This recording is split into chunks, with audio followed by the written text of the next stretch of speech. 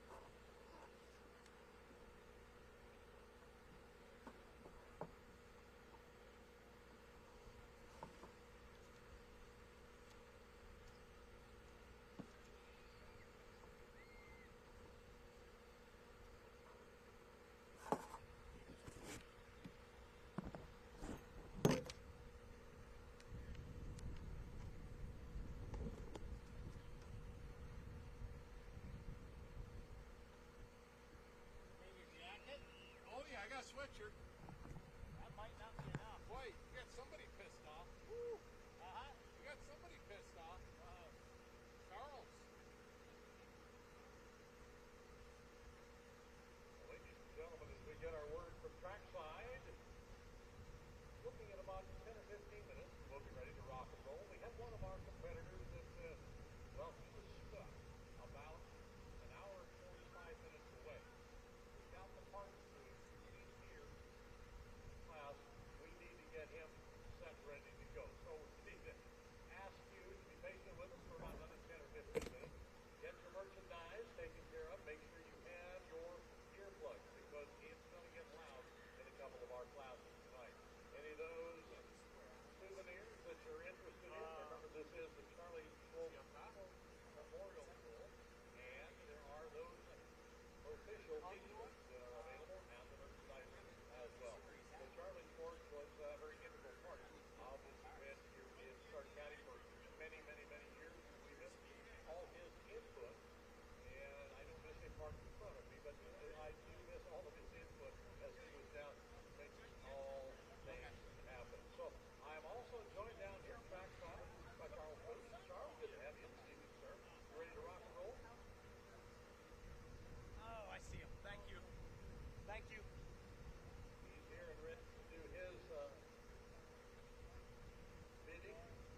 Start at the end of the event here in just a few minutes. So, like I said, take your time, get a bite to eat, perhaps something to drink, settle in, and we have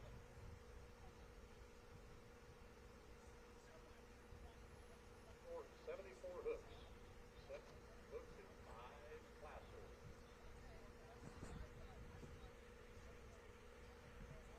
So we're 10, 15 minutes behind? Is that what they just said? I don't know. I heard we have 74 hooks. No, I heard 10, 15.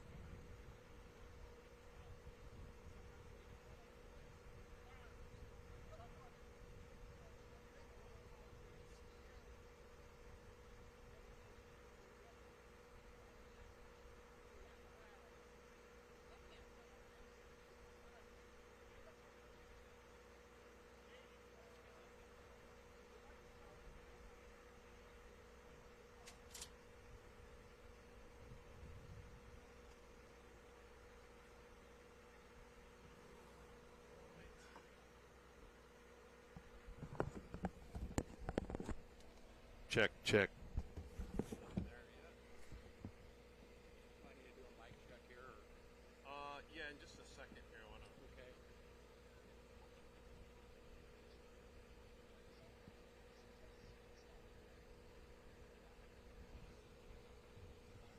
He'll tell us when they turn us on and all that good jazz. When we're ready to go. Oh. So you want to give me the rundown here with Yeah, absolutely. the order of So classes are? we'll have the 6,200 pound light supers will be first. These will all be NTPA Grand National classes, the first three. Okay. Great class. Yep, first three are Grand National classes, and then second class will be the 6,200 pound light modified class. Light modified. That's what Wayne Sullivan. Wayne Sullivan's running. Yep, he's the points leader. Yep.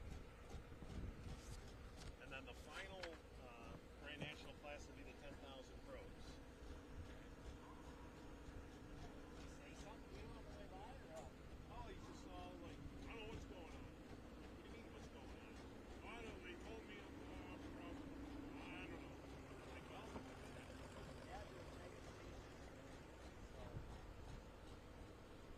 hopefully for the better.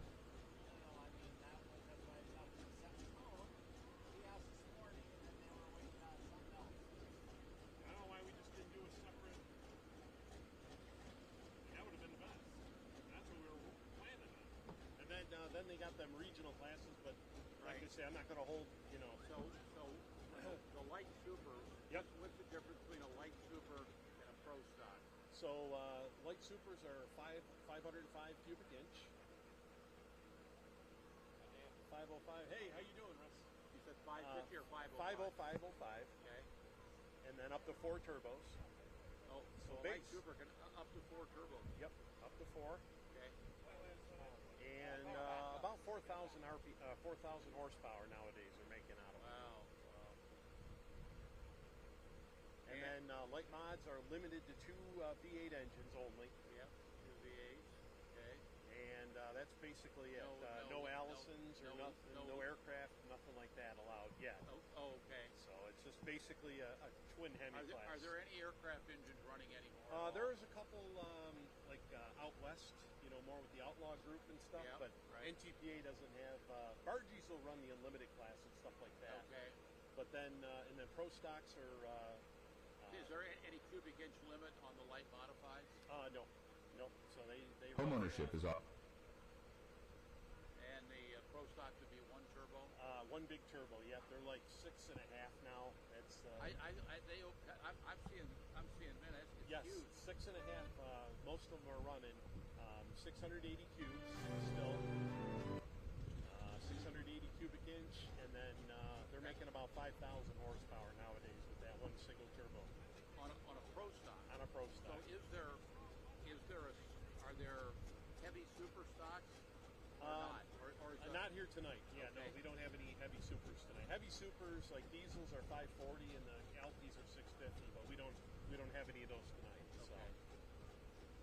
But and how much horsepower on the pro stock? about 5,000 nowadays. Wow. Yep, about 5,000 nowadays. Wow.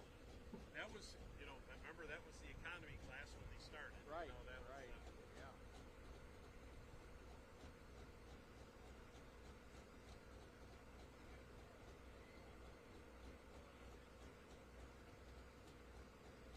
So those are the 3 Grand National Yeah. classes You got here today, and then I just heard somebody say we got 74 hooked all together. yeah, with the all the I classes, right? think the Grand National hooks we got about 41. Uh-huh. We got about 41, and then the light limited super class, they got about 13 of them and 20 of the classic super regional tractors. So they've got another 33 hooks, you know, after the Grand National stuff. But Right. like I say, that's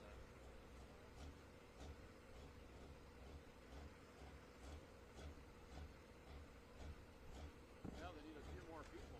Wow. yeah. It's also Friday night football too. Yeah. This is big football country. And You're talking 6:30 is National kind of Ohio. early for a Friday night. It is right. You know. Yeah.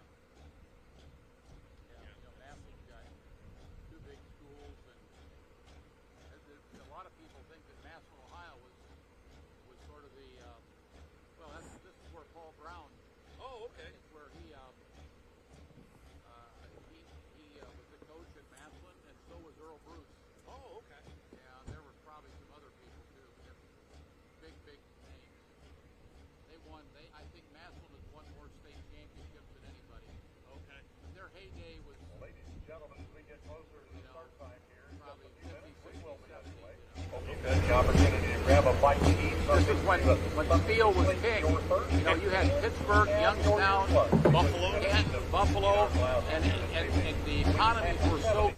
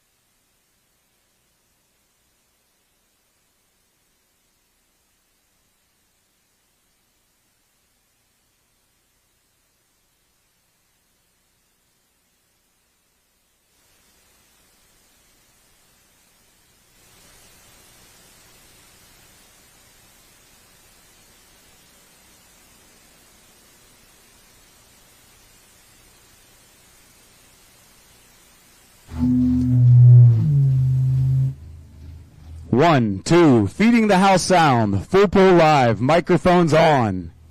1, 2, 3.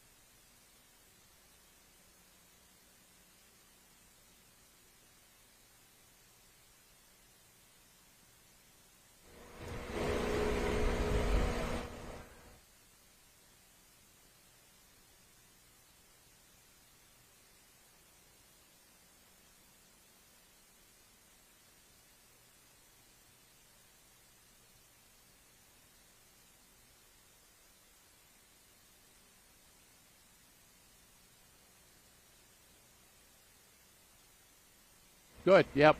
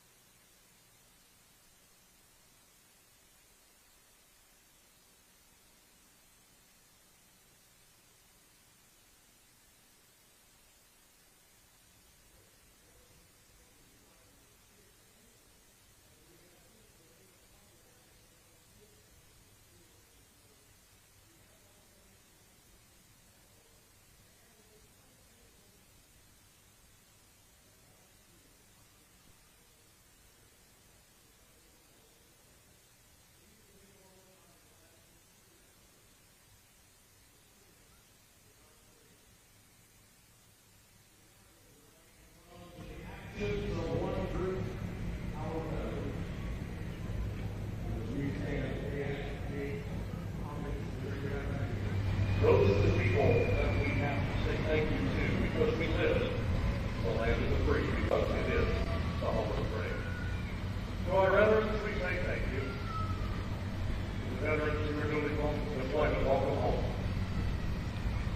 To the families of members still deployed around the world and around this country, to give us the privileges that we enjoy tonight, know that we wait with you and we pray with you for their safety.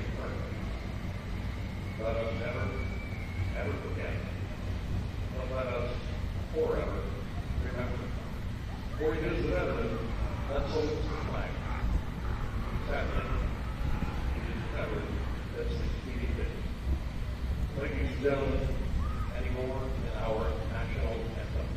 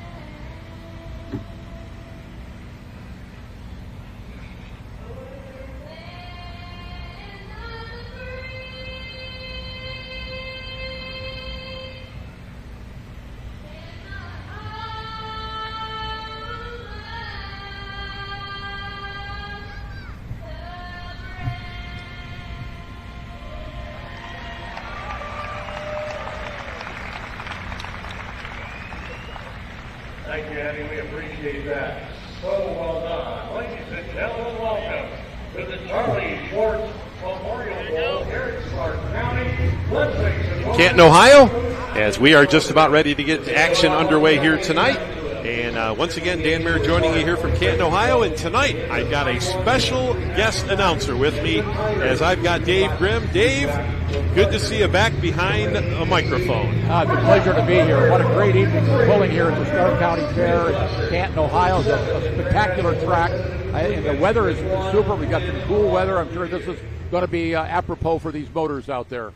So we're going to get things underway here tonight. 6,200-pound light super stock class, as we'll have Colton Whitworth out of Worthington, Missouri, will be our test puller here. 6,200-pound light super stock tractors, 505 cubic inches, up to 4 turbochargers, and they're making about 4,000 horsepower nowadays. That's unbelievable power. I mean, there's no bigger power show in America than tractor and truck pulling. 6,200-pound light super stock in our Galaxy Midfield National.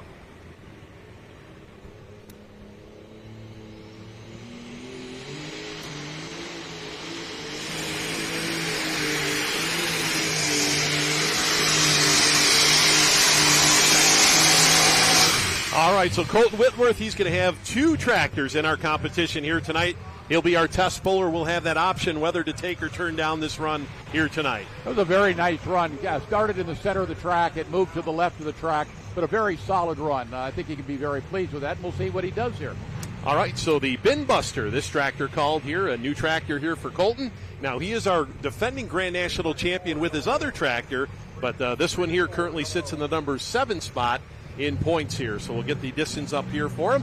And, of course, Dave, let's talk about our track here tonight. We've got a length of 350 feet. We're lined out here tonight. We've got approximately 40 feet wide, or as wide as your normal 2-lane highway. And, of course, those white lines, you touch that white line, you're out of bounds. The white lines have been there for years. Nothing has changed. That's one thing that hasn't changed in this sport, and you got to keep it between the white lines and just pull as far as you can down the track. It's a brute horsepower sport. That big sled is weighing a lot of weight back there. And these guys, we got tremendous pullers here tonight when you're talking about a Grand National class. So Colton Whitworth goes 334 even. 334.00 will be the distance here for Colton. And we'll wait and see whether or not he was happy with that run. Now, he hooked off to that left side of the track. And that'll be interesting to watch how this track comes in here tonight here at the Stark County Fairgrounds. Well, you can tell just looking at this track and walking out there earlier today, this is a real power track. You got good clay in there, the right mixture of clay and other dirts in there. The track is going to go back together very nice. We got a good track crew out there. They'll be grading the track, packing the track, giving every one of our pullers out there a fair and equitable chance to make a good run tonight. All right, so as we take a look here at our lineup, Marcus Weddleson out of Postville, Iowa will be up next with the Gunpowder and Lead International. He'll be followed by Kyle Carlin's Bad Blood. That's the AGCO tractor. And then we've got Rex Kuhn with his Letterbuck John Deere here tonight. So Marcus Weddleson, now he currently is just 1/2 point behind Colton Whitworth with his other tractor, the Yield Express. So Marcus Weddleson coming off a big win last weekend in Wellington, Ohio.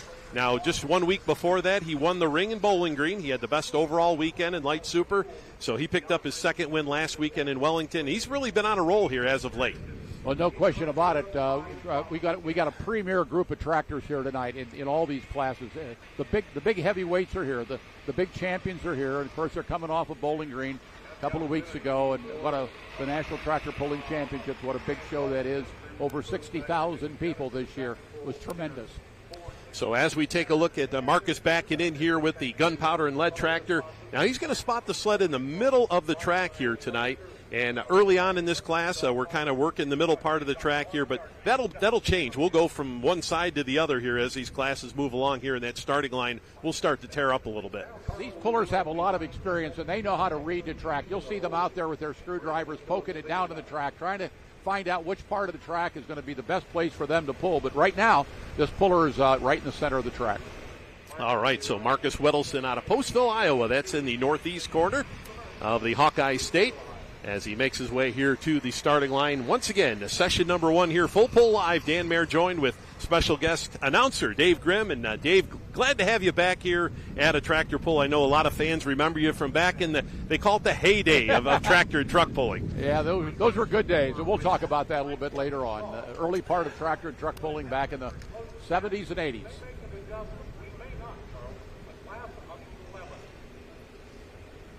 All right, so here we go. Green flags are out, and we'll see what Marcus Weddleson's got for us here tonight.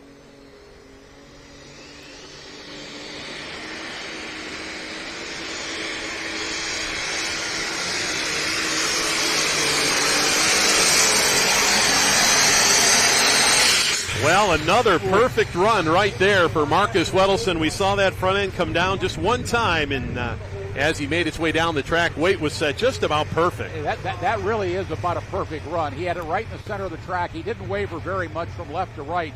Tractor was properly balanced. That is an outstanding run. So we'll take a look here on our replay. And as you can see, just that one touchdown there.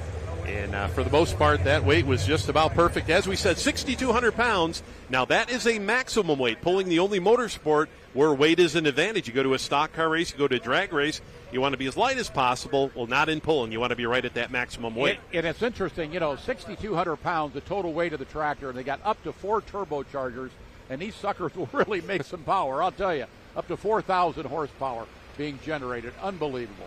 So you can see Marcus spinning in there with the gunpowder and lead. We'll get the distance in here for him. Had to go better than 3:34 even.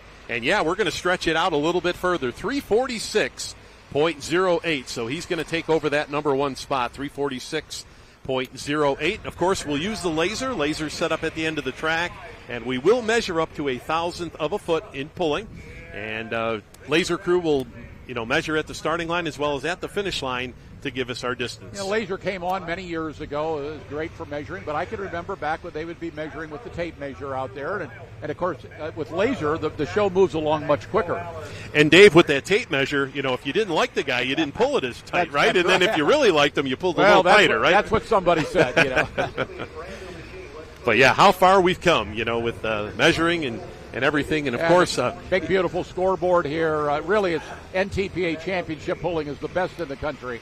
And they learned a lot off of drag racing and NASCAR, and they were doing things in a very professional way. And then tractor and truck pulling started catching up, and now it's an outstanding sport. And I would venture to say we could very well have more tractor and truck pulls in America than maybe we do drag races nowadays. Oh, absolutely, yeah. Absolutely. And, with beautiful machines like we see here on the start line, Kyle Carlin from just east of here in Minerva, Ohio, with the Bad Blood. Now, this is a new tractor here for Kyle, a second-generation puller. Now, his dad pulled Pro Stocks, the orange Pro Stocks, years ago, and Kyle kind of has made his mark here in the light super stock class. This has been one of the big changes in pulling is the beautiful machines that we have, the sheet metal on them, the way everything is configured on the tractors. It's just unbelievable. Here we go.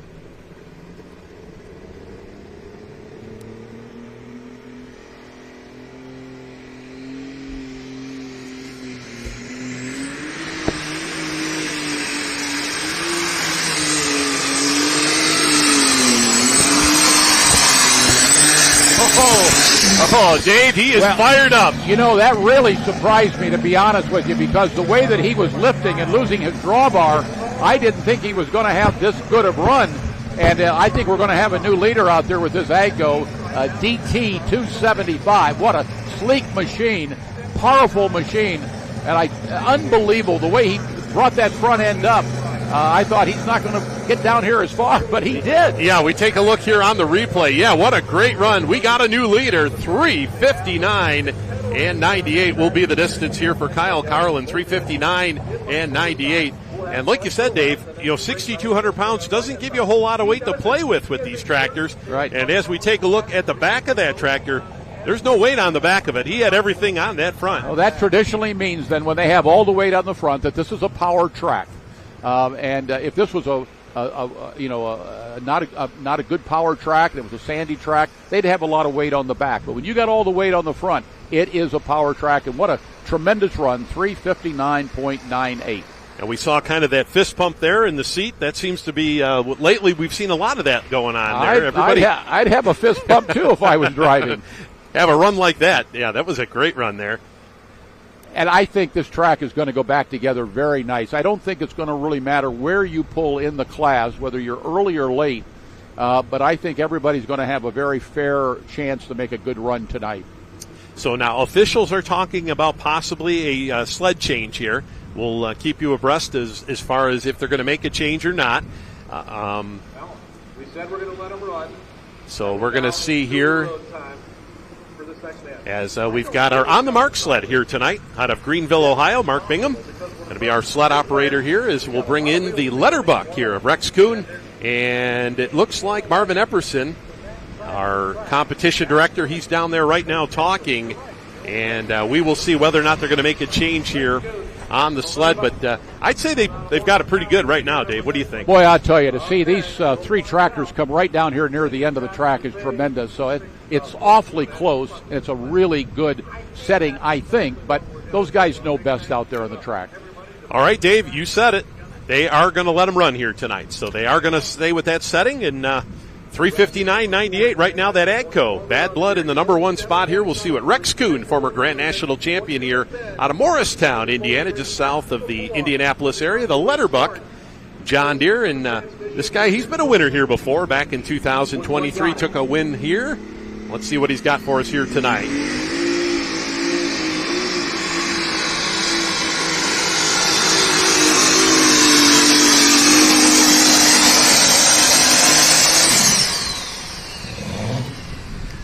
Well, it's raining dirt down here at the end of the track here at the Stark County Fairgrounds here in Canton, Ohio, is Rex Kuhn with that Letterbuck. And this is going to be close. Now, he got off to the left side of the track. We saw Kyle Carlin go right down the middle here, and Rex has decided to kind of let that tractor drift here at the end of his run.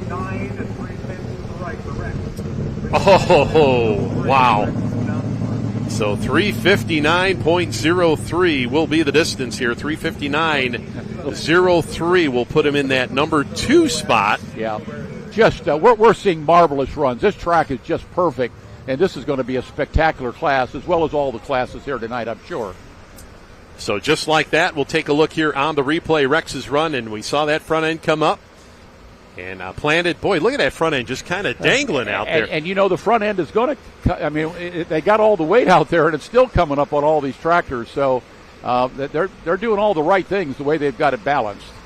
So there we'll take a look at our leaderboard as Kyle Carlin, the Bad Blood, out front here, 3:59.98. Now, Dave, we always say that hometown pull, you know, he's about a half hour east of here. That hometown pull is so hard to win, but right now he's doing a great job holding on to that number 1 spot. Yeah, everybody likes to win their hometown pull, and Ohio is loaded with pullers, as we all know. This is a hotbed of tractor and truck pulling in America. So as we take a look here at our lineup, Cody Chiswick out of Newton, Wisconsin, going to be up next here, considered armed and dangerous, and part of that potent team, Team Chiswick there out of Newton, Wisconsin. Of course, Dad Mike, the team owner. At one time, they had run 6 alcohol tractors, 3 light tractors and 3 heavy tractors. And, of course, Terry Blackburn does the driving on the other tractor. And just what a super team in the sport of pulling. So young Cody Chiswick, second-generation puller, will be up next here with the considered armed and dangerous entry. Now, this tractor, a 5-time Grand National champion in this light class, and of course Brian Korth, a guy that's leads in all-time wins as far as light supers go over the years. He's kind of retired from the team, and Cody has stepped on up. This young man is, since he's been a young boy, he's been sitting in the seats of these tractors. He was ready for that 16th birthday, and he was ready to go pulling. Once again, right in the middle of the track.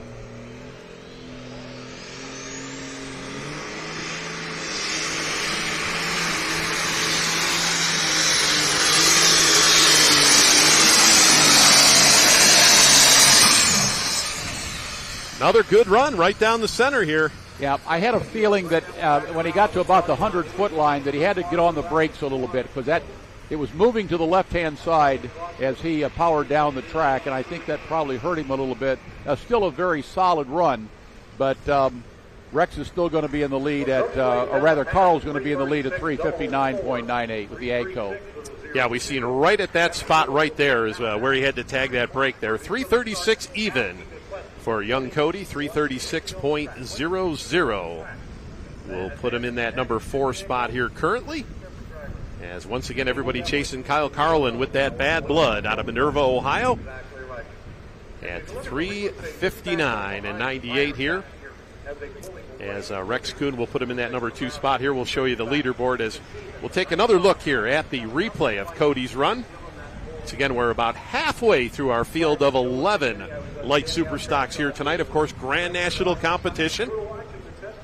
As this is hook number 10 out of 12 for 2025 for this class. No rainouts is pretty surprising, too. What impresses me of this class in particular, well, I think we're going to see it all together tonight in these Grand National classes, is how close the competition is. We're seeing spectacular tractors out there, well-built, great horsepower. These turbochargers are absolutely huge. I looked underneath the hood, and I'm telling you, really, really big. And they can have up to 4 of them on there. I'd hate to think how much boost there is out there.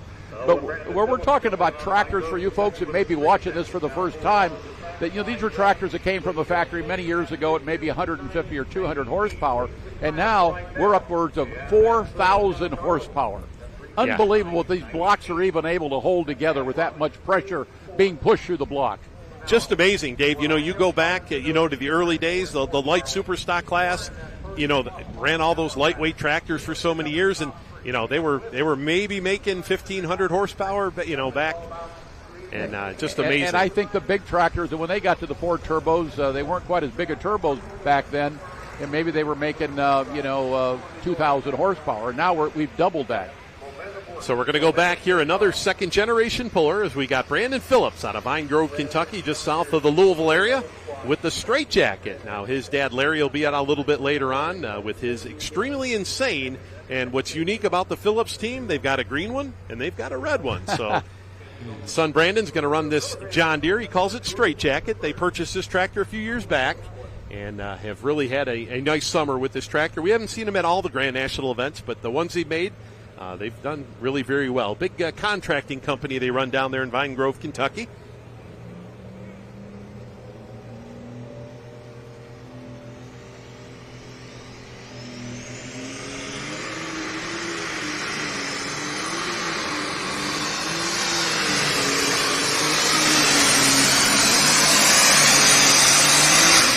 Well, another wheels-up shot there, Brandon Phillips. And we are seeing that, once again, hit that brake again. Yeah, and I think it's about as good a run as he really can make. The front end was getting pretty high there, and you're going to lose your drawbar, too, and then you have to get on the brakes. He started pulling right in the middle of the track, and then it started moving a little bit from side to side, but still a very good run. Yeah, 334.09, 334.09 will be the distance here for Brandon. We'll put him in that number 5 spot.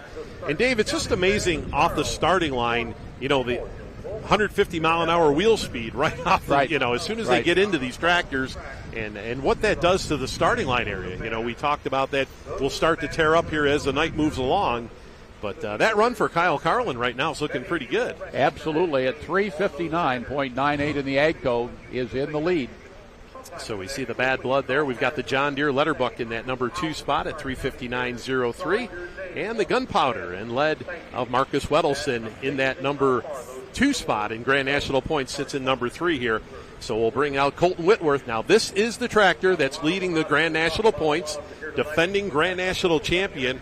And we rewind exactly 1 year ago to Saturday night when Colton Whitworth came into the Saturday night program. He had to win the event. He had to put his second tractor in the number 2 spot to win the Grand National points, and he did it. Wow.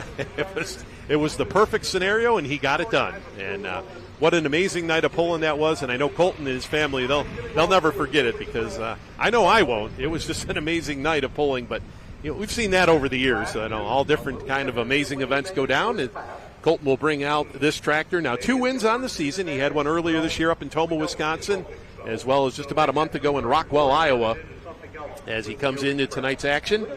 As we see his dad out front. His dad runs a super stock open tractor, a big alcohol tractor. Those aren't in competition here. So Scott, the dad, is going to be crew chiefing here this weekend for him. And you can see, like in drag racing, they're positioning the tractor just like the guys position a drag car when they back it up at a drag race. So they want to get it just right, and sometimes moving the tractor 3 feet one way or the other can help, no question about it. Now it looks pretty much back to the center of the track. We've seen most of the guys running from the center. It'll be interesting as the class goes along. Do they start moving it a little further to the left or to the right? Looking for a little bit more solid dirt, a little more solid clay.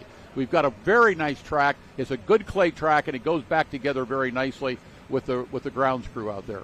All right, here we go. John Deere 4020 out of Missouri. Northern Missouri, they call home.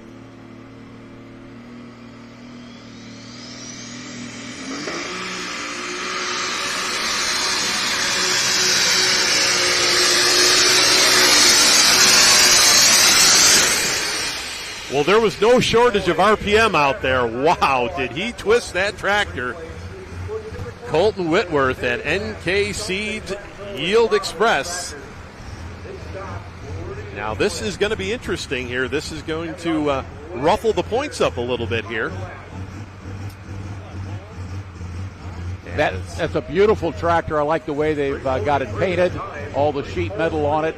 He made another solid run. Every one of the pullers tonight have made solid runs. It's going to be very close competition in this class. So that is going to put him in that number 4 spot here. And one behind Marcus Weddleson. So now the points start to shift a little bit here. At 343.10 for Colton Whitworth. Is now the man in number 2 is one spot ahead of him. Now the Grand National points, the way they work, is 30 for first, 29, and so on and so forth. 28, 27, 1 point down the list here. So that, we still got another night of pulling ahead of us, so we're not going to get ahead of ourselves. But it's going to be interesting to watch here throughout this weekend how things are going to work out. But Colt Whitworth, a nice run there with the NKC Yield Express, and we've still got some more heavy hitters down at the bottom. You know, Dan, while we're getting ready for our next puller, I'm looking out there at the track crew, and these guys are very experienced at packing the track and grading the track. It takes a really good experienced crew to do this, to give all of our pullers a fair and equal chance out there. This is one thing that really hasn't changed in 40 or 50 years of pulling. We've got the rubber-tired rollers. We've got the tractors with the blades on them. There's been a little bit of refinement there, but for the most part, this has been around for years and years, the way that you put the track back together for each and every puller. Yep, and they'll do their best out there to keep it as even as possible for all these competitors, as we'll have Adam Spiegelberg up next year in the Detonator Black. He'll be followed by Terry Blackburn, and the Armed and Dangerous Excessive Force will be our next two coming up in our light superstock class, as they're all chasing Kyle Carlin at 359 and 98 with that Bad Blood AGCO. Now we've got, the sun has gone down now. We've got a really good track out there. The moisture is just right. But if this was an afternoon show and you had the hot sun beating down on the track would start to get like marbles out there, and you could have pullers later in the class that would be making longer runs. We'll see what happens. This is a great class tonight. The competition is very close. And, of course, Dave, when you say the sun going down, that moisture comes up, Mother Nature, and then, of course, with the water they put into the track. So it'll be interesting here, the folks down here at the bottom of the field, to see how that track. But right now, it's been pretty consistent here all night. So here we go, the Detonator Black, Adam Spiegelberg out of Waiawego, Wisconsin. It's just west of the Green Bay area. Two-time Grand National champion. Now, last weekend in Wellington, Ohio, this tractor lost a turbocharger and unfortunately wasn't able to get off the start line. So he's looking for big things here this weekend. They're going to need all 4 turbos tonight, every one of these tractors. Uh-oh. Look out. Yep.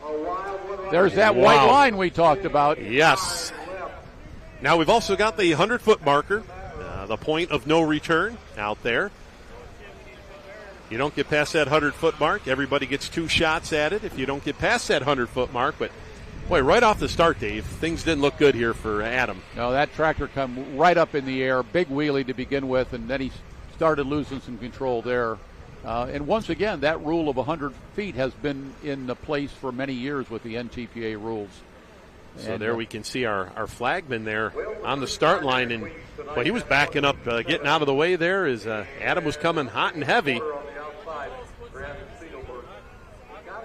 He's losing his drawbar. He's moving to the left. Everything is not going well at this point, and he's headed for the white line, and, of course, he went out of bounds. But I don't know if he was past the 100-foot mark or not. Yeah, there we can see the marker there right where the official is. So we will see here what the officials have decided down there. Going to be a very important decision here for Adam. Currently sitting number 6 in Grand National points, just out of that top 5 here in the light superstock class. And all right, so it looks like they're going to tow him off the track here, and we will see whether or not he does have another attempt or not. Well, he would have to pull right away, would he, or can he drop 3 positions? I think he can drop. Okay. Yeah, I think he can drop. Now, he came down hard on that front end. It'd be interesting to see if maybe he got a tie rod or or something there, as we see a little bit of negative camber on the left front there. That's not always good for tractor pulling. It's good for racing, but not for tractor pulling. That's a mean black Case IH. The detonator. So it looks like they're going to take him back here in the pits. So unfortunately, that's going to be disqualification there. We'll wait and see whether or not going to be coming on back. Now, for those folks watching the free look-in here on Facebook and YouTube, we are going to end it after this next tractor run. So make sure you head on over to Full Pull Live and subscribe. Once again, $39.99 will get you a full month of action. And, boy, we have got a bunch going here Labor Day weekend. Not only we got this event going here tonight, there's a crew in Wasion, Ohio. You can go watch that event tomorrow afternoon. In between, you don't have to, try to flip them back and forth on your TV. You can go back and watch it at any time. So the free preview will end here after this next tractor. Terry Blackburn and the excessive force here. Of course, Terry out of Shullsburg, Wisconsin. A lot of success in the big tractors. He's had a lot of success in the light tractors. You name it, Terry's done it. And if there's a guy back there that right now Kyle Carlin's watching, it's this one right here, Terry Blackburn. Wisconsin has been a big pulling state for many years. Those Badger pullers, they know how to pull. And, of course, some great pulls up there, including the big Grand National event at Tomah, Wisconsin. Once again, in the middle of the track.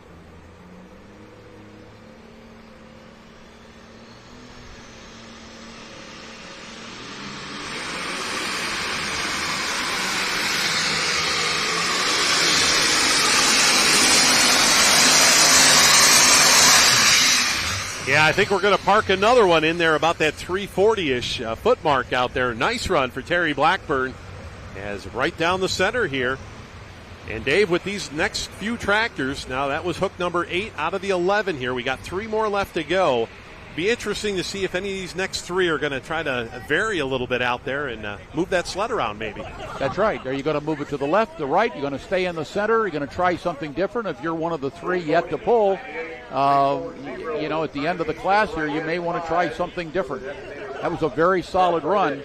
Our leading pull is at 359.98. The AGCO, our pullers are all between the lowest number we've got is 334 all the way up to the 359.98. So mark Terry Blackburn there at 340 and 98 in the number 5 spot. So we're moving around that number 5 spot here quite a bit, as we'll put Terry Blackburn now in that number 5 spot. So we'll have Brian Bowles and then Larry Phillips going to be our 2 remaining pullers here. We'll see Adam Spiegelberg. Now he's behind us here, so I'm going to say no, not going to be coming on back here with that detonator black here. Is we got Brian Bowles will be up next here, and he comes to us out of Southwest Missouri. Mount Vernon, Missouri, the Alter Ego New Holland TG285. And Dave, we talk about, different interesting things. We got a lot of pullers that are farmers and fabricators. Well, this gentleman here, he's a financial advisor. Well, he can take care of all the P's and L's as when they look at the profit and loss statement. Now, 2 victories on the summer for him. He had a big win in Tomah as well as Brandenburg, Kentucky. Now he comes in here number 3 in the points, and looking to make up a little bit of ground now. To do so, going to have to go past Marcus Wedelson and, of course, Colton Whitworth with that Yield Express tractor. So looks like right now you're about 346.08 and 343.10. So he'd have to put about a 347 down to gain a little bit of ground or more. Missouri many years ago was big tractor pulling state. They were one of the members of the original formation of the NTPA. Here again is spotted the sled just about in the center of the track. So let's see what the New Holland here out of Southwest Missouri. Brian Bowles, the Alter Ego.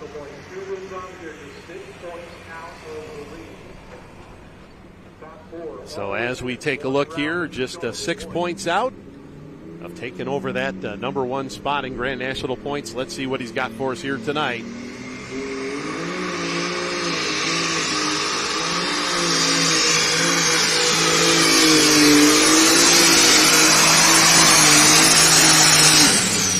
They are turning them hard here tonight. That's an impressive run. Alter Ego. Oh, do I love the looks of that tractor. check out those big stacks on there. I've never seen such big stacks on these light super stocks with 4,000 horsepower, 4 turbochargers. That's a beautiful tractor. And there you go, Dave, 351.95. We got a new number 3, and he did what he had to do here tonight. He went past the 2 ahead of him in points. Now, what that shows, he's running late in the class. So there's, do you have the best shot at the beginning of the class or later in the class? But he had a perfectly driven tractor. It was weighted just right, and he didn't have to get on the brakes very hard either. It was pretty much right down the center. A fabulous run of 351.95. All right, so Brian Bowles will put him in that number 3 spot as we watch him spin out. Once again, Dan Mayer joined by Dave Grimm here in Canton, Ohio, the Stark County Fairgrounds here for the Charlie Swartz Memorial Tractor and Truck Pull. We're just about concluding our lightweight superstock class here tonight. And so far, Dave, this has been one heck of a class. It's been an excellent class. The track crew has done a marvelous job of packing and grading the track. I'm so impressed with that. The show has moved along very, very quickly. The fans here are getting a great show in this first class. All right, so we will bring up our final tractor here, Larry Phillips, the guy with the experience. Larry been doing this a long time out of Vine Grove, Kentucky. The Extremely Insane.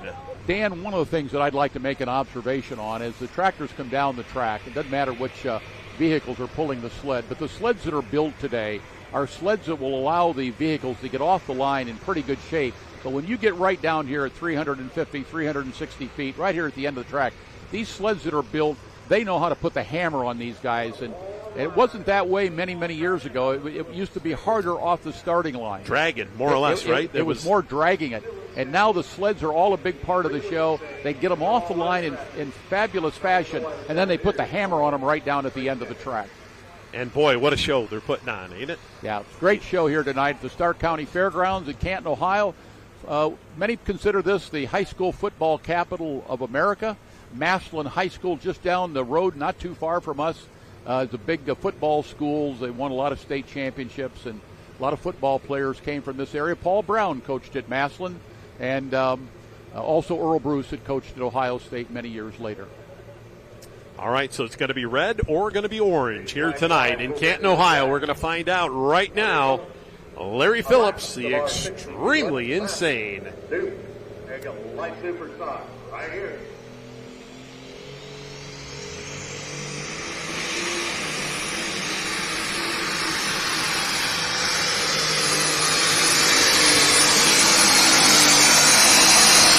Well, gave it a good shot here tonight, but going to come up a little bit short as Kyle Carlin going to pick up his second Grand National win here tonight in Canton, Ohio. So congratulations to Kyle as he gets it done here. As I do believe his last win came in Brandenburg, Kentucky.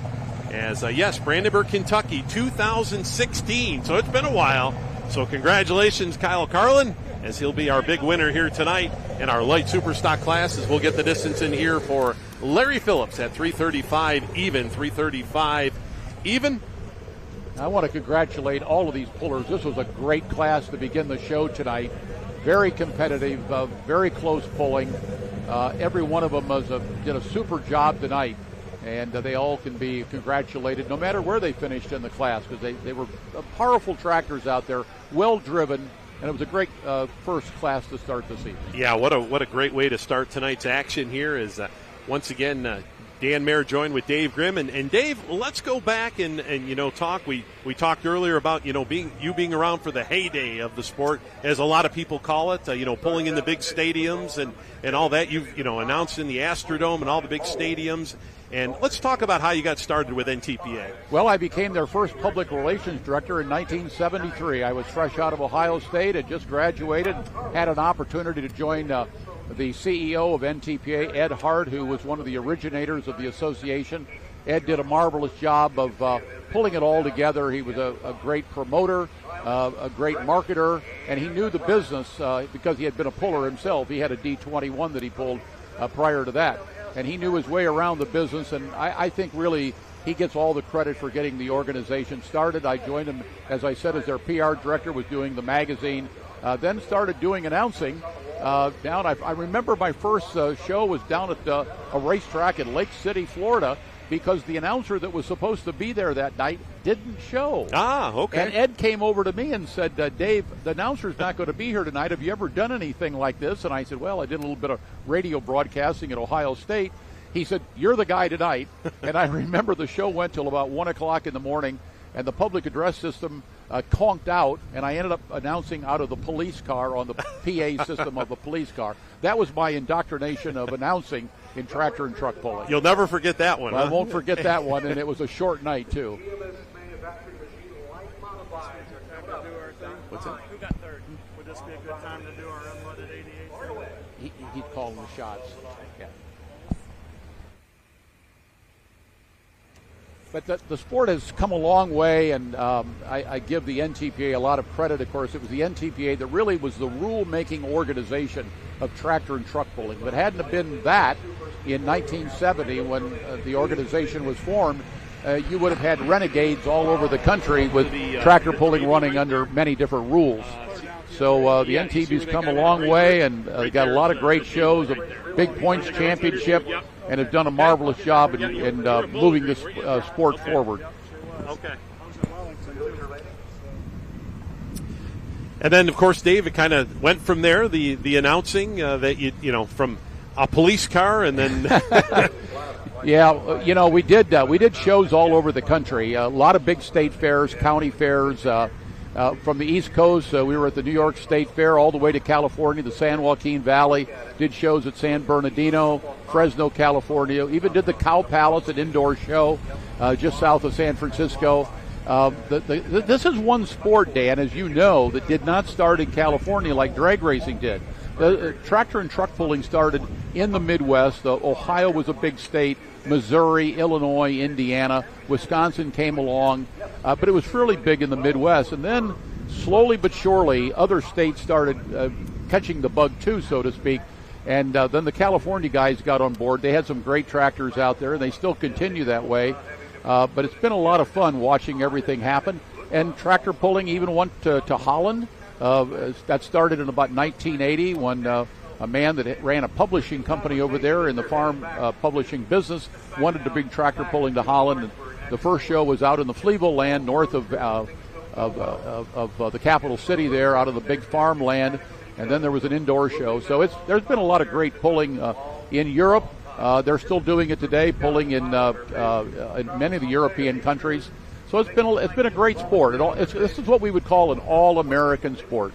That is for sure. And myself going back, listening to you, you know, the first time that I had heard you was up at an indoor event in Niagara Falls, New York. I used to pull at the convention center up there, and you were the guy that said, you know, Bruce Hutcherson came out on the track, and you said, this summer you can see this tractor with 5 engines in Hamburg, New York, and you sold it. We were there ready to watch it. So, yeah, it's just great to have you here with us here this weekend, here in Canton, Ohio. And I'll tell you what, we've got a good track. This is going to be a great track for all of these classes, and I salute the track officials here for putting it together. We've got good dirt and good equipment to pack it down and give all of the guys a good run. Here we go.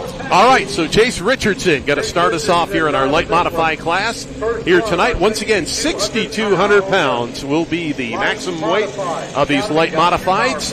They're sponsored by GMS Performance out of Shandon, Ohio, the sponsor for this class in 2025.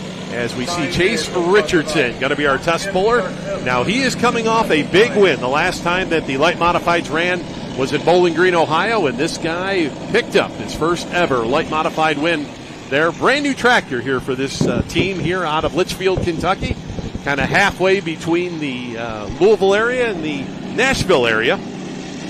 And, of course, Chase, a two-wheel drive champion. He clinched that championship in Bowling Green, so he's got a two-wheel drive championship back-to-back.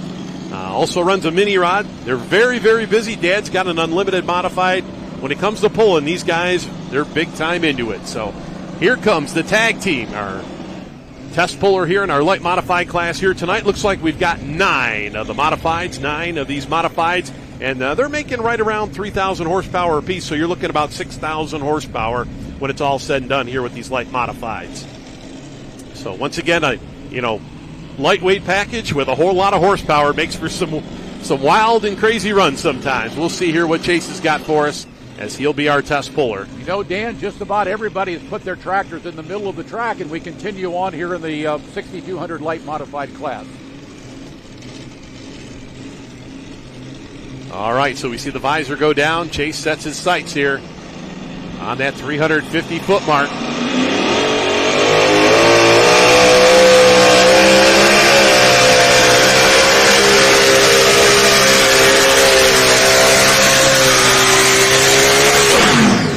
Whoa!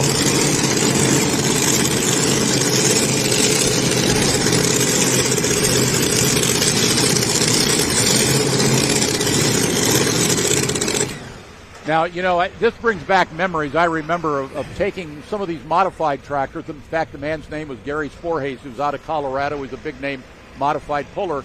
We took him to the SEMA show one year, and Gary brought in his 3-engine tractor from northeastern Colorado, where he was a big farmer. And I'll never forget all the drag racers that were at the SEMA show. Boy, I'll tell you, they climbed all over that tractor to see 3 engines in one machine, because they were only used to one engine in a drag car, of course. But when these guys fire up, and this is really exciting. Obviously, they make a little bit more noise than the super stocks or the pro stocks out there, but you can see the twist of that frame and how it all holds together. It's just amazing. 6,000 horsepower out there on these aluminum modified engines. Drag racing engines cost a lot of money for these motors. So 367.01 the distance here for Chase Richardson. Now the big decision is whether or not our competition director going to keep it at that. I know Chase is happy with that run, but we will see what they tell us. I would think, and I'm just going to guess a little bit, they'd look at another one. Okay. I would think. Okay. Yeah, but if they could also make the change now. The guys with the sled and the track officials got a pretty good handle on this, but it would be interesting to see what the next tractor would do before they would change the sled. But they know better.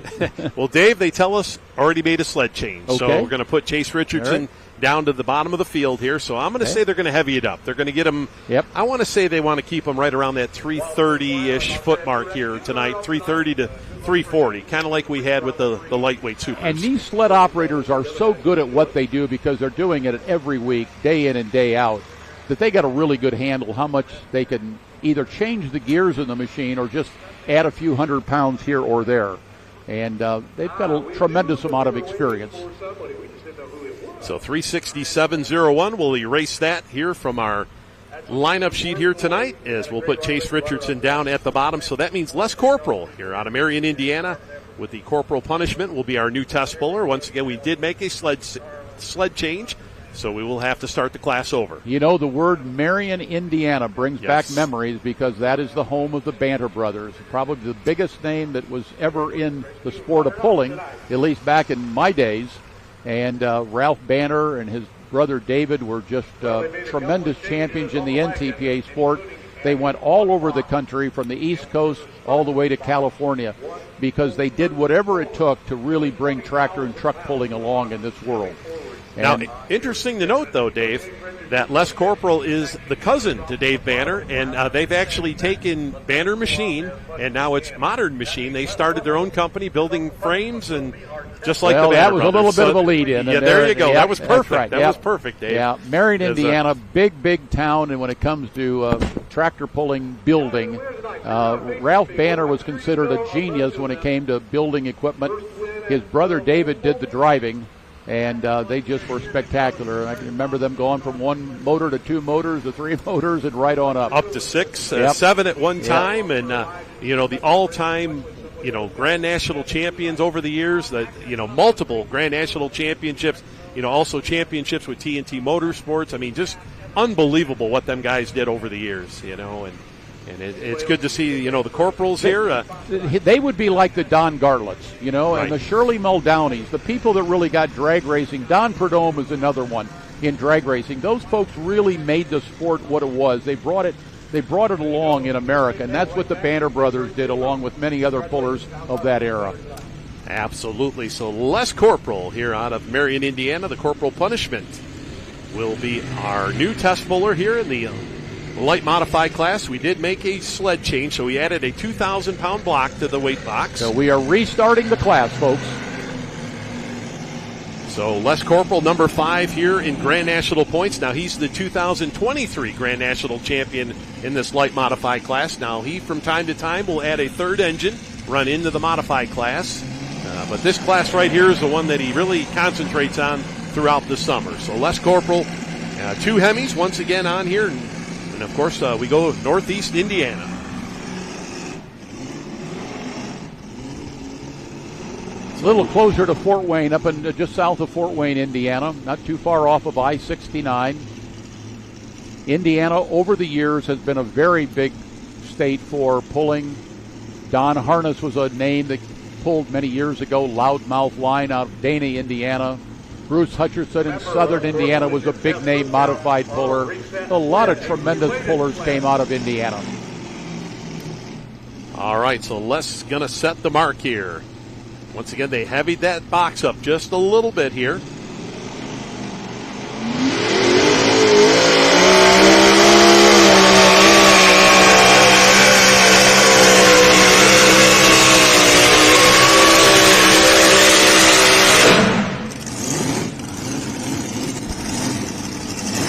I'm going to say they got it right about where they want to be right now with that sled setting there for the light modified class. Now, Les got a little bit off to the left side, just a little bit here. I don't think he had to touch the brake at all, but...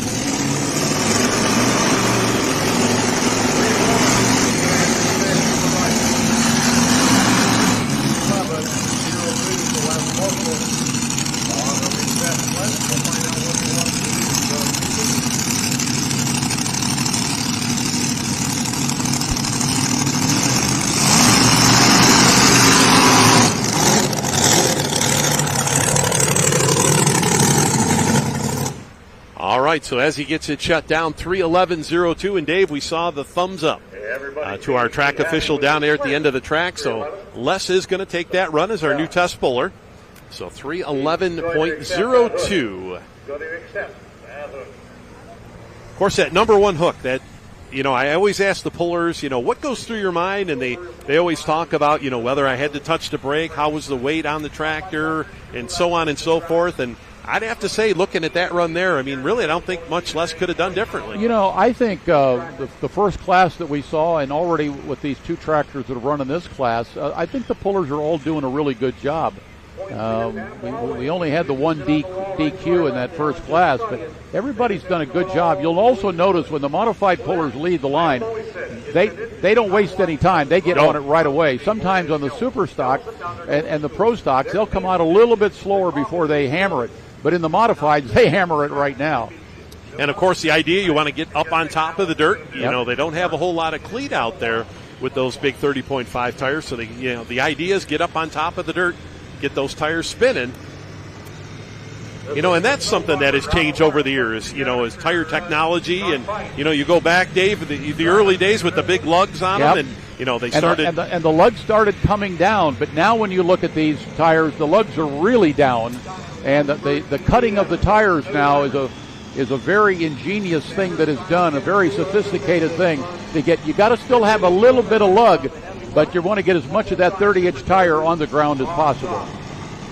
So we're going to go back next, Lawrenceburg, Indiana, as the husband and wife team here, Lawrenceburg, Indiana, just west of the Cincinnati area, as Todd Feiss with the Snow Farmer going to be our next puller up here in light modified. And Todd currently sits number 6 in Grand National points, now a 7-time regional national champion.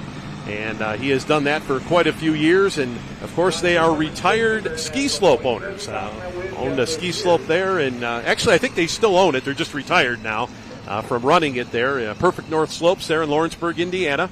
Hence the name, the Snow Farmer. We'll see Terry, his wife, out a little bit later in the class. But a very, very tough husband and wife pulling team here.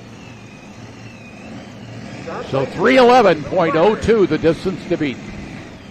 So we'll get the slack out of the chain. No jerk starts and pulling. You must start with that tight hitch.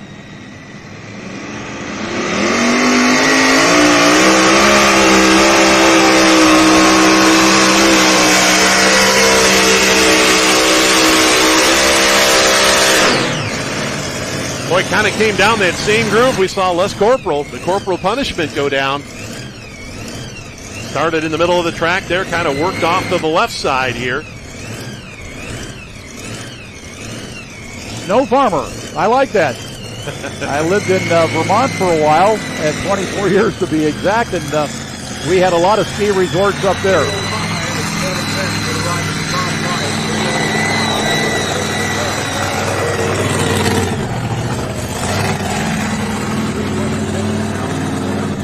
All right, so 3:05.07 here for Todd Feiss, as we'll put him in that number 2 spot. And Dave, I'm still kind of surprised we haven't moved that sled around a little bit more than we have so far. We're kind of working that middle part of the track here, and I'd look for somebody to take a big swing at it here as we move along. But of course, I wasn't out there looking at the track. As the class goes along, and if the pullers continue to be where they're at, there might be a puller late in the class that decides to take a chance and move the sled maybe 4 feet one way or the other. So as we take a look at our leaderboard here, Corporal Punishment, Les Corporal, our leader at 3:11.02. As we'll have R.J. Simon, a former Grand National champion, up next year, defending Grand National champion in this class. And, of course, you say the name Simon, you got to think, Dad Roger. Of course, we lost Roger a few years ago, but the boys are carrying on that tradition. You name it, Dave. I mean, four-wheel drive truck, semi-truck. They've got, a pro stock tractor, a couple two-wheel drives. They got this light mod. They've got a 4-engine modified. And the amazing part about it, they've won on every single one of them. It's just unbelievable. I was back in the pit areas a little bit earlier tonight taking a look at their equipment, and they're all excited. I believe they did pretty well at Bowling Green. Yes. And this is one of the biggest name pullers ever to come out of the state of Iowa.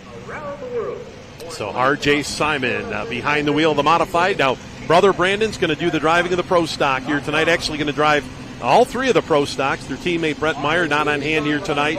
So Brandon's going to drive all 3 of the pro stocks. And like you said, in Bowling Green, they put all 3 of those pro stocks, 1, 2, and 3. Just unbelievable what they did. This is quite a pulling family, quite an extensive array of pulling equipment.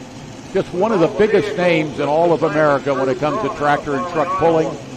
And we've got pullers from all over tonight, Iowa, Indiana, Ohio, Missouri, a wide variety of pullers that have come to the Stark County Fair and Fairgrounds here in Canton, Ohio. We're just a mile down the road from the Pro Football Hall of Fame. And Dave, looks like this is about the furthest left we have seen anybody go here tonight. As R.J. Simon now, he comes in number 2 in points. He's 9 points behind Wayne Sullivan, our current leader in Grand National points in this light modified class. Now, R.J.'s had 2 wins, 1 in Tomah, 1 in Rockwell this year, and looking to make up some ground here this weekend here in Canton.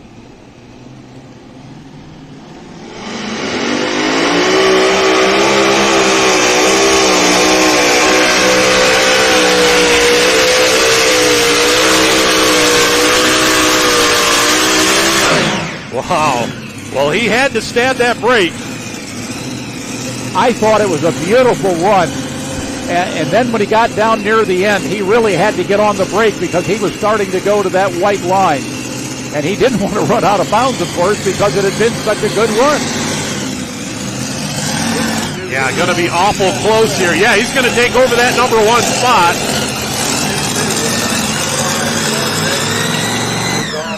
So R.J. Simon going to blast into that number 1 spot here. And Dave, just imagine if he didn't have to touch that brake. I mean, where he would have been out there. Might have added another 10 feet. That's tremendous, tremendous pull. But he did move the sled a little bit to his left, our right as we look at it. And I think it probably had something to do with it. But, of course, those motors are making tremendous power, upwards of 6,000 horsepower.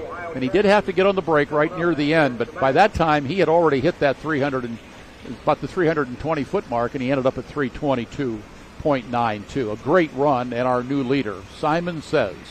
So we saw where, the track where, it started hooking them off to that left side. Now, a track will have soft spots, hard spots in it, and that will actually throw these vehicles, to the right side, to the left side. And what's amazing to me is, you take a track like the South Track at Bowling Green, Ohio, has had a hook to the left in it for 40 years. It's just amazing that you go back to that same track and it's still got that hook in it. That is interesting because they rip up the track every year and repack it, and so it's got a deep inherent pull to the right. Yes, and it's weird how that happens. It just that hook to the left side, and it's just amazing that it still does that. As we take a look here at our next puller, going to be Chase Smith out of Greenwich, Ohio. Not too awful far from home here.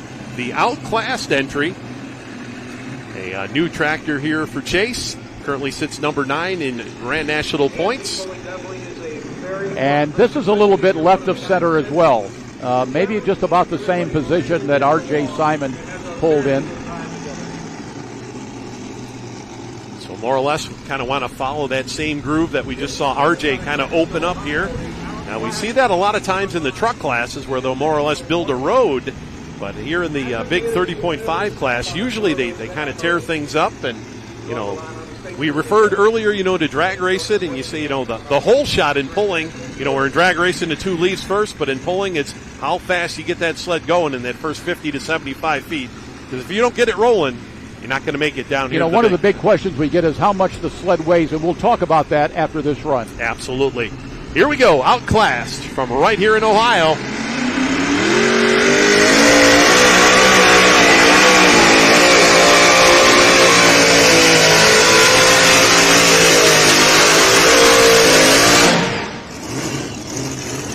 It was a solid run, but it's going to come up quite a ways short. Yeah, we take a look here on the replay. We will see had some fuel coming out of the pipes over there on the right side engine. And different conditions here tonight, Dave, than we've seen pretty much all summer long. It's been hot and humid all summer, and we get here to Canton here this weekend, it's cool. So there we'll take a look at the replay, and you can see that left bank on that right front engine as we see some of the fuel out of the pipes there. All cylinders not firing at 279.01 will be the distance here for Chase. 279.01. As we saw that front end came up, and so there we take a look at our current leaderboard, light modified class. R.J. Simon all chasing him. 322.92, that big run for the team out of Farley, Iowa. I mentioned just a moment ago about a lot of people ask about the weight of the sled. And for many, many years we've had to explain we really don't care what the weight of the sled is. We don't care whether it weighs 20,000 pounds or 80,000 pounds. The whole idea in this sport is simply to pull the sled whatever the weight is. Certainly when you get up to heavier classes, they do add weight to the sled because they want to stop the vehicle down here near the end of the track. But a lot of folks that may be watching this show for the first time tonight and watching the sport, we just don't worry about the weight of the sled. We just want a sled that could do a great job, get them off the line in a really good fashion, then put the hammer on them down near the end. Yeah, and we're seeing that tonight. And we have seen that in both the classes we've seen so far, as putting on a great show here as we will bring out our next modified as Craig Sage out of Norwalk, Ohio, the Ohio Express Junior. And of course, you hear the name Sage, SCS Gearbox. And boy, what they have done over the years, of course, started with Craig's dad and just all the different, you name it, anything from a pulling tractor to a monster truck. They'll build gearboxes and some unique things over the years. And gearboxes are very important in how they hook all this equipment together and how they get these engines to run together. When you get up to the bigger multiple engine tractors, when you've got 4 engines on there or 5, people say, how do they hook them together? Well, that's when those SCS gearboxes come into play. That is for sure. And plug them in from all different directions and into one common gearbox and then back to that rear end. Very sophisticated. Of course, all these engines will have its own clutch. You'll see here in this light modified class, all these tractors will have centrifugal clutches in them. The RPMs come up, they lock in. Of course, get that horsepower to those rear tires. So Craig Sage here out of Norwalk, Ohio with the Ohio Express Junior. And R.J. Simon, the leader at 322.92. That's the distance to beat. All right, slack out of the chain here for Craig. Good to see him back on the Grand National Circuit with us.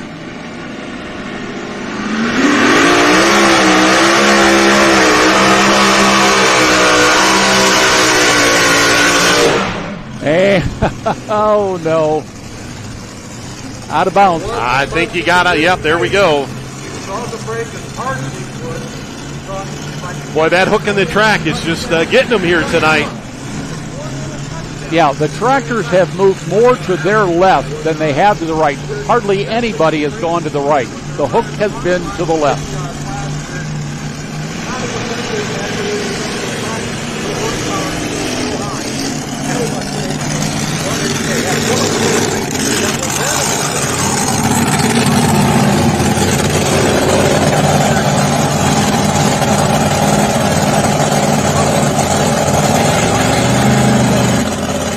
There we can take a look at a replay. As Craig gets it shut down here, we'll take a look here at this angle here from the end of the track. And right when that hook, right about there. Yeah, right about there. And that, boy, that took a hard left. And Craig was on the brake there. We saw his right foot on that pedal, but just once you get that momentum going. And you'll notice that these motors are stacked where everybody else in the class, the engines have been side by side, I believe. Yes, the out front combination here is Johnny Payne will be up next here out of Shandon, Ohio, the Limitless tractor. And then we'll have our current national points leader, Wayne Sullivan, with the Kentuckian. And then Terry Feist will follow with the Feisty Farmer out of Lawrenceburg, Indiana, our next three here in our light modified class. So now this is going to be interesting here to see where on the track Johnny Payne is going to spot that sled. Now, yeah, it looks like they're going to go more towards the middle part of the track here. We saw the last couple tractors really hook hard to that left side. So another, well, this is a third generation puller here, Johnny Payne, out of Shandon, Ohio, just north of Cincinnati. Brent, his dad, run for so many years in Superstock Open class, has run this modified as well. And now they are, well, yeah, actually, they're going to be right of center out there. They're way over there on the right side, yeah. This is the first tractor now that has moved further to the right of center compared to everybody else in these first two classes. You know that he drives it like he stole it. Now, Dave, interesting story on this tractor. Now, they had the Galat family out of Earl Wells' team out of North Carolina. They had two heavyweight Superstock tractors. Well, they had one tractor they sent overseas, and this tractor here actually came from the Netherlands. The Boer family that runs the Bobcat team out there in the Netherlands built this tractor, sent it over here, so it's kind of like a trade situation. And, boy, this tractor, since it landed here on American soil, has been one tough customer. That's interesting. You don't see that happen very often. Yes, the tractor would be coming from Europe over here. Yep. Usually it would be the other way around. Yep, and how things have changed over the years. And very interesting here. We've seen now Brent, the dad, drive this tractor in the modified class. He'll add a third engine and run that. But this tractor debuted last year, about the second or third event. And, boy, it has been one tough tractor. So a change in moving the sled now to right of center for Johnny Payne. And let's see if it works. He calls it Limitless.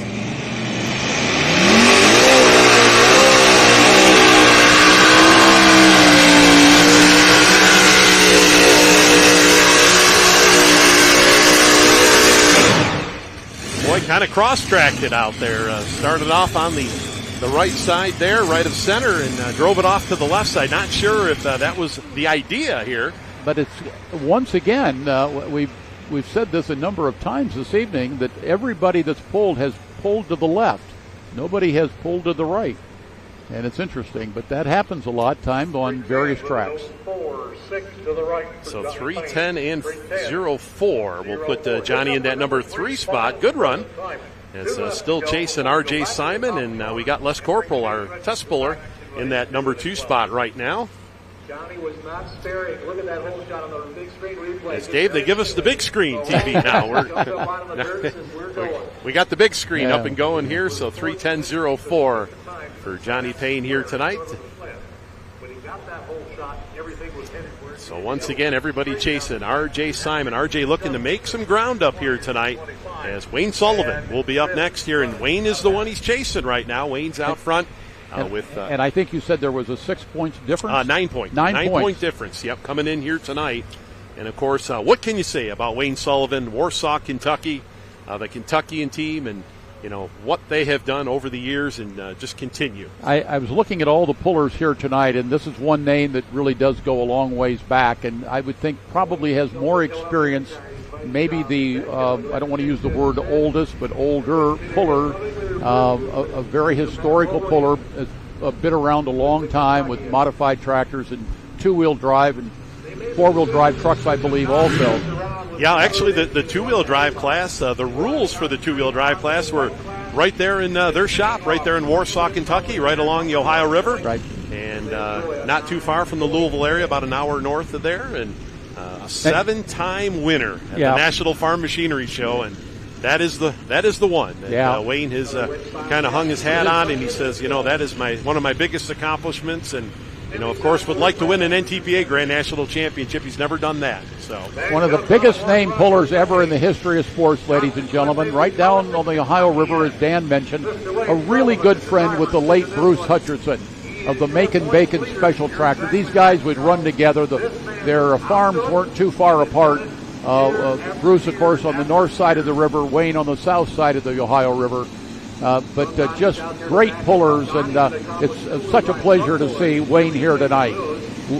And, of course, you take a look at that Massey Harris 444 hood out front. Now, that has been on every version of the Kentuckian that Wayne has built over the years, and started way back in the 70s with that Kentuckian. So, boy, he's coming off, I should say, a big Bowling Green. Won the ring down there in Bowling Green, had the victory down there. Bowling Green has 3 wins on the summer so far for this team. And, boy, they have, over the last couple of years, they've kind of run the modified class and the light modified class this year, concentrating on this light modified class, and it has really paid off for them. So the distance to beat right now, R.J. Simon is in the lead at 3:22.92. That's the distance that Wayne Sullivan needs to beat to take the lead. So we see Sondani out there making sure he's nice and square to the front of that weight transfer machine. And it looks like Wayne has gone back right to the center of the track pretty much. All right, slack out of the chain. Here we go, the Kentuckian, current national points leader in the light modified class. Here comes the Kentuckian.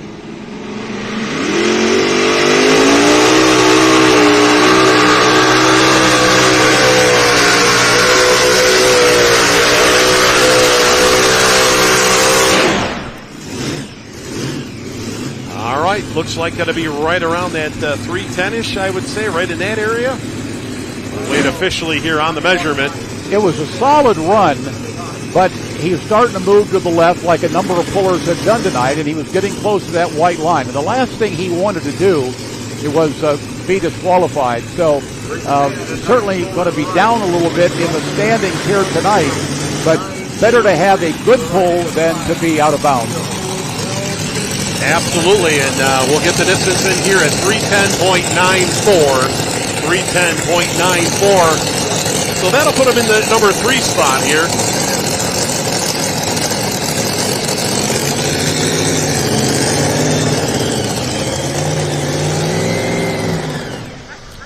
So we'll put him in that number 3 spot here tonight, and I would have to say pretty good points night for him. Yeah. RJ leading the points. They'll only lose a couple to RJ here tonight, but got to stay close to him, right? Isn't that the idea there? Yeah, he's staying close.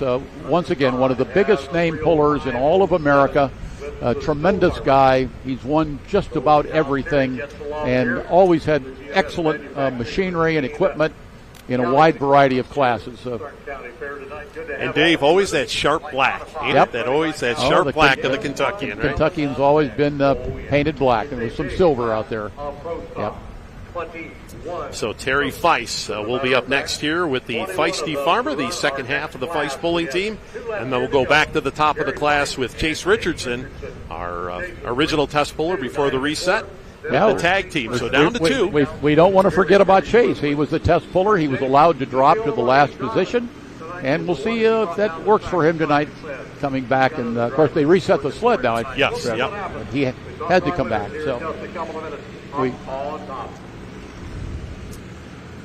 So our first lady of the night, Terry Feiss, makes her way out on the track here with the Feisty Farmer. As we take a look at the pro stocks lined up here, ready to go. And Boy, what a field we've got here tonight. the- About 20 of them. 10,000-pound pro stocks, 5,000 horsepower. They're all lined up over there to the far side of the track. You can see some of the food stands in the back there here at the fair. It's a great night at the fair. It's a little fallish. It's cooled down considerably here the latter part of August as we move into September, and it's a beautiful evening for pulling. And I think to have some of this colder air, I think these guys like this cold air going into their motors. Absolutely. Making horsepower tonight, that's for sure. As all summer long, it seems like we've had those hot, humid conditions, and came into Canton here this weekend, and I think we had a high today of only 69 here in Canton, so it's cooling down pretty quick here. As keeping the show moving along here once again, Canton, Ohio, here on Full Pull Live, bringing you all the action here from the NTPA Grand National Championship Pulling, the best there is. And have championship pulling here tonight at a championship city where the Pro Football Hall of Fame goes hand in hand, yes, I think. Yes, they'll have the Hall of Fame game coming up here, usually right around this time, I thought. Or actually, they actually had it. Had it. Yeah, there was going to say we're a week behind. I had to think for a moment here. Yep. Where we are. Yeah, we're Labor Day. Had the induction ceremony, and if you've never been to the Pro Football Hall of Fame, put it on your bucket list. Absolutely. It is really great. So here we go. Terry Feist and the Feisty Farmer. She currently sits number 8 in Grand National points. Got regional championships in two-wheel drive, regional championship in modified class. Let's see what she's got for us here tonight.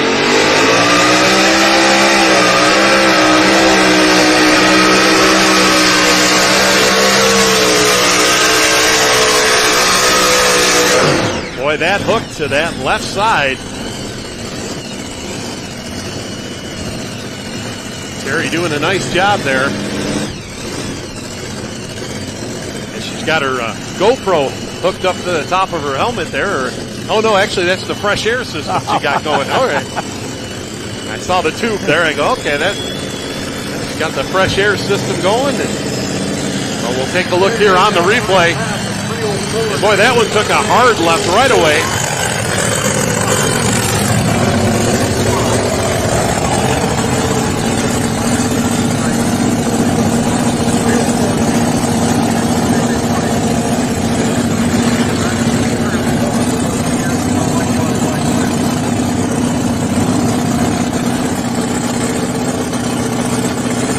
So 3:04 and 95 the distance for Terry Feist here tonight. As we'll put her in that number 6 spot. So looks like husband going to get the bragging rights here tonight. Todd will in that number 5 spot with the Snow Farmer. We'll put Terry in that number 6 spot there. As we are down to 1, the tag team and Chase Richardson here. Our final light modified before we move on into the pro stock class. And of course, Dave, we talk about light modifieds, and of course we go back to the early days, 5,000-pound modified class, and back then, aircraft engines, turbine engines, Allisons, quite popular. And then, of course, we didn't see the Hemis really didn't take off until about the mid '80s, wasn't it? But I got to think for a moment here. Well, I mean, guys like Tim Engler coming on with the high horsepower engines there. Yeah, it kind of really took late 70s, early 80s, yeah. And kind of took the aircraft engines out of the the light classes there. And they had their day, of course. It had made good horsepower back then, and they were surplus engines that you could get fairly reasonable. Art Arfons, of course, took the world by storm when he got into the jet engines and pulling, which were very similar to the engines that they used at the Indy 500 when some of the racers ran there. And so there's been a wide variety of horsepower, but it's pretty hard to beat these big Hemi V8s, Yeah, oh, absolutely. Making about 3,000 horsepower. We talked about that earlier as we take a look at Chase Richardson. As good friend Brandon Phillips out there going to back him in. Now Chase going to move that sled. It's maybe about the middle part of the track here. Yep. So the distance to beat, R.J. Simon is in the lead at 3:22.92. Simon said made a fabulous run earlier in this class. And that's the distance that Chase has to beat here. He's the final puller in the class.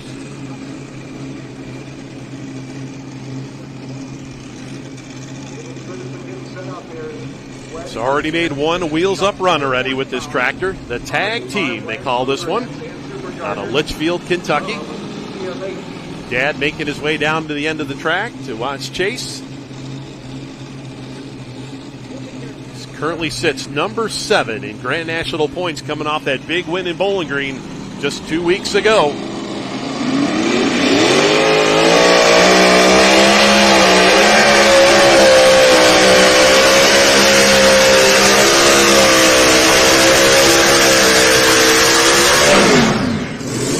Making power, gonna be in the mix. For being the final puller in the class, I think that's a very good pull. By now, the track is starting to get torn up on the starting line. And I think he had it beautifully weighted out there. And it was a good pull. Doesn't get any closer than that. Chase Richardson. All right, so we see the front end come up here. 019. The winning distance. Oh, wow. Wow. 3:21.01. Wow. Wow. As we take a look here, just about, I do my math, we're just short of 2 feet behind R.J. Simon. But, boy, he gave him a scare out there, didn't he? That's what makes this such a fabulous run. He's pulling last in the class.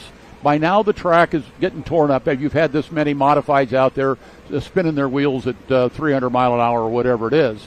And even though the track crew has done a marvelous job of repacking it, by the time you get late in the class, it's going to happen. So to make a run like this and come up only a couple of feet short, I think is a fabulous run. Absolutely. As we take a look here at our leaderboard, so congratulations, R.J. Simon. Going to be the winner here tonight, his 3rd win of the season. So congratulations to R.J. here tonight. As Chase Richardson will finish up number 2. As Les Corporal will finish up number 3. The Kentuckian will finish up number 4. So as we can see, RJ will gain a few points here. This is interesting. Simon says, who I think pulled about halfway through the class at 322.92. Now comes the tag team with Chase at the end of the class. Remember, he was the first puller tonight, and then we changed the sled, and he had the option then of coming back, and he decided to pull in the last position. I think it's a marvelous run. Absolutely, and hats off to the track crew once again. Oh. They have done a great job here. We saw that in the light class, the light super stock class. Now we see it here in the light modified class. That the track is there, and you just got to have your setup just right. And Chase showed us here tonight, coming out late in the field. Yeah, this is what makes a good tractor pull, folks, is when you have good dirt, and we've got the right amount of clay in here, which all tracks need. But the track also goes back together very nice. You've got a good track crew that's grading and packing the track. We've got an excellent sled. All of the pullers, of course, are world-class pullers. But to have this kind of competition to begin with and to end with in the class, to me, hats off to all of them. As there we take a look at some of the Hardy fans here tonight at the Stark County Fairgrounds in Canton, Ohio for first of 2 sessions. We'll have a pulling. We'll be pulling again tomorrow night. Tomorrow's supposed to be a little bit warmer as tonight got cool here. As you said earlier, Dave, this is high school football weather here tonight. High school football is big in Ohio, of course, as it is in most states. But this is, many consider this the high school football capital, actually, of America. Massillon, Ohio, with a couple of schools there. And they've done very, very well over the years. They won a lot of state championships. And, of course, Paul Brown, who coached at the Cleveland Browns, also coached in Massillon. Earl Bruce coached there, who was a coach at Ohio State. He followed the legendary Woody Hayes. And so this is big high school football country. And, of course, Canton McKinley, very well known. And I'm trying to tap into my sports knowledge, but I believe Canton McKinley has won an awful lot of championships in basketball. So those schools right around this area are well known for high school athletics. So as we fire up our first of our 10,000-pound pro stocks here tonight, as we've got, looks like a field of 21 have assembled here. This will be our final Grand National class of the evening. We got a couple regional classes, which we will round out the night with here, but this will be our final Grand National class here tonight as the 10,000-pound pro stocks make their way here out on the track, as this will be hook number 15 out of 19 for 2025. as they've had one rain out here. I don't know. We haven't done any here. Where are they doing interviews at? Yep. Yeah. Nope. Down on the table, right by the track. Where the announcer's at there. Yep. Yeah. All right. So here we go. 10,000-pound pro stocks, and boy, this is a class that started off as a beginners class, right? Beginners class, and not going to be a whole lot of money. The pullers don't have to, an economy class, right? And you know what happens. Yeah, don't ever mention the words "not a whole lot of money." Yes, economy, right? Economy class here is we've got the pro stocks as our test puller here tonight. One of the newest pro stock pullers from Ashland, Ohio, not too far from home, the Tomahawk, and Tom Lamers. And Tom, an interesting story. This new pro stock, as he ran light pro stocks for years, but he ran a red one. So here he comes into the big pro stocks, 10,000 pounds, 680 cubic inches, one huge turbocharger, and Dave, about 5,000 horsepower they're making nowadays. And we will see a lot of green tractors tonight in this class. Yes, the green one's always tough, but we do have some tough red ones in here mixed in the field as well, as Tom will be our test puller here with the Tomahawk. And the green tractors came on board when the pro stock class got started. That allowed these green tractors now to get involved in pulling in a bigger way than because the Case IHs had taken over for quite a few years when we had just the super stockers. So when the pro stocks came along, it's really great to see tractors of another color. Yeah, they kind of found their home in the pro stock class. Right. And as we'll take a look here at the Tomahawk, our test puller here, 10,000-pound pros. As a field of 21 here tonight. Jack Mays with the International will follow. Then we'll have Denny Brown out of Kentucky with his Green with Envy. Our first three pullers up here in 10,000 pro here tonight. Canton, Ohio, here at the Stark County Fairgrounds, the Charlie Schwartz Memorial.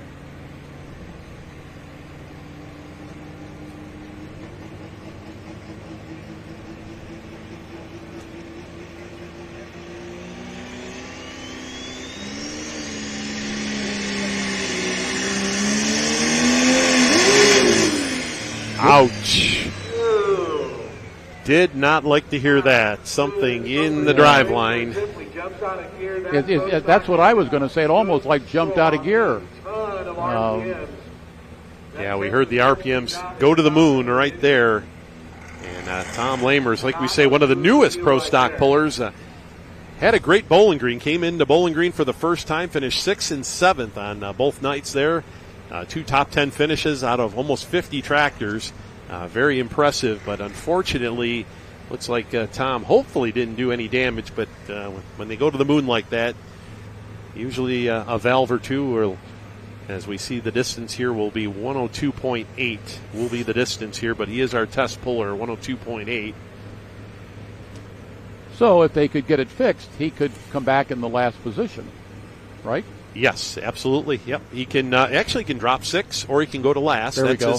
In the early days of this rule, it used to be you could drop 3, and then I think they went to 6 or last. Okay. And so it gives. Remember, they're a test puller. They're the first driver to hook onto the sled, and so they're a little bit of a disadvantage compared to the other drivers who've had a chance to look at all the other pullers make their runs. And so let's hope there's no damage to the tractor and he's able to pull again. Yeah, we always say that number 2 spot, because you don't have that option, you're pretty much, they call that the worst spot in pulling. But I've seen, when a track kind of goes away, I've seen that number 2 spot work out well too. So, that, a lot of pullers will say, oh, I hate that number 2 spot. But, I don't know. Sometimes it works out as well. So we see Tom coming off the track here. And like you said, hopefully nothing too serious there on the tractor. But they come out of gear like that, and, boy, rev to the moon.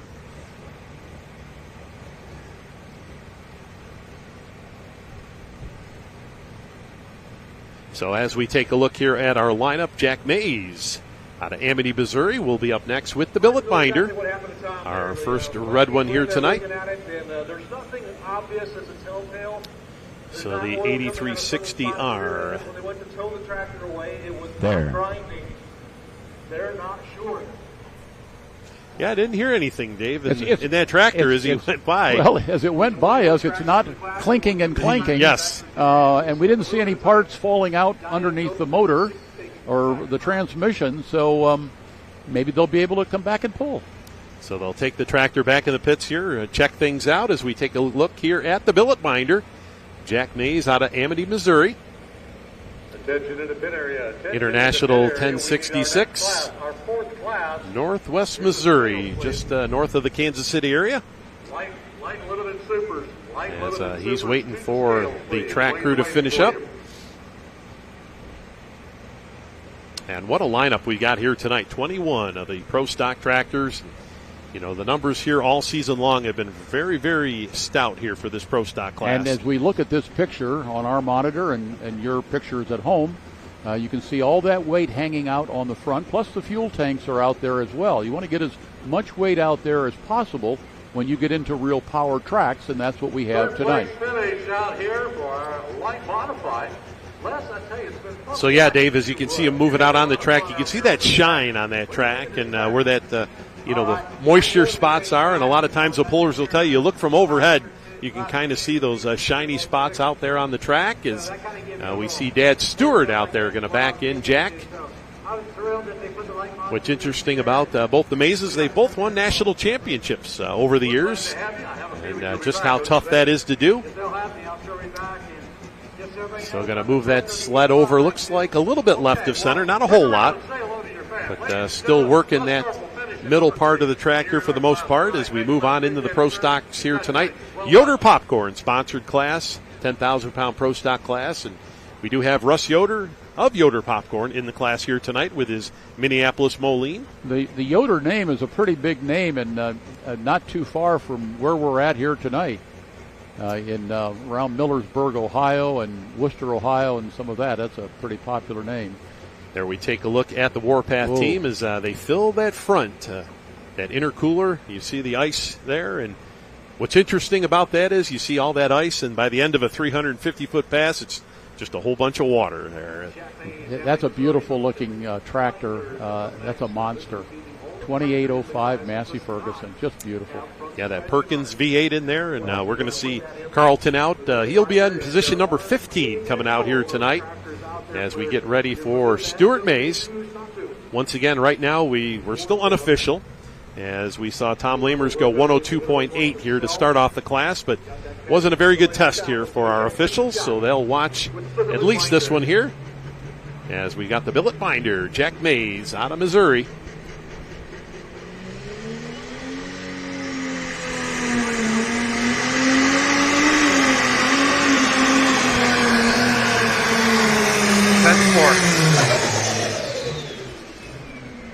All right, well, trouble just before that 300-foot mark here tonight. Now, my question is the weather throwing these guys a little bit of a curveball here tonight? We'll have to wait and see here as Jack Mays makes his run out here, and we will see what the officials decide as we'll take a look here at Jack's run here tonight with the billet binder. Good hole shot there. Looks like I drove it off to the right side there, Dave. We haven't seen anybody go off that far, right? We haven't had anybody that far to the right side of the track, and that's how the drivers are looking at it when we talk about this. You know, these Pro Stocks now, when they shoot that black diesel smoke out there, that's like the four turbochargers on the big super stocks years ago. These guys are, with the size of their turbocharger, are really pushing it out. A lot of pressure in that engine.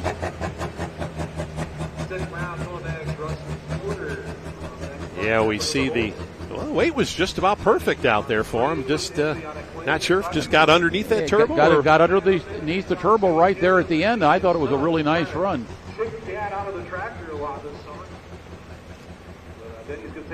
So we will see here. We'll get the distance in here for Jack Mays, as we'll have Denny Brown out of Clay, Kentucky, Western Kentucky, with the Green with Envy entry. And Denny and his boys are running here on the Grand National Circuit for the first time out of Clay, Kentucky. So distance, they're telling us, is 273 and change here for Jack Mays. 273 and change. The distance. I think the Statler brothers, many years ago, didn't they have a song about something about Clay, Kentucky? Clay, Kentucky. Yeah, I think that was in one of their songs. So 273.08 officially the distance here for Jack Mays. As we move along here with Denny Brown and the Green with Envy. Big farming operation out there, Western Kentucky.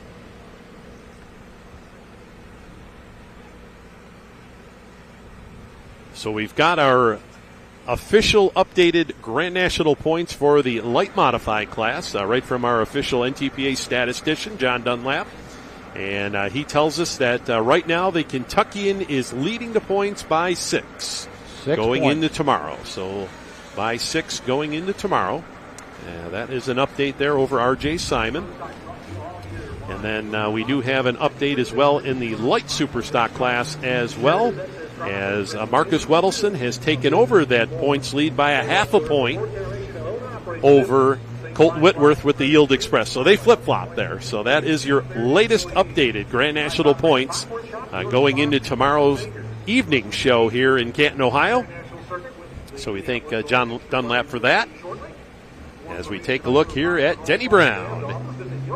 And it looks like Denny is positioning the sled a little bit right of center as well. Yeah, last weekend, Denny not able to be in Wellington, Ohio, so he had Ty Whitney doing the driving on the tractor and finished up in the number 7 spot. Now they're holding down in the top 5 in Grand National points. Currently sit number 4. Of course, points go with the pulling vehicle, not the driver. As long as that driver has a Grand National license, you will get the points, and you'll see a lot of pulling vehicles with different drivers throughout the summer, and that's how that all works. So Russ Yoder will follow with the extra butter, and then Brian Deppen, the Red Line Express, will be our next 3 up here in 10,000-pound pro stocks. As we take a look here at Denny Brown. So we're really looking to make a good run here in pro stock. We saw the first couple tractors having some issues, and we will see what Denny can put down here tonight. Now, Denny shared the driving with his sons. When his boys are on hand, they usually drive. So Dad gets kicked out of the seat, but the boys not on hand here this weekend, so Denny behind the wheel. Our TV crew doing a beautiful job as they got a close shot there of the tractor. Let's talk about the wheels after he makes his run, okay? Absolutely. Of course, once again, fans, Full Pull Live, bringing you all the action this weekend, Labor Day weekend. We're in Canton, Ohio. Also got another crew in Wasion tonight.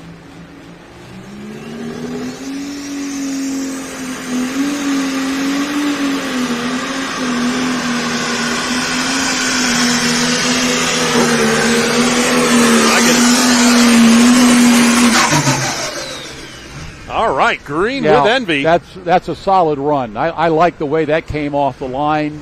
I think he had the sled position just right, and I'm anxious to see what the distance is, but this is going to be a good one. We may have a new leader here. Yeah, I think we're going to stretch it out here. The Green with Envy. Yeah. Just a great run, and Denny's had some really nice runs here all summer long.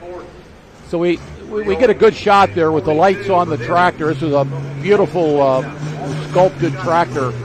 But a lot of people might look at the tractor, if you're looking at tractor pulling for the first time, and they might say, look at those chrome wheels. But those are aluminum wheels out there that are highly polished. And, of course, they're aluminum to save weight so that they have weight that they can position on the tractor either on the back, on the drawbar side, or out on the front. Now, most of the guys tonight have got all their weight out on the front because this is a power track. So that's why you have those aluminum wheels, is to save weight. If you had a steel wheel or a chrome wheel, it would be a heavier wheel, and you wouldn't have that extra weight to move around on the tractor from forward to back and back to forward. And, of course, Dave, we go back, the old days, wheel weights were quite popular on super stock tractors as well as the pro stocks years ago. As we'll get, of course, new leader here, 308.94. Oh, this is a big distance, 308.94. So Russ Yoder will bring up the only Minneapolis Moline in pro stock competition here tonight. the extra butter, and you see on the side there, yoderpopcorn.com. Dave, have you ever tried Yoder popcorn? No, okay. I love popcorn. Okay. I'm going to have to try it. All right, extra butter. Now, my wife likes she doesn't like the extra butter. That one's too buttery for her. She likes the light, they call it. Okay. So it's like the one step down. But that sounds good. And anytime that I'm up in that Shipshewana area, I always stop at Yoder Popcorn and grab a case of that. But well, there's a lot of popcorn that's grown in Indiana. One of the early board members of the NTPA back in 1970 grew popcorn in central Indiana. Yeah, Russ has got about 2,000 acres. He farms up there in the Shipshewana area of popcorn. Popcorn is just a popular American favorite treat, isn't it? Absolutely, yes. You're making me hungry talking about we should have some extra butter, but Russ usually hooks us up here with some extra butter. And this is about as nice a Minneapolis Moline as you will ever see in the world, ladies and gentlemen. Of course, it was a very popular tractor that was used for agricultural purposes for many, many years. At one time, America had about 200 different tractor manufacturers, and now we're down to about 4 in this country. This is as nice a double M tractor as you'll ever see, a G1355. Yeah, kind of came out late in the season, made it around mid-season or so, made his debut on the circuit, but kind of working his way from the bottom up here, and let's see what he can lay down here tonight. 308.94. Denny Brown, our leader, with Green with Envy. That's what he's shooting for. Russ Yoder as extra butter.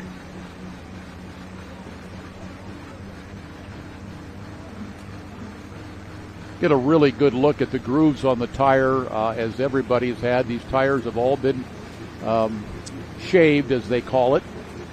A tractor lug just wouldn't work on a traditional tractor lug just wouldn't work on a track like this. You've got to grind those tires down, leave a little bit of a lug, but you want to make that almost like a slick tire like you would have in drag racing. Look at the fire he's building in this motor right now. And that's going to go from bright white and yellow to black.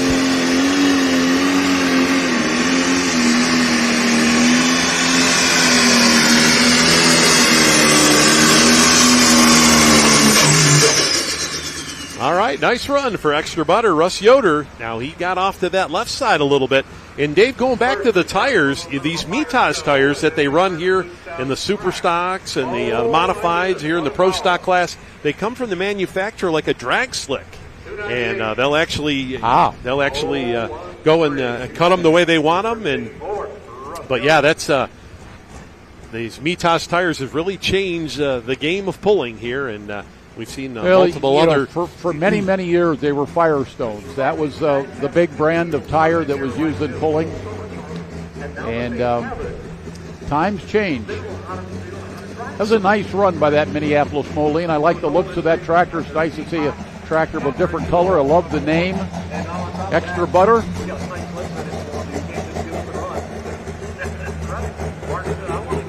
So we'll put him in that number 2 spot there is Denny Brown, our leader at 308.94. And just saw Denny walking by, kind of gave him a thumbs up, and he kind of gave me the shrug like, I don't know about that run. They always say that, don't they? That's a good run. He's about 10 feet behind Green with Envy. So we've got a John Deere in first place, Minneapolis Moline in second.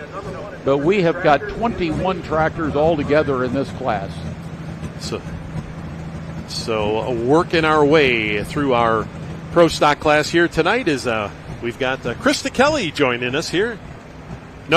As we'll bring in Krista in just a little bit here. She'll be our trackside reporter joining us here tonight. So happy to have Krista here tonight as she'll bring us some on-track interviews here, and we'll bring her in just a little bit here as we take a look back at the starting line as we've got Brian Deppen and the Red Line Express out of New London, Ohio. And Brian, boy, they have got quite a pulling arsenal. He's turning into the Rick Hendrick of pro stock tractors here, as he's got, I think, 3 or 4 of them now. And we'll send it down trackside with Krista.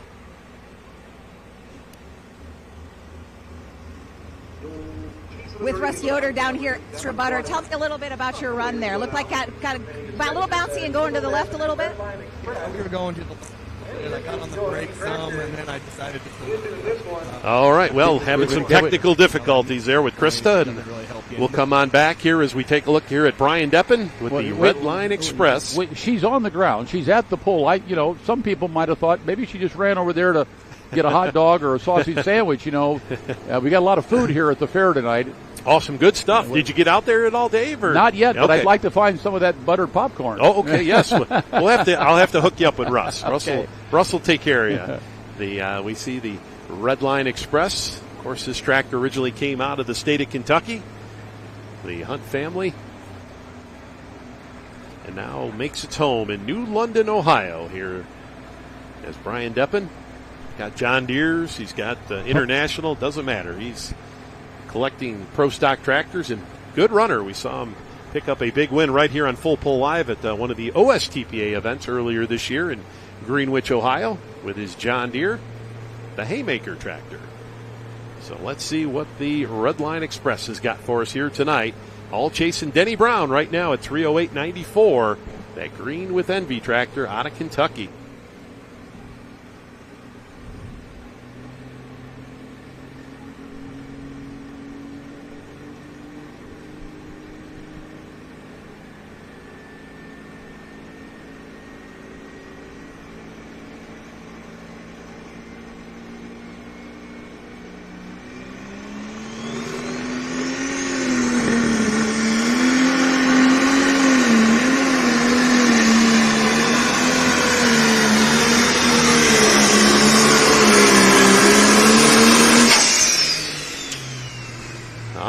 So Brian Deppen going to come up a little bit short now. We saw that front end kind of come down, and as it makes its way down the track here. I probably wouldn't change anything. You're right within a foot, so you're in the hunt to win against a full. Give you about a Simon team that's not a bad night, so I wouldn't change anything. The distance between first and second was like less than a quarter of an inch. All right, so Brian Deppen here with the Red Line Express. A lot of fun. This is a good class to watch. Here in pro stock competition. Really exciting class. So we'll take a look here at the replay. And boy, Dave, it looked like on that hole shot, looked like things were pretty good there. I thought he had an excellent start, and I thought he was going to get further down the track than he did. It's an exciting class to watch because there's so much involved with not only you individually, but you. All right, so it looks like 278.03 will be the distance here, 278. It'll put him in the top three. It'll put him number 3, in fact. Our leader still Green with Envy at 3:08.94. Extra Butter. The Minneapolis Moline is in second at 298.01. And now the Red Line Express has moved into number 3 at 278.03. So we'll take a look here next. Brandon Simon will be up next out of Farley, Iowa with the Loud and Heavy X tractor. As that'll be the first of 3 tractors that Brandon's going to be driving here tonight. He'll be driving both of Brent Myers as well here in the field. I think they're a little bit like Rick Hendrick is as well. Yes, you know? Oh yes. Yes, the Simon family. We saw RJ pick up the win in the light modified class. Now Brandon makes his way out here. We'll see you tomorrow. Now this Loud and Heavy X tractor, this is owned by the Simon family. The other 2 tractors you're going to see here tonight, the Loud and Heavy and Injected Funds, are owned by Brent Meyer out of Red Granite, Wisconsin. He's a teammate here with the Simon family. As we see RJ out there, going to help back in Brandon. Now we have seen Brandon, this summer drive the modified tractor, the 4-engine tractor, and leads the points in that class. And last weekend in Wellington, we saw this tractor in the winner's circle as well. So whatever they have found here, the later part of the season, boy, they have been tough. They've been solid pullers for many years. I believe it was 4-wheel drive pulling that they first got started. And an interesting story about that, Dave, that, when Roger had passed away and they actually had that original 4-wheel drive sitting in one of the sheds somewhere. And RJ said, you know what, we're going to bring that back out. They put an engine in it. He went out and he won an event down in North Carolina with it. And, that old the old Chevrolet, it doesn't have the lift body like it used to have. Remember, right. It used to have the lift on it. Oh, but it was a great truck. Oh, it's still a good looker, for sure.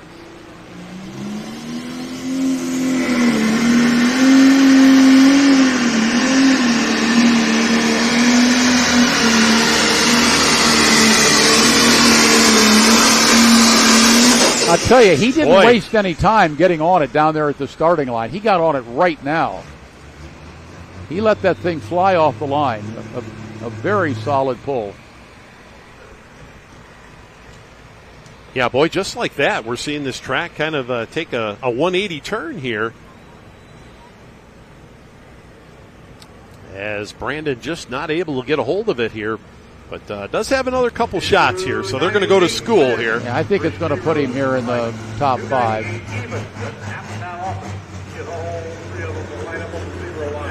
Well, it's actually going to put him number 3. So 298 even here for Brandon Simon. Yeah, you have to consider that a solid run to move into the 3rd position. Yeah, we see kind of working their way down the track here is the on the mark sled, putting the weight on them. Very close between 2nd and 3rd. And I think we're going to have a situation here. We're going to start moving around a little bit more than we've seen here tonight with these pro stock competitors. Is they want to get down there. They want to get down there to that 308 and 94. As we take a look there at Mike Connie, Mr. Mack Trailer himself, Mike Connie, from right up the road here in Beloit, Ohio. And boy, he's been a winner here before. We take a look at some of the former winners here in pro stock competition here at the Stark County Fairgrounds. And Mike Connie, he's won a couple times. Daughter Julia's also won a couple times down here as well. So know how to get it done. And ladies and gentlemen, no matter where you're watching our broadcast from tonight, as you make your way up and down the highways and byways of America, out on the interstates, you have driven by or they've driven by you many times. You've seen many Mack trailers out on the highways. And this is the company where these tractors are coming from.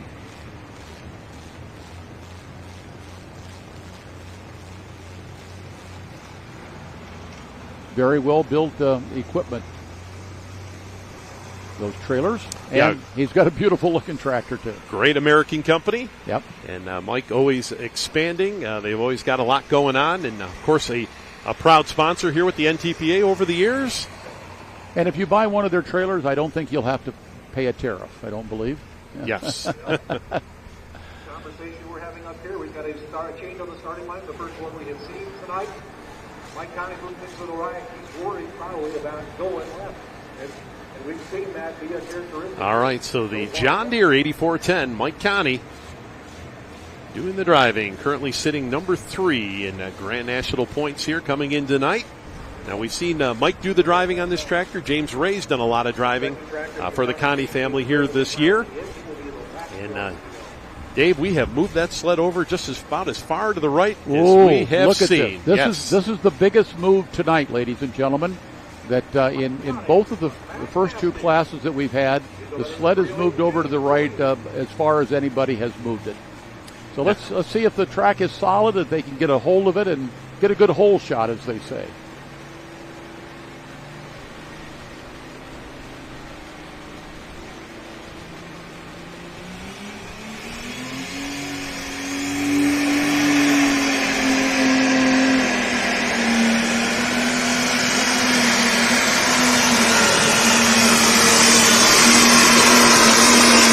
Oh, Dave, he cross-tracked it. Well, I'll tell you, ladies and gentlemen, you just saw a great piece of driving, and you also saw some good reading of the track.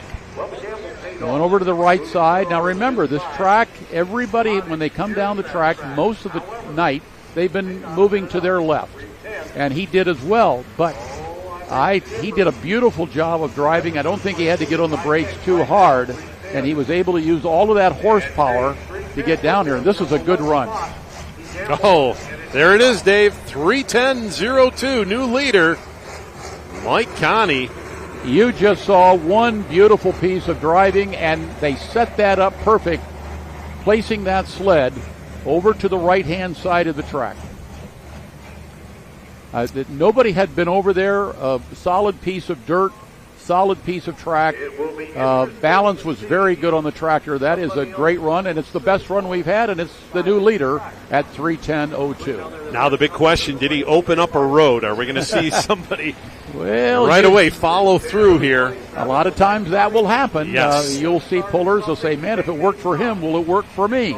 and they may want to go in that same position. We'll find out here just shortly. So looks like we should have Stephen LaGrange out of Quebec, Canada. Our next puller here with the Gambler. Brandon Smith with Loud and Heavy. So, yeah, we've got a stacked class here of pro stocks coming at us. Unbelievable group out here. Unbelievable. Still have not heard anything updated really on the top. Canada has supplied a number of good pullers over the years. There's been quite a bit of tractor and truck pulling up in the provinces north of the United States, and they've been very popular over the years. All right, so they tell us Josh Shipley going to do the driving here out of Pennsylvania here tonight. So Josh Shipley going to be behind the wheel here of the Gambler. So we'll call this the Can-Am connection here, right? We'll tractor out of Canada and Josh Shipley. Heck of a shoe to get behind the wheel here, and good to see Josh behind the wheel. Pro stock tractor here once again.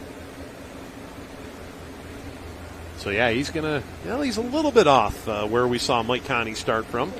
As they back up, it gives us an opportunity to make a comment here about some of the safety features about the tractor, Dan. You see the roll cage around the driver.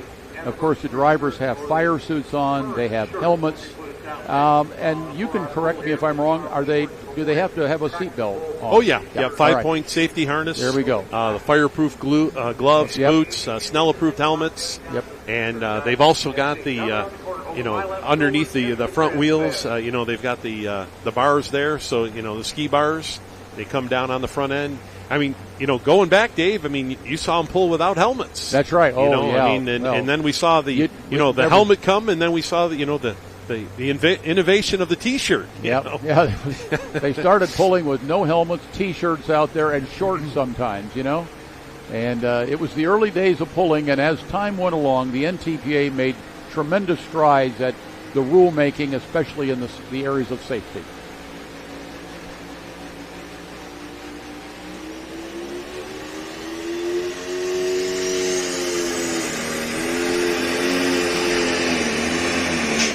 Ooh! Oh man, tough break. Yeah, that's a real bad break for the Quebec tractor, and that's. Is not happy, but all that white smoke continuing to go. I kind of wonder if it isn't a rupture of the intercooler core. Yeah, we see some lot of liquid there out the front end. And it came down here. So a tough break there for Josh Shipley behind the wheel of the Gambler here tonight. So Brandon Simon, we'll go right back to Brandon Simon with the Loud and Heavy tractor. Eston Lemke will follow with the New Generation Plus. And then we'll have Danny Schmucker with the Rampage from right here, Stark County. Oh, we saw right there on the right side, we saw that side shield kind of push out on us. Push out a little bit, yeah. So 161.03 will be the distance here. We're going to watch this now again, folks. Look at the right side of the hood of the tractor, the side shields. There you go. There we go. Right there. The second time around, it was even bigger than we even saw the first time. Yep. So unfortunate there is we'll take one more look at it. They suck that diesel smoke back in there, and we'll watch it one more time. This is a great replay. It actually started earlier than we may have even seen. Yeah, we just kind of saw the tail end of it there. We saw the tail end. That's right. Yep. Tough thing. Tough break. So Josh Shipley at 161.03 they're all chasing Mike Connie right now, the Mac Nasty. That great run of 3:10. Yeah, terrific run. 3:10.02.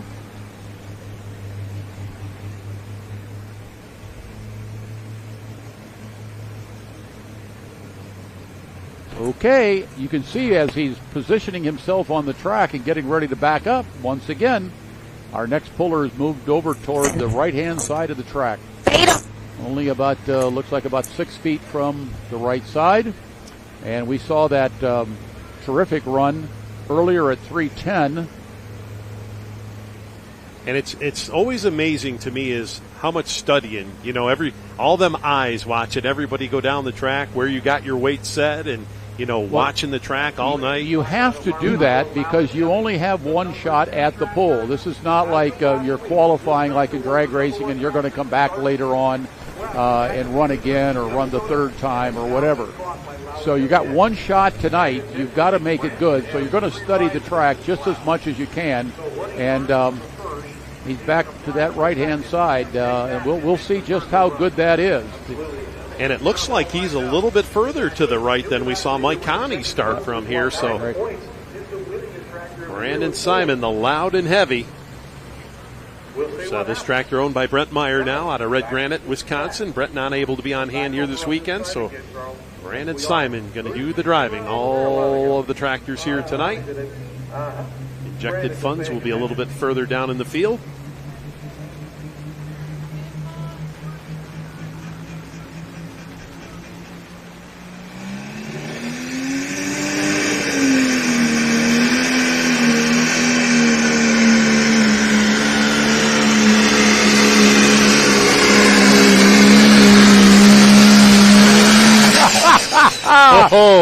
Oh, ladies and gentlemen, another tremendous run. And both of these top two runs have been down the right-hand side of the track. And we had a feeling that somebody was going to make a shift at somewhere tonight and go somewhere else on the track that nobody else had been. And these number one and number two runs in this class have been down the right-hand side. Yeah, second in Grand National points here with the loud and heavy. And I think we're going to move that lead marker just a little bit further out here. Boy, look at this run down the right sideline. We've been waiting for that run all night. We have been. This was a fabulous run right off the line. Tractor was very properly balanced. And that's a championship run, folks. Look at that, 320.01. 320.01 will put 10 feet on second place here. And what a great run there for Brandon Simon. So we take a look at our leaderboard, 320.01. I don't think we're done yet, Dave. I think we're going to... I think you're going to see some more... I think you're going to see some more drivers looking at that right-hand side of the track. So Esden Lemke, Helenville, Wisconsin, the new Generation Plus will be our next puller. Danny Schmucker will follow. The Rampage, and then Mike Linder, the Linder brothers. What can you say about the Linder brothers? Yep. They'll be up number 3 here in our field. As once again a star-studded field of pro stocks. And what great Grand National competition we're seeing here tonight. Our camera's got a great shot on the rear of the tractor as he gets ready to back up. And you'll also notice the wheelie bars on the back. That would prevent the tractor from flipping over. There were years ago, back in the 60s, if I remember, or 70s, when there were a couple of instances where a tractor actually flipped over or flipped right up on its rear end, I should say. And so wheelie bars went into place just like they have in drag racing, and of course that's another safety feature. And of course, Esden Lemke here, a third-generation puller, as team here, Lemke Motorsports, just west of the Milwaukee area. They do build a lot of tractors for a lot of pullers over the years. And of course, he's our big $50,000 winner earlier this year in Farley, Iowa. We had the big invitational out in Farley, and he came away with the big $50,000 to win check out there. And we gave away 6 big $50,000 checks, and he was one of them in the pro stock class. And what a job! Probably it is the highest paying event in pulling, the Farley Nationals there in Farley, Iowa.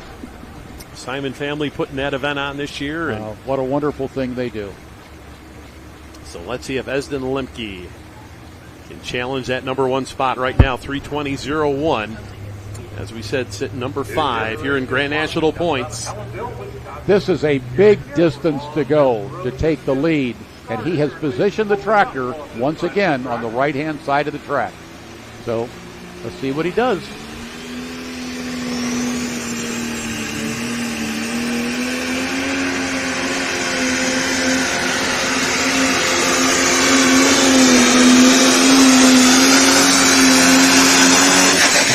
Wow, look how close he got on the right side here. You know what? You don't have to be a brain surgeon tonight to figure out that it looks like the right-hand side now at this point in the class is the place to go. And all three of our best runs have now been down the right-hand side of the track. Yeah, we are going to be challenging, I think, for that number 2 spot. I don't think he quite got Brandon at 3:20, but I believe going to be close to this number 2 spot here. Mike Connie, 3:08.05. Number 4, actually, at 3:08.05 for Esden Lemke.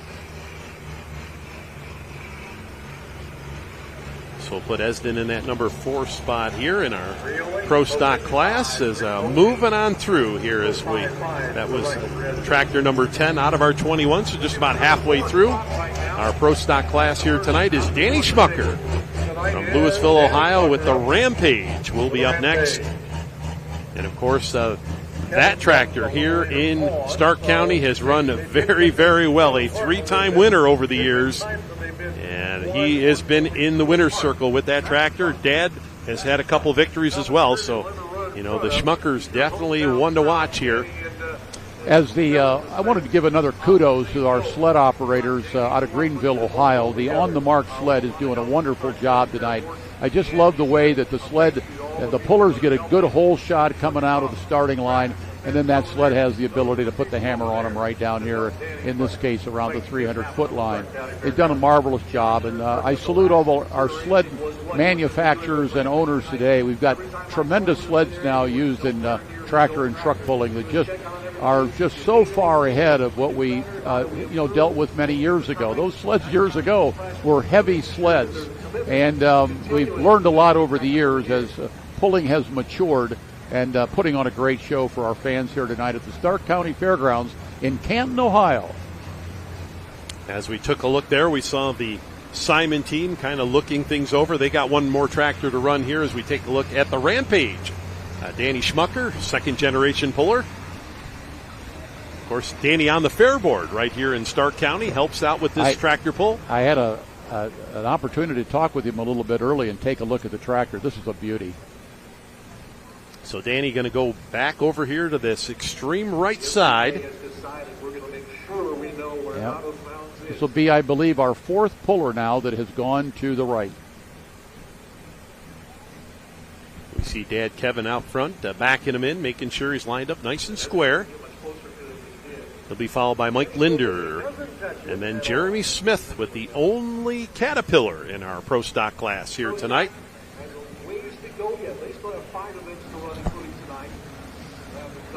These pullers have a tremendous amount of pride wherever they go. I salute all of them for the paint jobs, the graphics, the sponsor logos. They want to salute all of their sponsors. They've really done a great job over the years of cleaning up the equipment, and it's just beautiful. And Dave, I say when you come out to an event, make sure you get in the pit area. Check out these vehicles up close, personal, take pictures, talk to the pullers. They'll be more than happy to talk with you. And that's part of the experience coming to one of these big, championship pulls. This is an amazing sport. When you take a close look at whether they're modifieds or pro stock or super stocks or two-wheelers or four-wheelers, whatever it may be, the equipment, the machinery, the work that is done to build these pieces of high-performance equipment is absolutely outstanding. They don't have to take a back seat to anybody. And I remember many drag racers coming to pulls wherever we were around the country. They were really impressed with what tractor pullers were doing. So here we go. One of the hometown tractors here is Danny Schmucker. We talked about the Connies not too far from home. Schmuckers as well, right? Around this area. Schmuckers I know is where I get my great jelly from. I don't know if they're related to the Schmuckers there in Orrville, Ohio or not, but we're not too far from Orrville. Why does it take so long? You cannot spool one of these power plants up. So once again, our mark to beat here, 320.01, 320.01. When the time comes, you turn it loose. Danny Schmucker.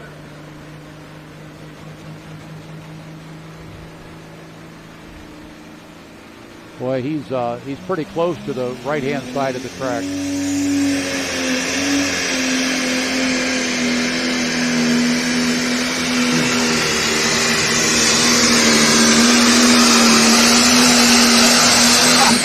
I'll tell you. Yes. They have found a road, haven't Yes. they? Yes. Yep. The ground speed. He got some ground speed going. Yeah. And usually at this time of the night, that the moisture would be coming up the track, that the sled would be pulling maybe a little bit harder. But now they have found this spot with a good road over on the right-hand side, and this has been the place to go. I believe this is now about our fourth tractor in a row that has gone right to the right-hand side of the track, and we're seeing spectacular pulls made. I like to take a look, Dave. Look at the eyes on Danny Schmucker there, watching as he's going down the track. Keep an eye on that right-hand sideline. Yeah. 3:12 and 91 will be the distance here. 3:12 and 91 will put him in that number 2 spot. And boy, that's quite a bit of room. We can stack some more in there. Yep. This class is not over by a long shot. I think it's given guys that are running late in the class here some newfound hope as they position. And you notice the tractor did not pull left or right. We've seen a lot of vehicles tonight pull to the left, but not that tractor. In fact, these tractors that have run down the right-hand side, almost all of them have gone very straight. Yes. So a really great job by these drivers of reading the track and just a tremendous pull. And this is not over by a long shot. The distance to beat, what are we looking at? We're still at that 320. Yeah, 320 feet, the distance to beat. So we'll have the Linder brothers, Edison, Ohio. And we talk about longtime pullers. Here we go. The guys that were around when the class started back in the early 80s, 6-time NTPA Grand National champions over the years. As a matter of fact, I think it was 1983. They won both the 10 and the 12,000-pound class back then. And, it's just great to see them out here running. And John, the brother, and, Mike behind the wheel here. And we're talking over 40 years ago. So Mike Linder doing the driving. The Linder brothers, pro stock here. And makes his way out on the track. John will be out there to meet him and back him in. Folks, as you're watching at home or wherever you're watching this program, a lot of folks have all different kinds of sports that they participate in. Some people like to go drag racing. Some people like to build special cars or go golfing or something like that. But this is what these guys like to do. They like to tractor and truck pull. And they enjoy the horsepower, they enjoy the camaraderie, they enjoy the travel, seeing their friends all around the country. And, of course, they like to win, and they like to do well, but they like that competition. And this is a special sport that gives them something really special to do in their lives. And we're seeing the best of the best here tonight at the Stark County Fairgrounds in Canton, Ohio. So here we take a look at the Linder brothers. We've been seeing all these tractor pullers stay on the right. In the seat, John out front. Really working. John with the can of ether out there, and about the most ether we've seen used this summer here. Here this weekend is cool conditions here. It's been hot and humid all summer, but here tonight we're getting down into the 50s. They tell us in the morning going to be right around the 46. Well, I think Danny Schmucker told me. I think we're going to be in the high 40s when we get up in the morning. Fall weather has come in a little bit early here to this part of the Midwest. When I lived in New England, we were starting to get fall weather at this time of the year, but it feels good. But I think we're going to have a lot more warm weather as we move through September. Yeah, when I lived in Western New York, we used to call it football weather. That's right. We'd make it to the night's getting cool. Yes, here we go. The Linder brothers once again working that right side. Edison, Ohio.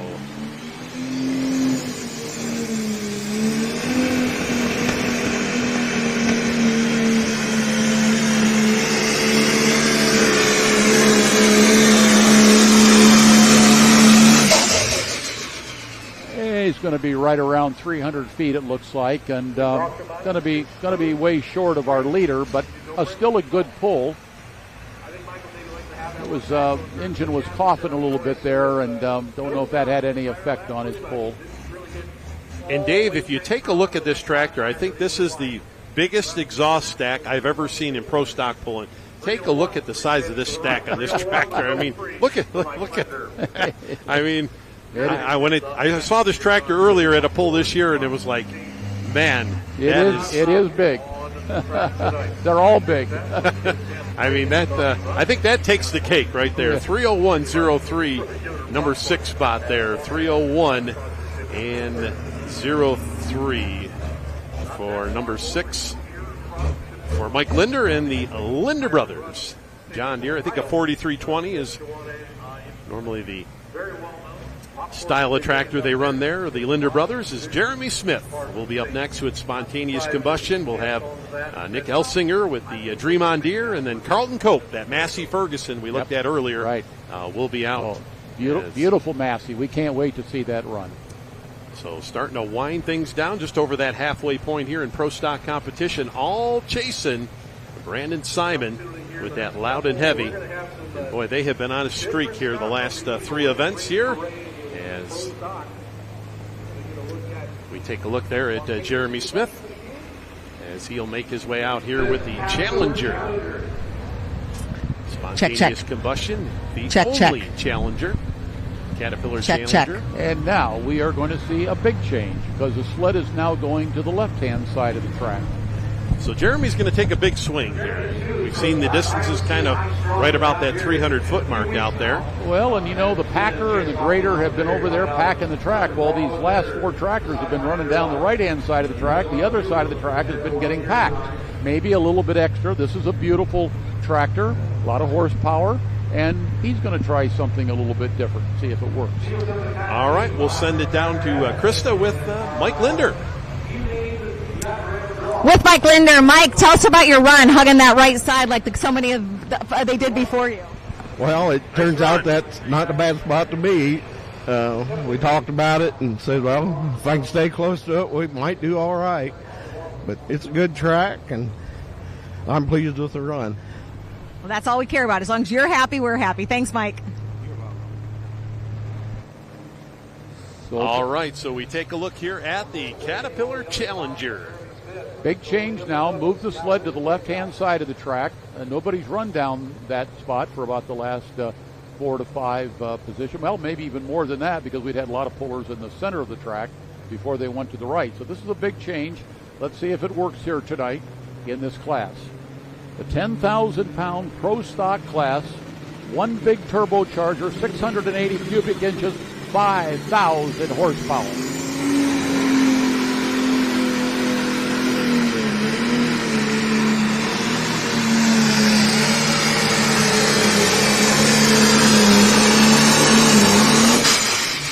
Whoa. Kind of crossed it to the middle here. Yeah, this is totally different. Maybe one of the first tractors we've seen that has moved to the right a little bit. He started on the left-hand side. It's a solid pull. It's going to put him in the the top of probably 7 or 8 tractors here tonight. A good run. Spontaneous Combustion. I love the names of these tractors. These guys come up with some really great names for their equipment, and so 30301 for the number 6 spot. Now, Dave, is there a name over the years that one name that just sticks out in your head like a well, name you that had Bruce Hutcherson had the Macon Bacon special. You had Loudmouth Lime was Don Harness. But I think the one that may take the cake was a fellow in Indiana who had a tractor called Solid Junk. Solid Junk. And his name was Dave Stengel. Yeah. And that was a LP gas run tractor that he had about, I don't know how many switches on there, that he had to change the switches as he was going down the track. And you would see Dave driving and moving the switch and changing the switch, and it was a very good tractor, and it was a lot of fun to talk about. And Dave was a solid puller. He just loved tractor pulling, and he would go anywhere where there was a pull. And he was a real favorite in Indiana, real Hoosier favorite. Yeah, that tractor, would never win best appearing, but boy, did that thing run. No, that's correct. But everybody knew that, and they liked the looks of that tractor. Just completely different than the tractors we see today. But he had a lot of fun with that tractor. He was very innovative, and he had a partner by the name of Dan Walsh. And Dan, still over there in Indiana, great guy. I see him on Facebook from time to time.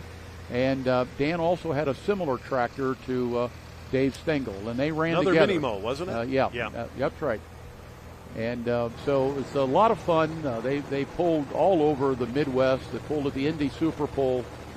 They were very actively involved in that show, and it was a lot of fun. A lot of good pullers from Indiana throughout the years. The Solid Junk, yes. Solid Junk. Yep. There's a great name from the past. As we take a look here at the Dream on Deere, as we've got Nick Elsinger out of Malinta, Ohio. Another one of our newer Pro Stock pullers here. Second year for Nick behind the wheel here of the Dream on Deere. Now he's moved that sled back over here to the right side. Now not as close to that right-hand chalk line as we've seen, but he's quite a few feet off of it. So we're going to work that right side to 7310, our John Deere. Hook number 14 out of our 21. Big class tonight, but they're all very good.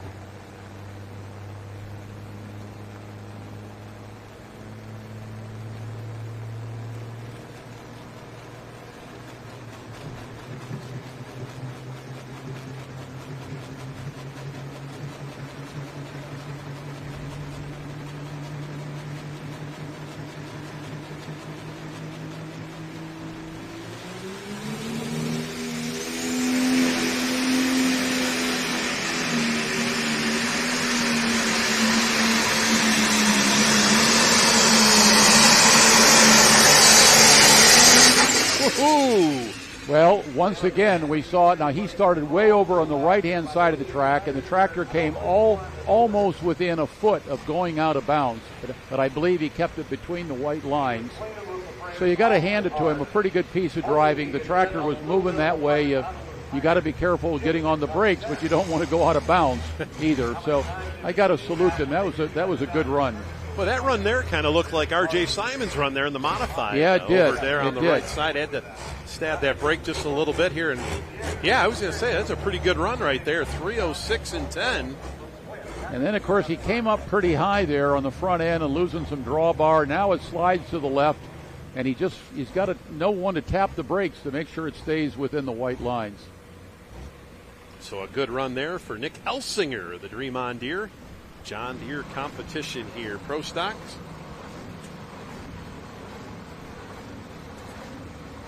That's going to put him number 6. A solid run.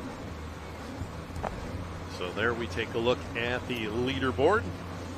Carlton Cope with the Warpath, Massey Ferguson with that V8 Perkins.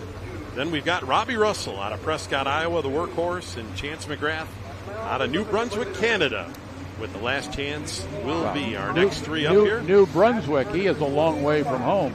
Yes, he's right on the main New Brunswick border. Okay. Right there. And we take a look at that Massey Ferguson at V8 Perkins. One of the most unique tractors you will see in competition here.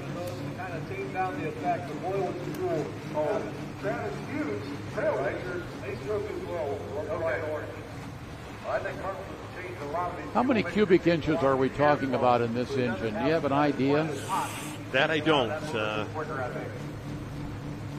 Going to have to ask. See if we can find out from somebody tonight that can give us that information.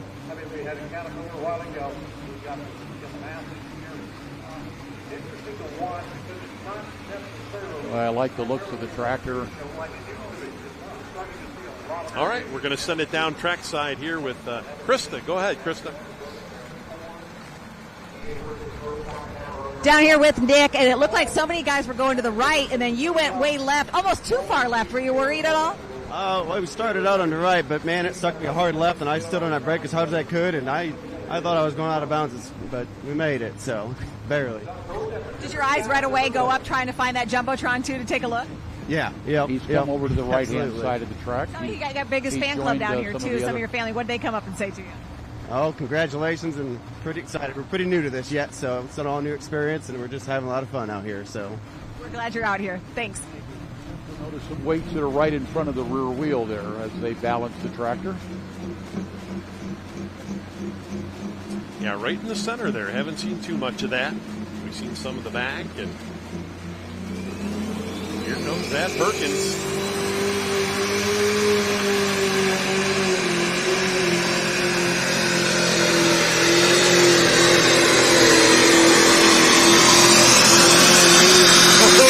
Holy cow! Wow. Holy cow! Dave, look at those manifolds glowing. Oh, wow. What a run, ladies and gentlemen.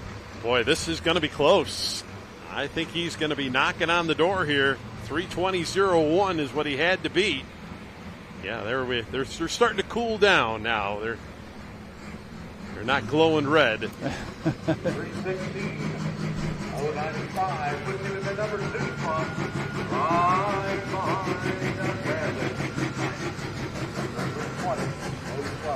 All right, so we'll take a look here at the replay.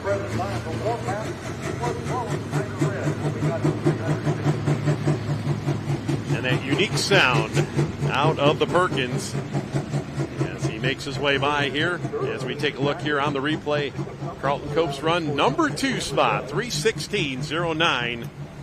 We'll put him in that number 2 spot, 3:16.09 for Carlton Cope. Just the spectacular run, and once again, we've said this many times, but all of the really great runs, for the most part, have come down the right-hand side of the track.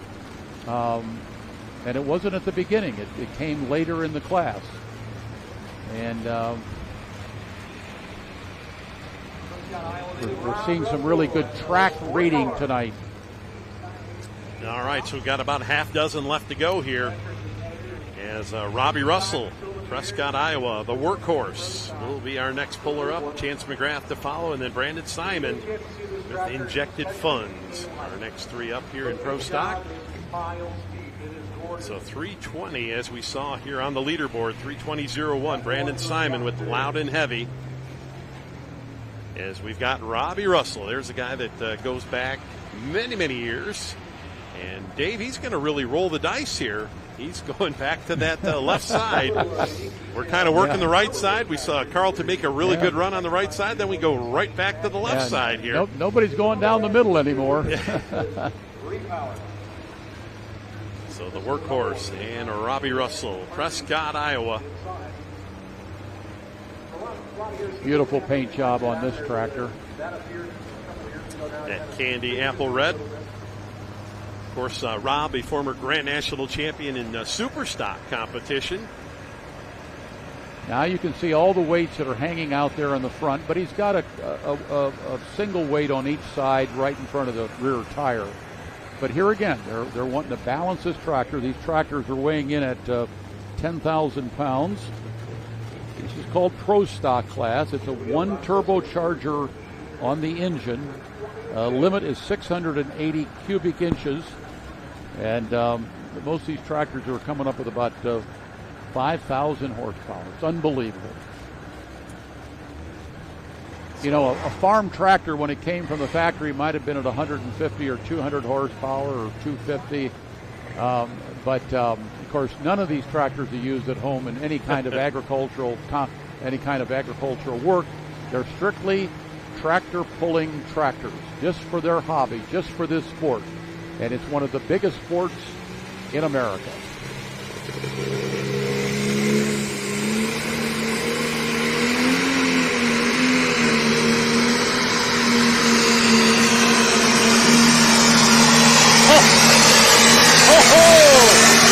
Dave, we're going to move that lead marker. Wow, what a run for Robbie Russell. I think it's going to be close. I don't know if we're going to move it, but it's going to be close.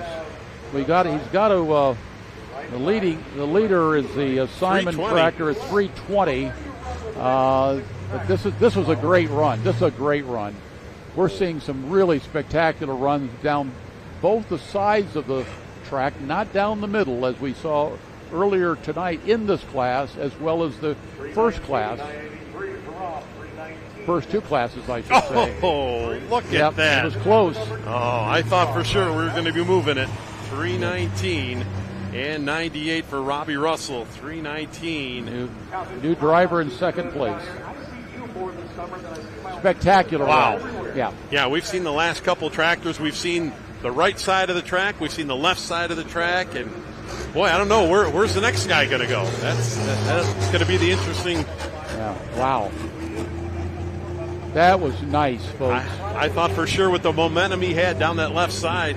You got the top three tractors right around 4 feet apart, and the first two tractors about a foot apart. Just tremendous competition. This is very close competition tonight. We got a lot of great pullers in this class. So Chance McGrath will be up next here out of Lower Knoxford, New Brunswick, Canada. And once again, I know I've said this before, but I want to say it again. The track crew doing a marvelous job of grading and packing the track. And I mean, the track is they just put it back together in such nice condition. You would think, as you would watch any tractor pull, no matter where it's at, that you would just think that track would just get torn up after we've run, 60, 70 vehicles on it. Yet here we have pullers that are running late in the class, making almost championship runs. Yes, absolutely. And I think that's a testimony to the track crew. And of course, the sled has done a marvelous job of just doing a great job for the pulls here tonight of setting the sled at the right settings. And now look at this. We're going back to the right-hand side. They're moving from left to right or right to left. Last chance. We're going to go back now. Our official statistician, Dave, tells us that right now first and second are separated by 3/8 of an inch. That's wow. Close. That's close. That's close. Our neighbors to the north. Chance McGrath comes out of. All right, so we see the last chance. We've seen a good mix of equipment tonight, whether it be Case IH, John Deere. We've seen a Minneapolis Moline. We've seen a Massey Ferguson. And they are all stout tractors making a lot of power. Yeah, good to see Chance McGrath back on the circuit. Now, up there in New Brunswick, they've got 3 IH dealerships. They've got a trucking company, and they've also working potatoes as well. So, I mean, you name it, they do it up there. And potato country on the East Coast. Idaho is the big potato country out west.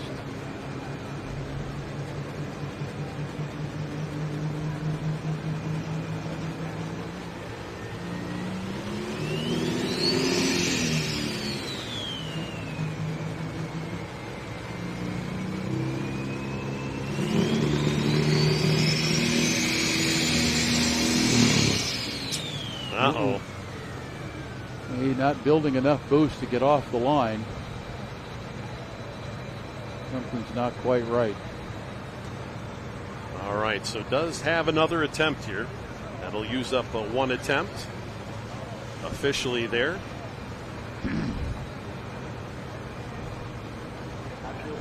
Yeah, we had an earlier shot, Dave, of this tractor here, a head-on shot, and you can see some of the lights that they've got underneath the hood of this tractor. One of the tractors that took the National Farm Machinery Show by storm. The last couple of years, we've seen some of these tractors debut at the farm show, and boy, they have really set the internet ablaze. And you just brought up an interesting fact, and folks, the people that watch these shows on a regular basis know what we're going to say, but there may be some newcomers to our sport saying, well, how do you run a tractor like this indoors with all of that black smoke coming out? Well, it's called a smoke eater, and it goes over top of the stack, and it sucks that black smoke right outside. They got big fans that'll suck that right out. And it's been done for a number of years, and the National Farm Machinery Show does an excellent job with it. It's a very big show down there. It draws thousands of people to the show every winter at the National Farm Machinery. They've had the tractor and truck pull there for a long time. So it looks like we're going to take Chance back here to the staging lanes. I'm going to say they got the telehandler out there, so they're going to park him back there. And does have another attempt here, so they'll take him back to the pits. and hopefully be able to get that tractor down the track here tonight. Yeah. It's a long way to come. It is. That's a long ways to come, and this is what is a tough thing in this sport is you only get one hook usually. All right. Looks like Chris has got a report for us down on the starting line. We'll send it down to the starting line. Want to check in with Kevin Schmuck, a couple of tractors away. Nobody knows this track better than you. So the right line was the right aisle. Now it looks like it's the left. What's your plan here? I don't know. I'm going to let Danny pick it. I don't know whether to go right or left. But, yeah, I helped build this track back in the 70s. So I've been coming this fair since I was about 9 years old. So be nice to do good here. Yeah, it would. Okay, so we're going to wish you luck as we step down. You said Danny's going to decide. So I had eye contact with Danny a second ago. He's checking out the track. So I would go ambush Danny here. He doesn't know I'm coming, but let's go see what he has to say. So Kevin just said he's going to let you choose the line. I said right. He said Danny's going to decide. What's he going to do? Well, the guy leading right now ran the right side of the track. The guy in second ran the left side, and the third is he ran the right side also. So I don't think it makes a whole lot of difference. You just need to go straight and hit everything just right. Weight's got to be right. Tire pressure's got to be right. And so if you get lucky, We know the whole hometown crowd's going to be watching. Thanks.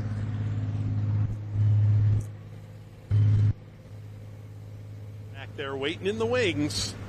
And this will be interesting. Now we go back to Brandon Simon and look at where Brandon's going to spot the sled. It's just back and forth. Yeah. We're just going back and forth here. Yeah, these guys are really reading the track now. Now Brandon in an interesting situation. He's leading the class right now.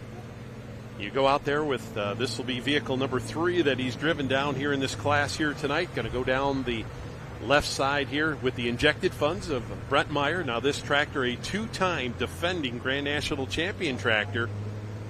And Brandon's driven it before, knows how to get the job done. Let's see if he can add on to it here tonight. 3:20.01, the mark to beat.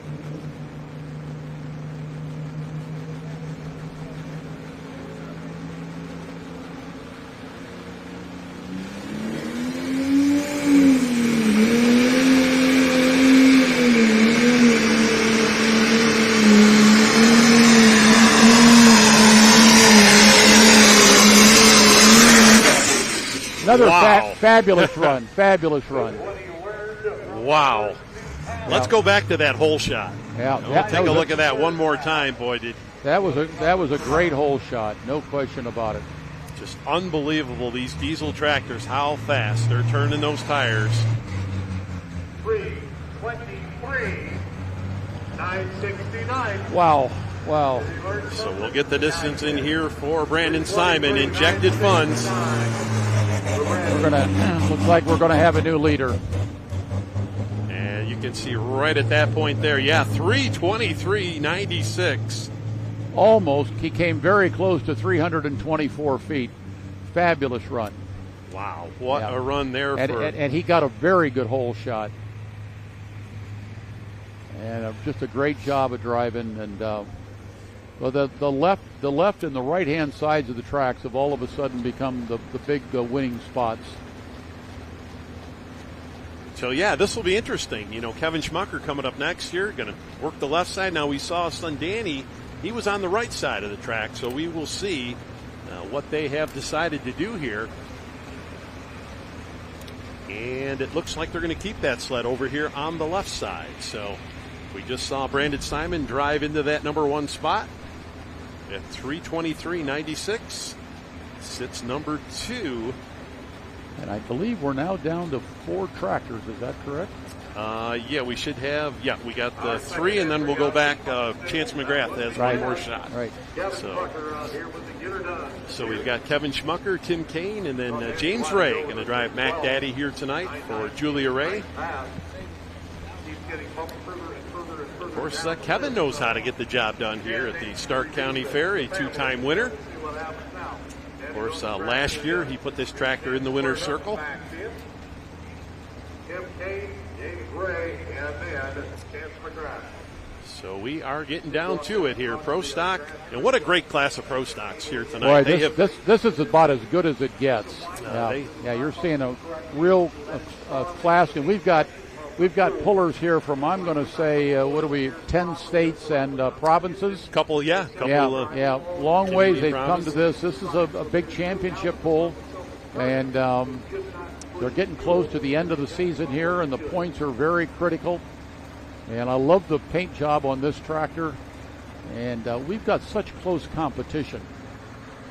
Reminds me a little bit of IndyCar racing. You know, they have tremendous close competition in that series of racing, and we have it here tonight in the Pro Stocks. Yeah, we've seen some great Grand National competition here tonight. Of course, bringing you all live here on Full Pull Live as you have another crew over in Wauseon, Ohio, Western Ohio, here tonight as well, as they got the Grand National Minis finishing out their regular season before they go into the Enderley, as well as the four-wheel drives. So a couple Grand National classes out there, and be able to watch that when you get up tomorrow. It's one of Ohio's top 5 fairs at Wauseon, Ohio, right along the Ohio Turnpike, about 40 miles west of Toledo. Is that the Fulton County Fairgrounds? Fulton County Fairgrounds, yeah. One of our best fairs in Ohio. All right, here we go. Kevin Schmucker, get her done. Louisville, Ohio.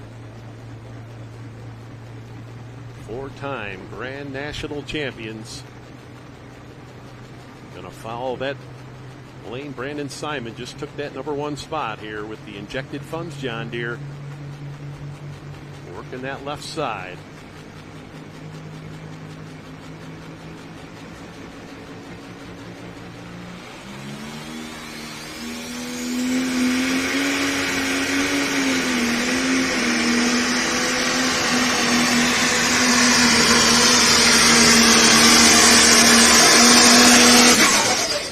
He's going to get down there in the mix.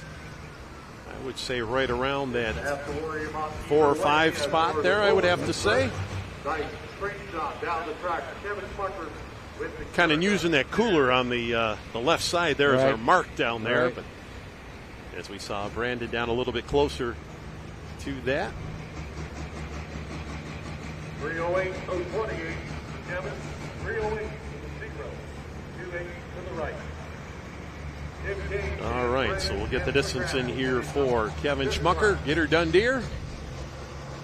John Deere 7830, so 308.02 will be the distance here for Kevin. 308.02. We'll put him in that number 9 spot inside the top 10. As we'll have Tim Kane, New Palestine, Indiana, with the Red Gambler, and then James Ray going to drive the Mac Daddy here tonight, and we'll see if Chance McGrath will be able to come on back as our last tractor in the class. So Brandon Simon, you can see sitting pretty right now. Rob Russell, number 3. As we take a look at the bottom side of our top 10 here tonight in Pro Stock competition. Canton, Ohio, the Stark County Fairgrounds. Dan Mayer joined by Dave Grimm here tonight as we bring you session number 1 action here from the Grand National. We will have a couple regional classes to round out the evening here, as they've got the light limited super stocks as well as the classic super stocks running for regional points. So we've got 2 red ones left and 1 green one. To take us home here tonight is Tim Kane out of New Palestine, Indiana, just east of the Indianapolis area. We'll bring out the Red Gambler. Tim currently sits number 7. Now, he's had 2 victories on the summer, one at Brandenburg, Kentucky, another one in Rockwell, Iowa. 2009 NTPA Grand National Champion. And looks like he's working over right of center here. Yep.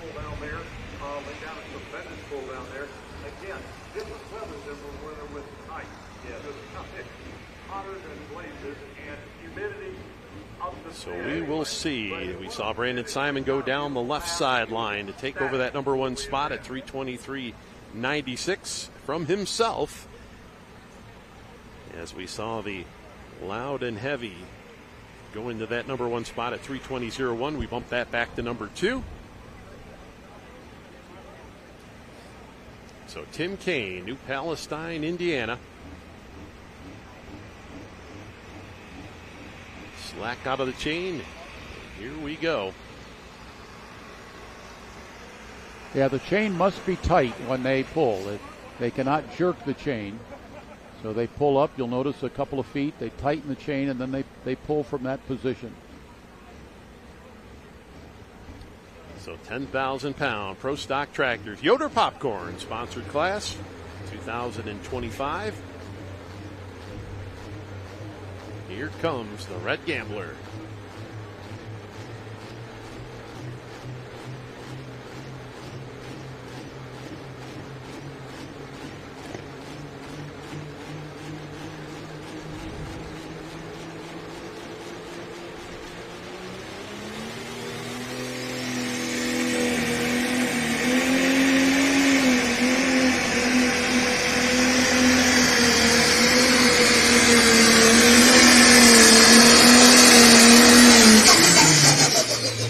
And he pulled more from the center of the track compared to the pullers that in the last 7 or 8 pullers that we've had that have gone to the left and the right side.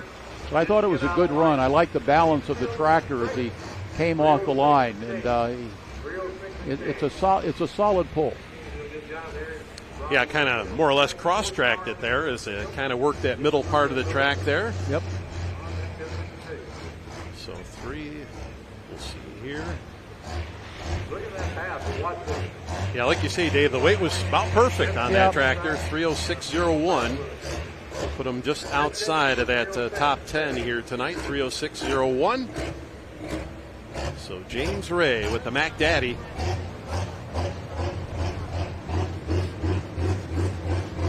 Will be our second to last puller here in the class is Brandon Simon.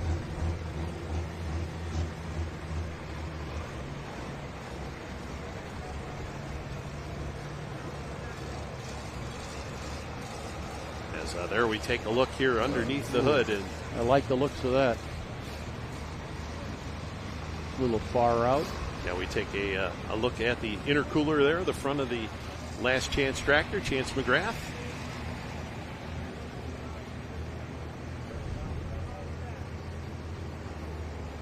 We see some other pullers helping him out down there. Brandon Phillips. Yeah, there's a lot of camaraderie in this sport, and pullers will help each other out. You want to make sure the tractor runs well and you don't have any problems. If you're going to beat somebody on the track, you want to beat them on the track, not in the pits, of course. And so they're willing to help each other out so that everybody has a fair and equitable chance to run down the track. Back to the right-hand side once again. All right, so we go back here to the start line as we see James Ray going to do the driving here of the Mac Daddy tractor of Julia Ray. As James, we talked about James earlier, has done a lot of driving here for the Mac team over the summer. And going to move that sled back over to the extreme right side here. Well, I think it's certainly worth a shot, either the extreme right or the extreme left. But if there is, for any reason, that the tractor is going to get pulled to the left, you'd rather be on the right side. There you go. You know, and we haven't seen those pullers that have been on the right side haven't got pulled to the left. Maybe one did, if I remember, but when they pulled down the right-hand side, they've gone pretty straight. Yeah. Absolutely. It really has been a tremendous place to pull from. And they got it figured out, and we got a lot of smart drivers out there, and they said this is the place to go. And then we saw some come to the left, and that's been a pretty good spot as well. Earlier tonight, most of our pullers were in the center, and they didn't move too far off of center, but in this class... Yeah, Pro Stock, we've thrown out the window, didn't we? We've thrown out the center tonight, that's correct. A lot of good track reading.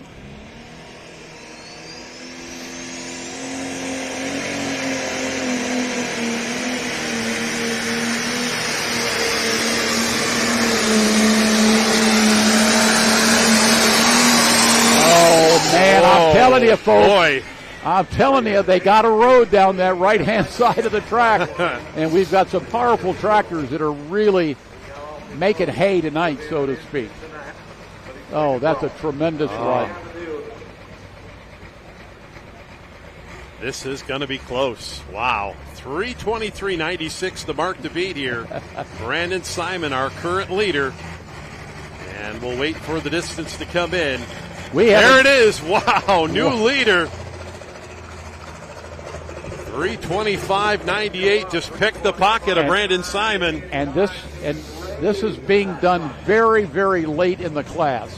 I think it's just the testimony to the tractors, the power, the position, the spot that they're pulling in, the drivers, and here again, right down the right-hand side, they were able to hug that line. The tractors aren't getting pulled to the left, and it's been a great place to go. They got it figured out, and that was to have a great run like this late in the class, I think is outstanding. So this will be interesting. We've still got one more to go. Right. We've got the international here of Chance McGrath, and we will see here.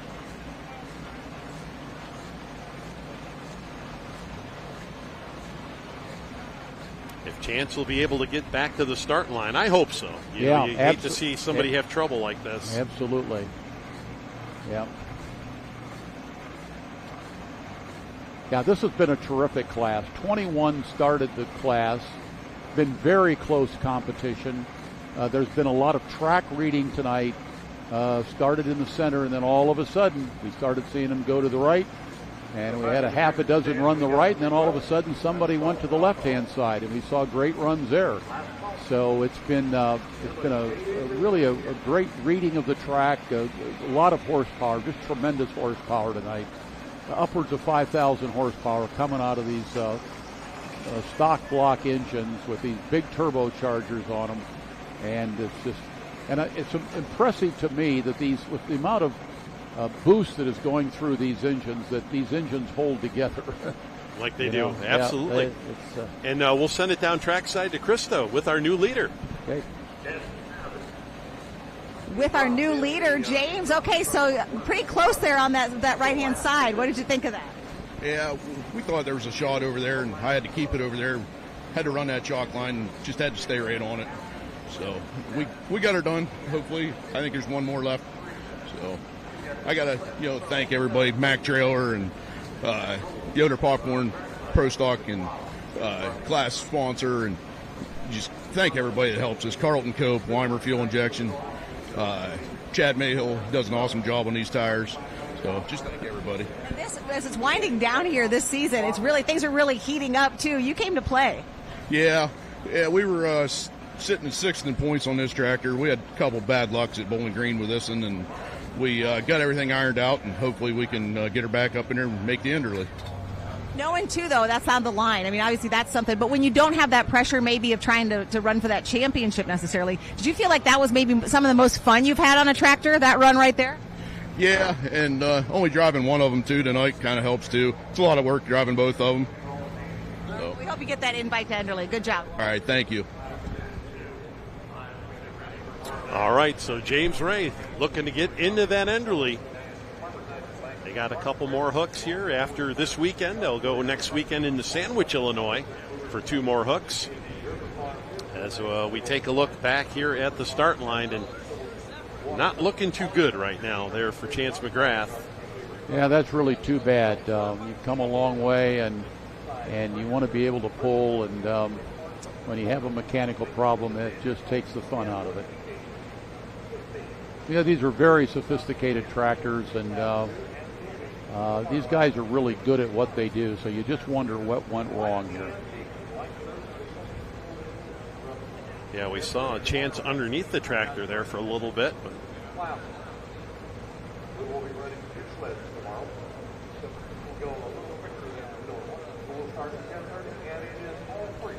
well, we see Marvin Epperson down there, the Director of Technical Services with the NTPA. He's got the watch going right now, and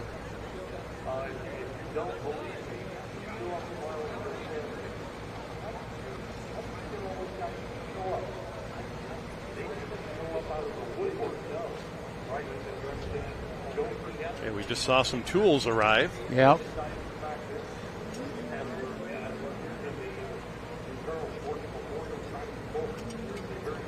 looks like Tate Ray down there. Of course, the crew chief there on the Mack trailers, tractors, and he's down there helping out. You see a bunch of different crews helping out.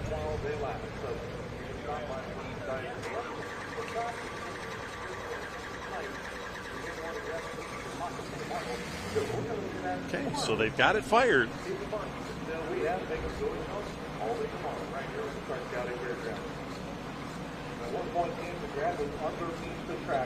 Okay, so we see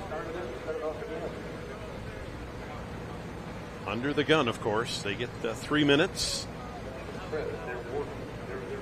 Well, as in any sport, sometimes, I don't know how this works, but officials sometimes can maybe show some leeway if they think that they're making progress, because I think most people would like to have the tractor run.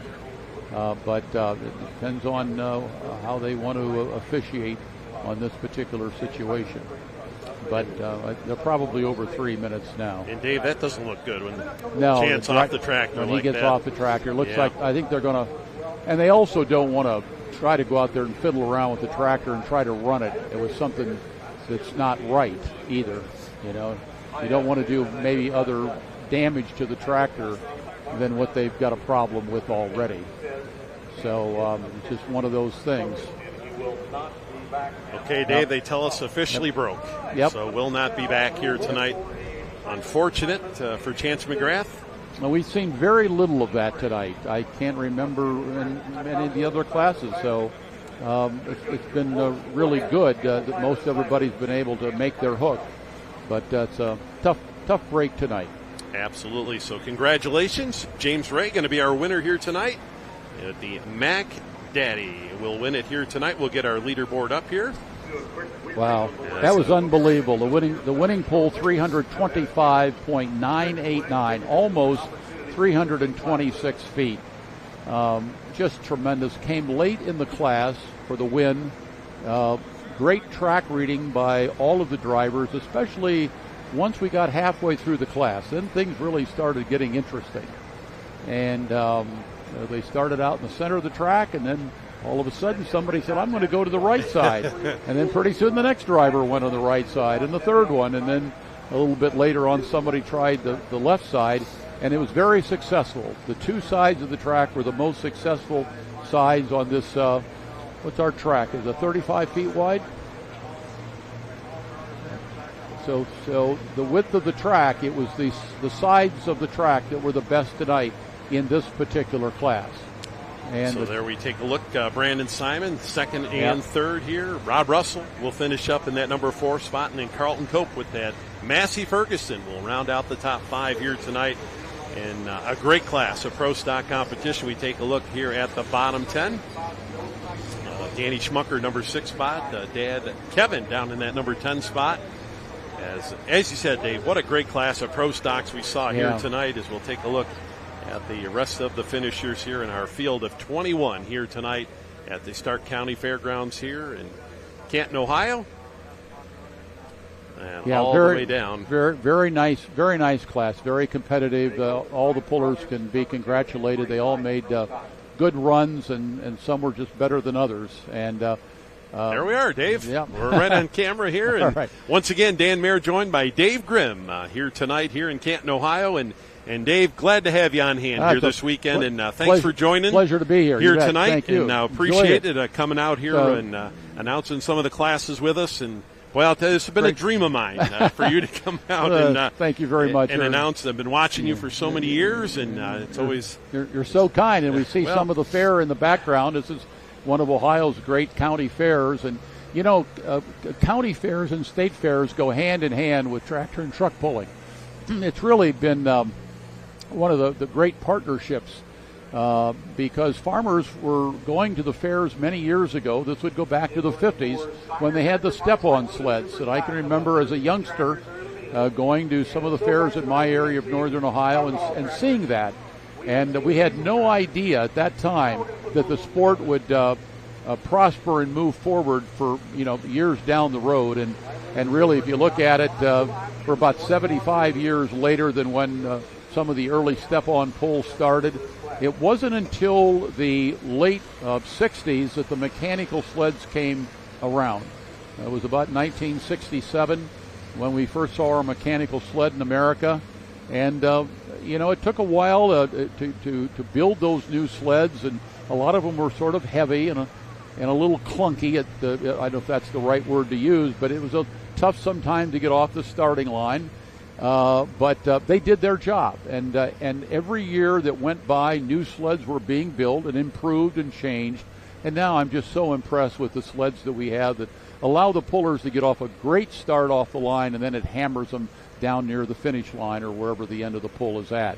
We've got great track officials. The laser measuring has been spectacular for many years now. NTPA runs a sharp operation, good operation, the big scoreboard here. It's really top-notch championship pulling, and I salute the organization for that. It's come a long way, and it's just great to see what's happening. And the pullers then are really building some magnificent machines. These, whether it be a modified or a two-wheel drive truck, four-wheel drive trucks, the pro stock, super stock, whatever it may be, they're all really, really good in close competition. Very impressive. Yeah, what a great show. We've seen here thus far with all the Grand National classes here tonight, and we got a couple regional classes here to finish out the program. But great action, and like I say, Dave, glad to be joined by a Hall of Famer here, NTPA Hall of Fame. Was that 2002 you were inducted right into the Hall of Fame? I believe that was the year. I was very pleased to see my picture there in the NTPA offices, along with so many just great people. We're very proud of what we were able to accomplish back in the 70s and the 80s, which were big development years in pulling. We took pulling to Europe. Pulling went to California. We had about 26 states that belonged to NTPA. We had a big series in Florida every year in the wintertime. We built our first scoreboard.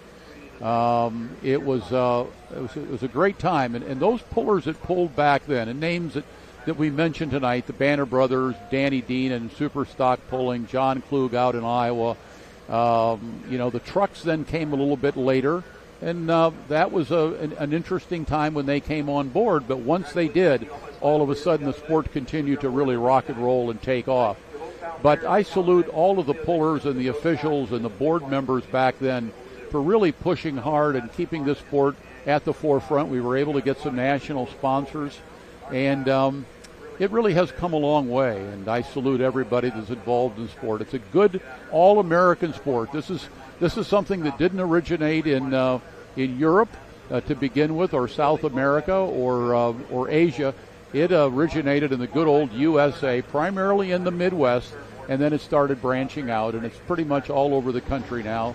Some areas are stronger than others, but Canada was strong for many, many years, and I'm glad to see that we've got some pullers involved from up in the Maritime provinces and also Quebec. So it's a great sport, and it's been around a long time, and I think it's going to be here a lot longer to go. Yeah, so we'll have, of course, session number 2 coming tomorrow, 6:30 start time here, right on Full Pull Live, as we'll have the same 3 Grand National classes, and then we'll have the regional classes to follow as well. And that will be 6:30 start time. All kinds of pulling here this weekend on Full Pull Live, bringing you all the action. We do have some Ohio State action coming up later on in the weekend, so make sure you do check the listings there of what's coming up. As all kinds of great pulling action as we take a look at some of the light limited supers that are going to be out next. The next now I got to ask you now. We talked about this a little bit earlier, but where do you get that buttered popcorn here at the fair? You got to get. Let me see if I can find Russ for you here. He's going to be the guy. Everybody at home has probably got the popcorn going right now, Dave. Watching this event, they probably do. They've heard about it all night. Yeah, they're sitting on their sofa with their buttered popcorn at home, and their refreshment and having a good time. So. Yes, watching Full Pull Live here on a beautiful Friday night here in Canton, Ohio. Yeah, maybe I'll have to go over and get some of those donuts and French fries over at that stand. There you go.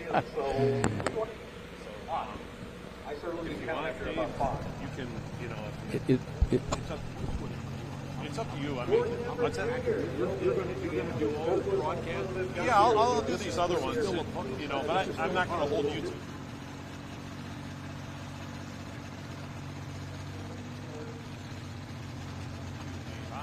I don't want to pour. I'd rather have you for the big stuff and then, you know. Okay, that'll work perfectly.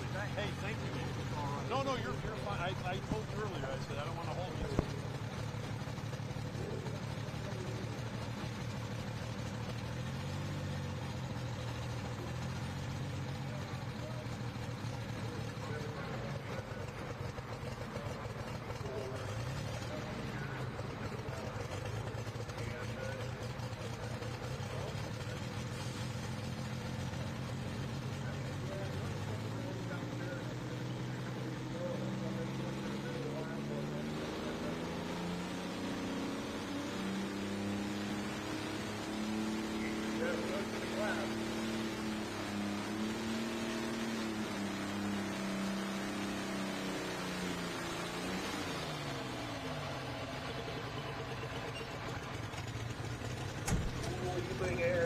All right, so George Everett Jr. here, Monrovia, Indiana, the smokeless alternative here, light limited super stock action here, as 6250 is the maximum weight of these light limited tractors. Now they are running Region 2 points here with the NTPA. We'll also have the classic super stock class out a little bit later on. We got 13 of these light limiteds as we get rolling here with George Everett Jr.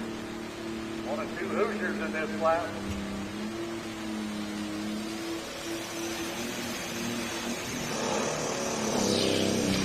Ouch. Ooh. Man, hate to see that. George Everett, as we heard something pop there. So we take a look here at our test puller. So George Everett Jr. As once again here, Canton, Ohio, Dan Mayer is Dave Grimm will join us back tomorrow here for the second session here of Grand National Pulling, as we got some regional classes to take us home here tonight, as the smokeless alternative light limited super stock tractors, now 6,250 pounds maximum weight of these tractors. You see they run the big 30.5 rear tires, about 1,800 horse they're making. We've got alcohol and diesel tractors in this class. So 214 and 98 will be the distance, 214 and 98 for George Everett, as we'll see here on the replay. And you can see right there at the start. And boy, that tractor pulled hard to that left side, and wow, just popped right there. And there we saw the flames. Of course, them alcohol fires can be pretty nasty. He let the guys on the track do what they're trained to do. He did all he could do in closing any.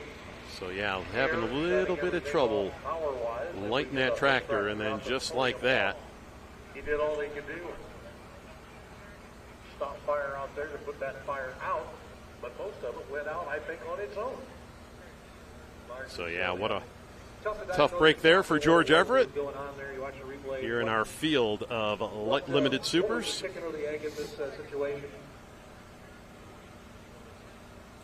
And once again, thank goodness for all the safety gear that these competitors wear. The camera view on the big screen watching the replay back down through, I kind of wonder if it was head gasket.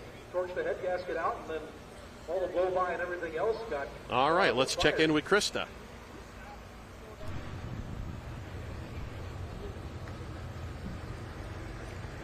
Well, one of my favorite things to do, especially in these regional classes, is find someone for the folks watching on Full Pull Live at home to root for. So how about Mike Monreal, driver of Mean Green? Mike, you were telling me you've been tractor pulling for 40 years. How did you get hooked on this sport? Well, my dad started back in '78 with actually Oliver, '88, and then went to Pro Stock, had actually a John Deere that is now long gone. It was called Resurrection, and then we had pulled Pro Stock, and right when he started pulling the Pro Stock, the tractor was called a Bandit. It was a Massey Ferguson, and he basically put me in the seat at Canfield, and I was 13 years old. So ever since then, I've been pulling. We have pulled virtually in every class that's been around. Canfield's a good place to go. We've got a lot of folks at home watching. We hope they're going to be rooting for Mean Green. Thanks, Mike.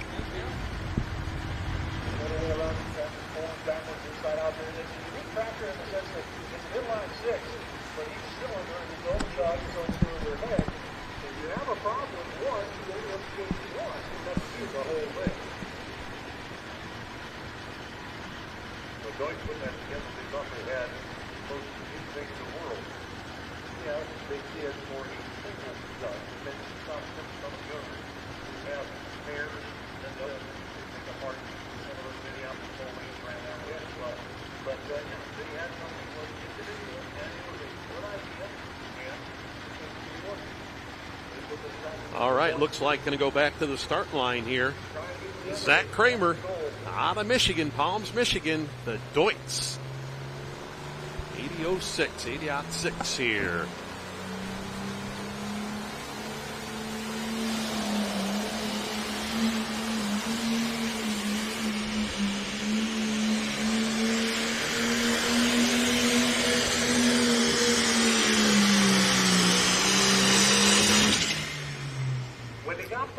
All right, so Zach Kramer here in our light limited super stock class. Take a look at a diesel. We saw the Elke first out. Now we take a look at a diesel.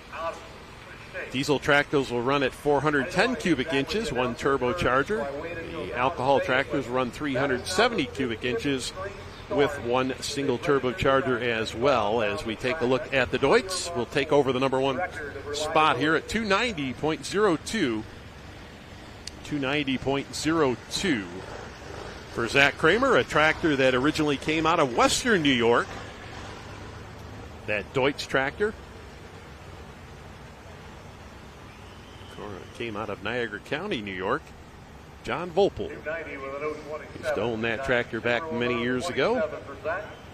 As we'll take a look at Dave Seck out of Carrollton, Ohio, will be up next with Whiskey Bent. Then we've got Jeff Montgomery with Busted Knuckles, and then we got Mike Monreal, longtime veteran with the Mean Green. Will be our next couple of light limited tractors coming up. They'll be followed by the classic super stocks here tonight.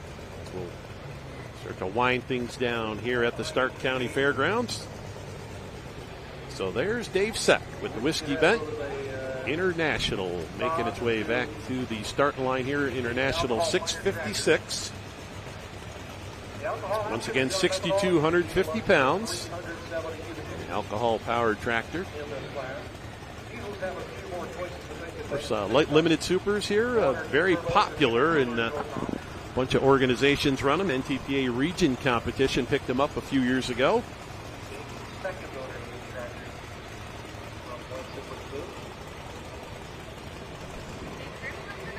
Did. Yeah, I didn't make them stay for the regional stuff. I told her.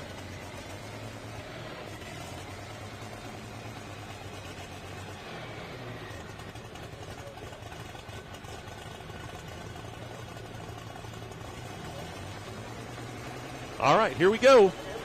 Dave Seck, Whiskey Bent.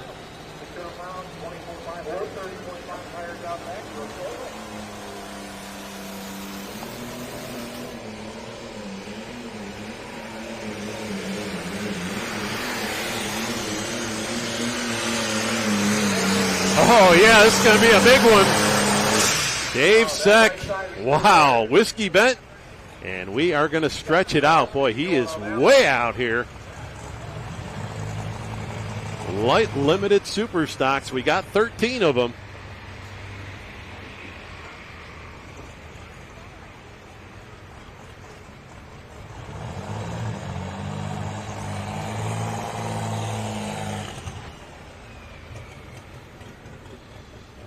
$350 and 97. Good run. Wow. Big run here for Dave Seck. New leader, Carrollton, Ohio.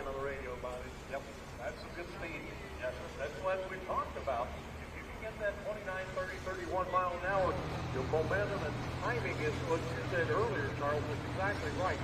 If it's a point when the pan hits the top and everything. So put 60 feet on second place here. Light limited supers. So here we go. Frankfort, Indiana. Busted Knuckles and Jeff Montgomery. See on the fender there, says let's roll. A light limited super stock competition here. So Dave Seck with the whiskey bent goes 350 and change. Take over that number one spot.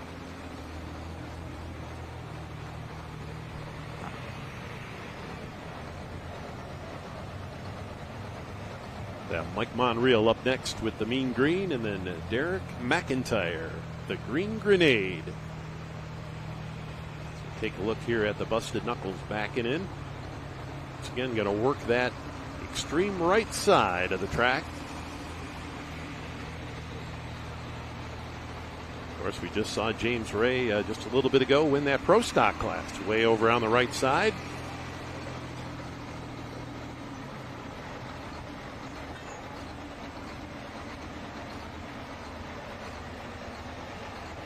So International 766 here.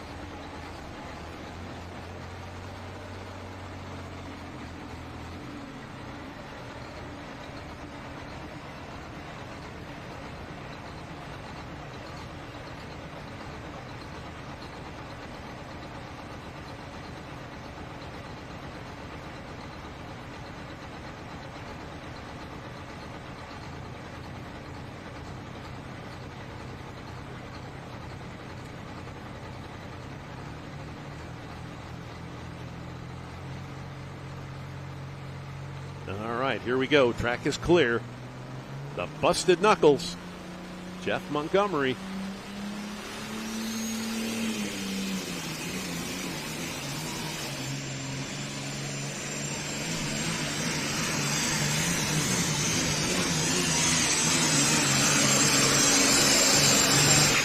And a good run for the Diesel here tonight, Jeff Montgomery.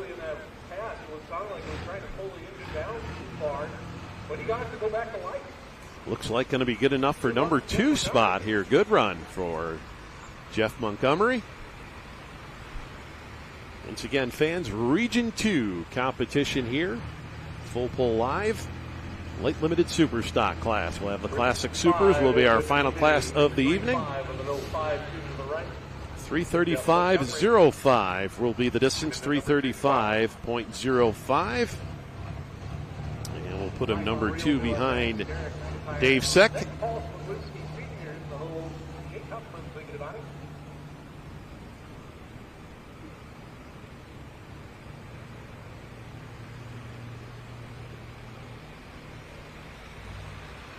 So there we'll take a look at our leaderboard. 350.97. Dave Seck, our leader.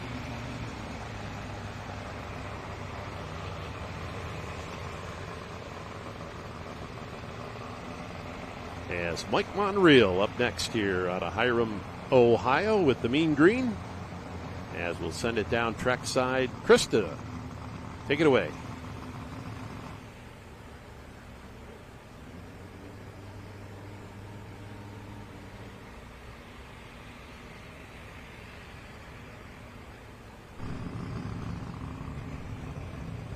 As being green, Mike backs in. I'm with Mark Cooper, Sr. Mark Cooper, tell me about your tractor split decision. What was the split decision you had to make? Tell me about the name. Well, we were trying to figure in for the tractor. And we even told some of our drivers, we'll give you $100 to come up with a good name. And my brother come in the garage one day. He was mad because he wasn't for the tractor. And he said, why don't you just name that son of a bitch Split Decision, because only half the family wants it. So that stuck. It's stuck. The big question, did you pay him the $100? No, he's part owner of it, so why would I pay the $100? But no, he came up with the name. So that's down he's in the field. Pretty sharp on that kind of stuff. How long have you been pulling? I started in 2017, and it's just been, it's such a good time. The camaraderie with the people it's just phenomenal. You can't Until you get involved with it, you can't even imagine it. And it's just an awesome sport. It is. We have a lot of fun being out here with you. Good luck. Thank you. All right, so we see Mike Monreal and the Mean Green, and looks like having an issue with that hitch. So Mike's going to take it off the track.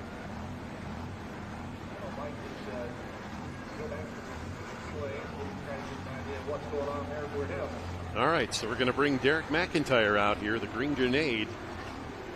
Going to leapfrog Mike Monreal here in the lineup. So we'll go with the Green Grenade here out of Carrollton, Ohio. So he'll back in now with the Green Grenade. So once again, everybody chasing Dave Seck, our leader, with the whiskey bent. 350 and change. We take a good look at those big 30.5 rear tires. Oliver 1850 here. Lots of color in this light limited class.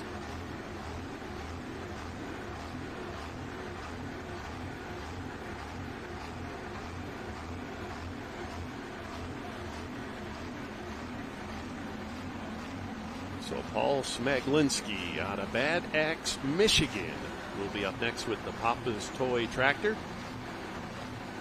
Jake Huffman will follow with the Bloodborne.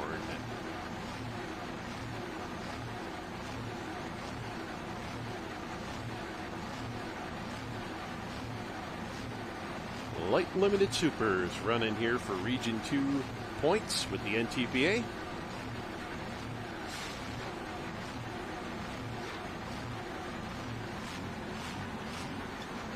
So here we go, slack out of the chain.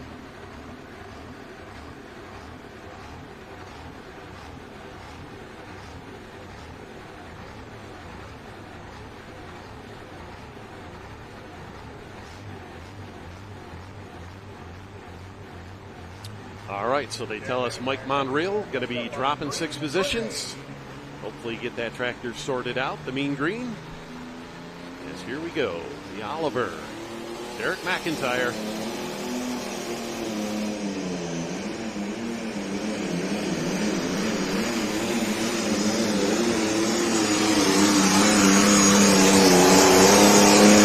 Wow, he's out of here. What a run for Derek McIntyre, Carrollton, Ohio, the Green Grenade. And always a good sign when you make the flagman turn around and run backward. Derek McIntyre, what a run. And that was a diesel. Well, if you want to guess and wager on the distance, I'll take those numbers. 374, 89. Almost 33 mile an hour here is 374.89. As far as speed. New distance, 374.89, new leader. Derek McIntyre will go into that number 1 spot. As we see Mike Monreal, they're going to bring him back around. He's going to drop 6 positions here. And having a trouble with that hook, not fitting in the hitch.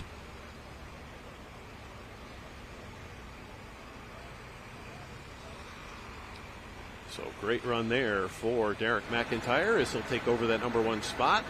Put Whiskey Bent back number 2 at 350 and 97 for Dave Seck.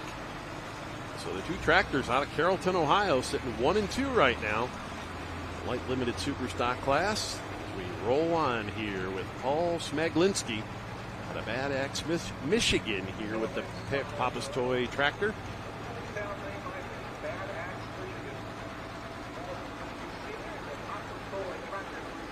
John Deere 4430. Jake Huffman will follow with Bloodborne, and then we've got Lloyd King with the Pale Rider Reloaded entry.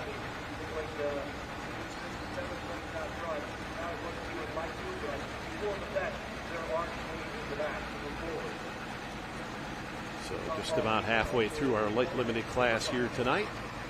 And we'll have the Classic Super Stocks will be our final class of the evening and conclude session number 1 here at the Charlie Schwartz Memorial here in Canton, Ohio.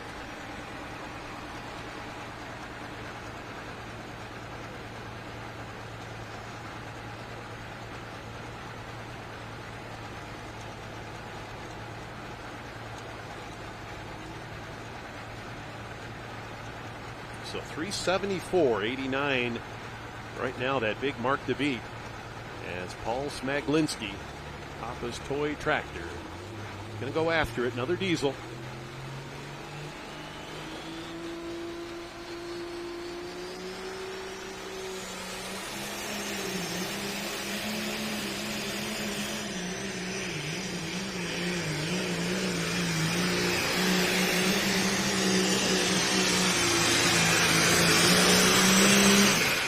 Good run for the tractor out of Michigan, but going to be short at that 374.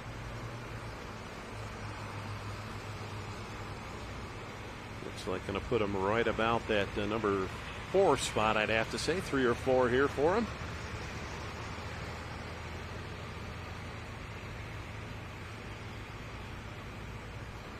So 6,250 pound light limited supers.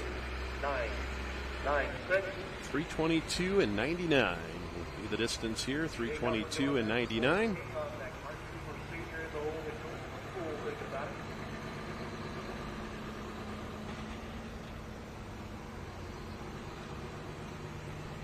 As Jake Huffman out of Attica, Ohio, will bring Bloodborne to the start line here.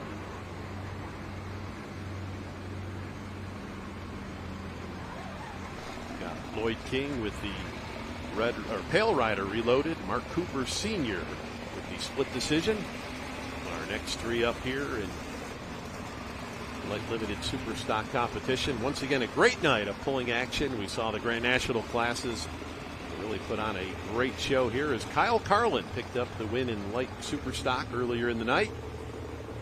The light modified class went to R.J. Simon. And we just saw James Ray pick up the win in pro stock competition with the Mac Daddy tractor. From over in Beloit, Ohio. As we take a look there at Jake Huffman out of Attica, Ohio. Bloodborne. Case International 1896.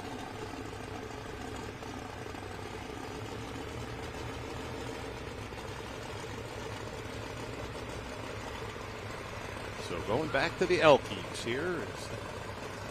Got a nice mix of Elkie and diesel tractors here, this limited class.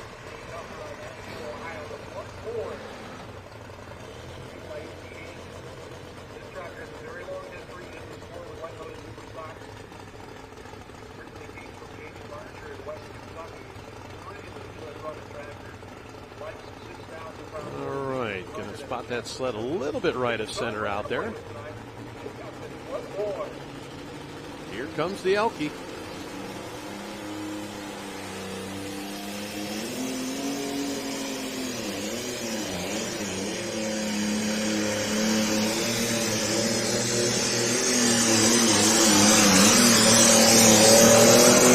Oh, hang on. This has got very interesting here. Is going to be knocking on the door here. Derek McIntyre, our leader with the Green Grenade at 374.89. And Jake Huffman. This is going to be close. 981 for Jake, 366 for the 981. As we see here on the replay, boy, weight was perfect. Look at that. Just sets right there, and 367.98 will be the distance. 367.98 will put him in that number 2 spot here. So we've seen some big runs here late in the field. Here in our light limited super stock class, Jake Huffman, number 2 spot at 367.98.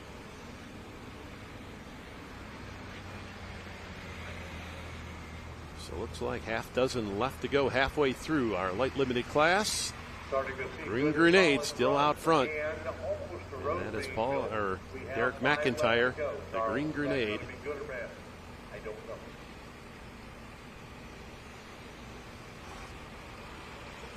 So Lloyd King, Hartville, Ohio, with the Pale Rider Reloaded. Mark Cooper with the split decision, and then Dakota Claypool, Papa's Pennies. Our next three tractors here. Now we do have Mike Monreal. We'll see if he'll be able to come on back here in the field. He dropped 6. We're having that hitch issue. As we've got a cockshut making its way to the starting line here. Lloyd King. Pale Rider Reloaded. Host the cockshuts, the Canadian Oliver, produced in Canada.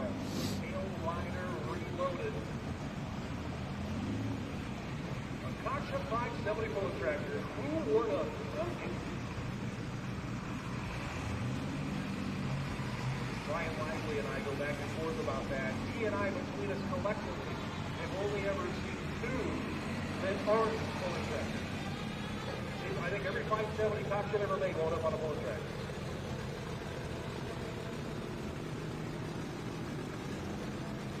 All right, so we take a look here at Lloyd King with his Cockshut 570. Once again, another alcohol-powered tractor.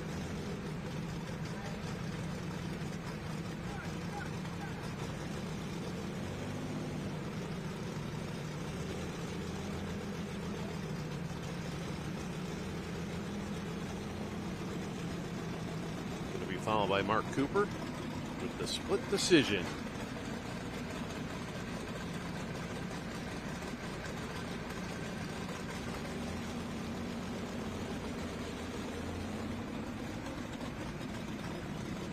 Take a look there at Lloyd King. Kind of surprised doesn't have any gloves on.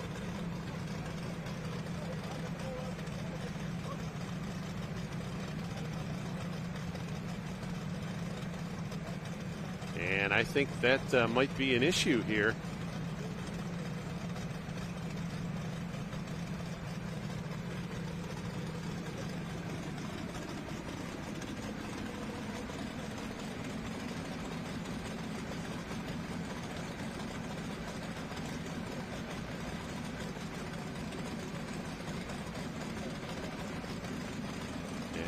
Director of Technical Services Marvin Epperston up there, but yeah, he still doesn't have the gloves on. Kind of surprised. Pale Rider Reloaded, Lloyd King out of Hartville. Here we go, cockshut.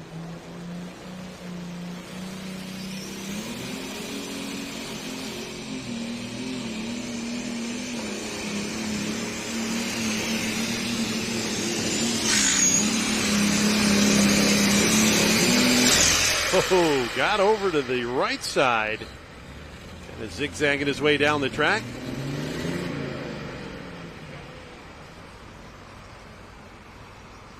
So Lloyd King, the Pale Rider Reloaded. Lloyd got away with one there. Had to eat the brakes so much. He pulled it down to the charger shirt just once. Be able to keep it alive. 328, 104, 328, and a 104. Mark Cooper Sr. will be up next. Dakota Claypool and Todd Wright. Chad Laudermilk, yes, they were waiting for Mike Monreal. I think his reappearance in the order. 3:28 and 10 will be the distance. 3:28 and 10. And we'll send it down trackside with Krista. All right, up in his tractor, my new friend Todd Wright. He is the driver of Rock Bottom. This is just his 3rd hook here in light limited super stock. That's because he used to drive a limited pro. He thought it got a little too pricey, a little too costly, so he dropped down to the light limited super stock class. And he said that's how he came up with the name with Rock Bottom. He said, I kind of dropped back, but I like it. And a lot of these guys in this class said you're going to see a lot more tractors. The tractor count's going to go up here in the light limited super stock. All right, so Mark Cooper up next here with the split decision out of Southington, Ohio. So 3:28 and 10 for Lloyd King with the cockshut here tonight as we take a look at our light limited super stock class here, Region 2 points. Running here, of course, NTPA class, and then we'll have our classic super stocks will be our final class of the evening for session number 1 here at the Stark County Fair. we take a look at another Oliver. Got an Oliver lead the class here. Mark Cooper. Split decision.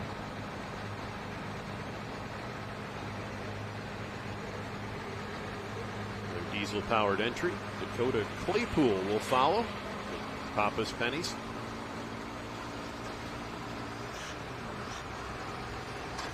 Okay, so we see the mean green of Mike Monreal making his way back to the staging lanes. So has got that hitch figured out. So will make his run here tonight. It's a tough running tractor there. Mike Monreal, longtime puller. As a matter of fact, years ago used to run pro stock tractors, used to run two-wheel drive as well. Had a 57 Chevy two-wheel drive, used to run years ago. A road warrior. But here we go, back to the Oliver.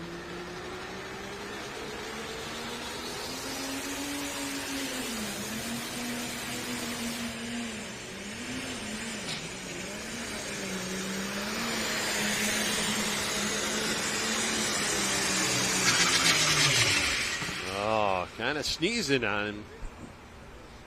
Made his way down the track. So Mark Cooper.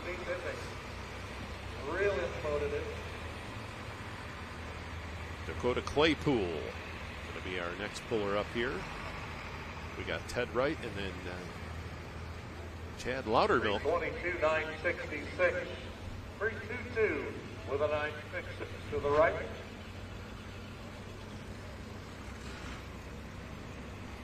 So 322 and 96, number 7 spot here for Mark Cooper. And the split decision Oliver. So we will see where we're going to fit Mike Monreal in the lineup here.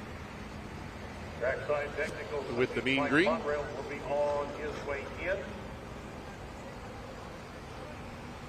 The mean green, he just came past in front of us.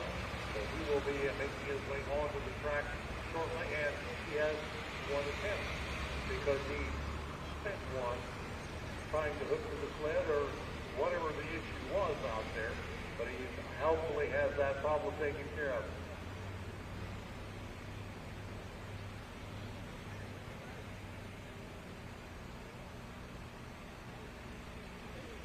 It's interesting watching the digits all fall together, 322.966. If you remember, and we're following as long as we were doing this, Paul took that Bad Axe, Michigan tractor to 322.996. So it is a game of inches as we play on the track here in Stark County tonight. A big thanks to everyone who made it here. All right, so they tell us Mike Monreal should be up next here in our light limited class. As was back in the pit area, getting that hitch ready to go.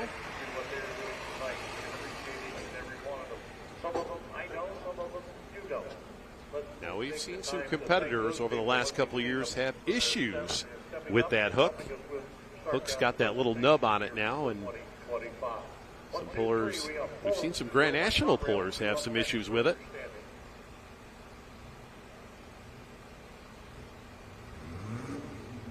So Mike Monreal will fire up the alcohol-powered Mean Green out of Hiram, Ohio.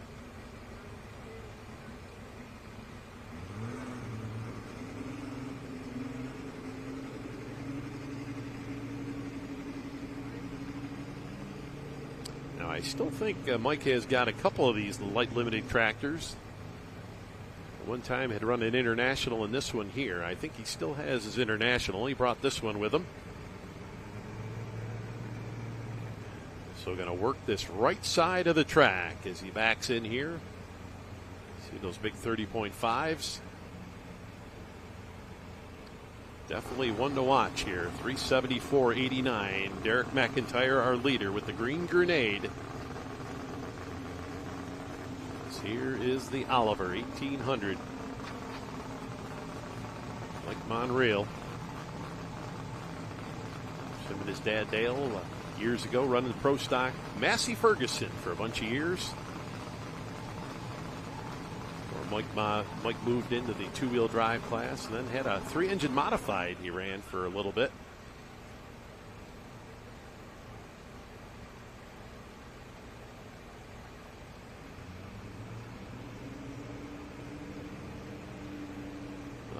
get the slack out of the chain. Here we go. The Mean Green. So he has won it. The Fire of Ohio. The Mean Green of Mike Monreal.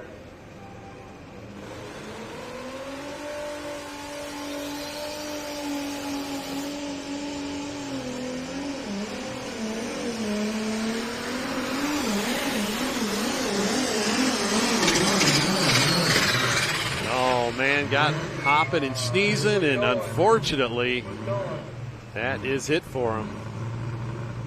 Had a good shot there of taking over that number 1 spot, but you saw once that tractor started to get hopping, pretty much took him out of the game here as we take a look at some of the Hardy fans holding on here tonight. Temperatures start to drop here in Canton, Ohio. Once again, Full Pull Live, Dan Mayer bringing you the action here tonight.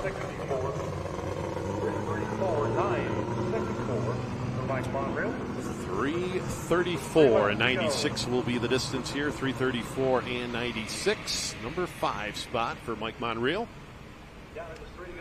So 3 to go. Dakota Claypool, Todd Wright, and then Chad Loudermilk.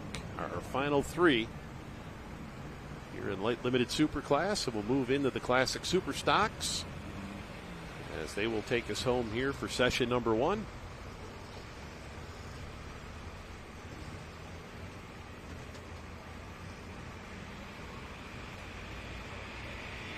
So all chasing Derek McIntyre, the 2 tractors out of Carrollton, Ohio, 1 and 2 right now. Actually, Jake Huffman will move into that number 2 spot. Sorry about that. With the Bloodborne out of Attica, Ohio. Go back here with the International. Dakota Claypool, Jeromesville, Ohio. Papa's Pennies. Dakota Claypool out of Jeromesville, Ohio. Papa's Pennies tractor staying over here on the right-hand side for his run. And one of the few, maybe the only, New Allen. full-size MX Magnum body light limited. No. Looks like an International to me. Yeah.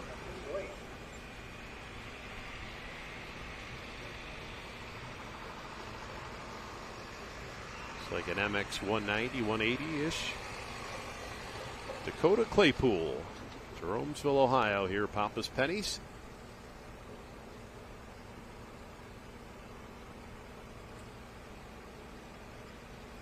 Of course, Jeromesville, Ohio, home for the Rook family. The Hillbilly Deluxe. Super Semi we saw just a couple weeks ago, Bowling Green. Here we go, Dakota Claypool. 374.89, mark to beat. Light limited super stocks. Making right around 1,800 horsepower. Some of the pullers say we're about 1,200 to 1,800 is what they're making out there.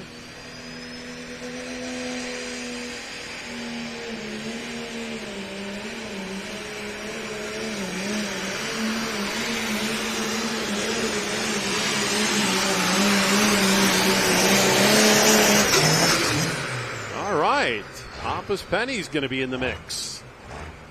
Good run there for Dakota Claypool.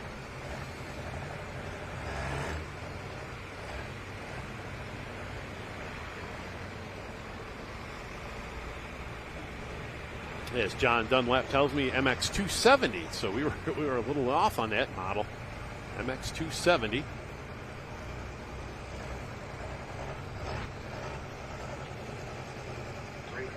As we'll take a look here on the replay.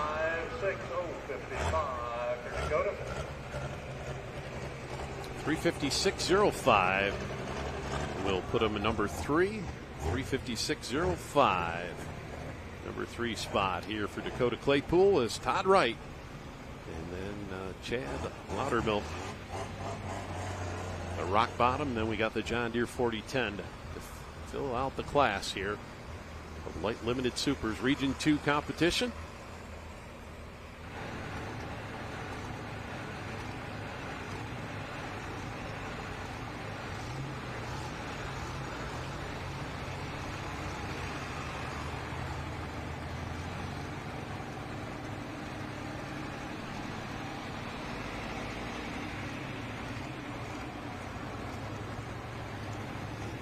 So here comes the rock bottom Ford. Todd Wright out of Minerva, Ohio. Of course, Minerva, Ohio, our big winner in light superstock earlier tonight is Kyle Carlin. The Bad Blood Agco took the big win as he picked up his second Grand National win. Comes to us out of Minerva, Ohio.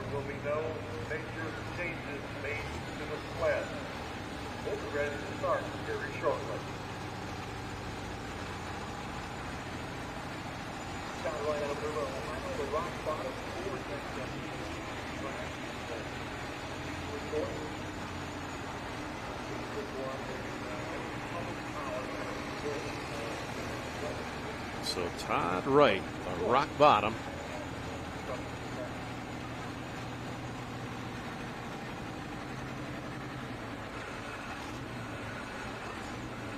So one single turbocharger on it. You run a diesel, 410 cubic inches.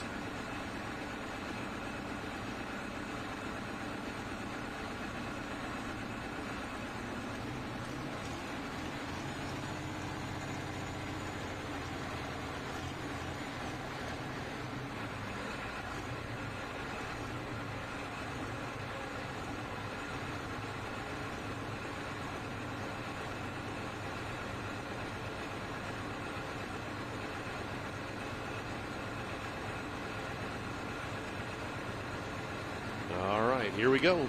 Starts building the boost.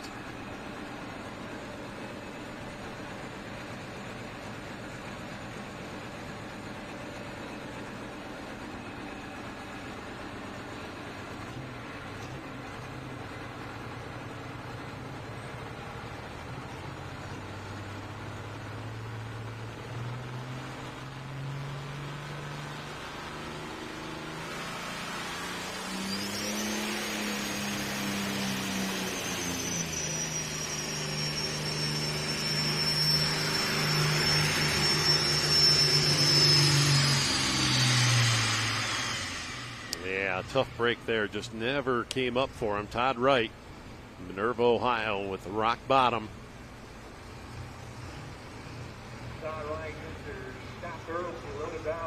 First made it past that 100-foot mark, and at that point, it's kind of like jumping off a diving board. Just rode it out here tonight. So 1 to go as Chad Loudermilk, Carrollton, Ohio, with the John Deere 4010, our final tractor.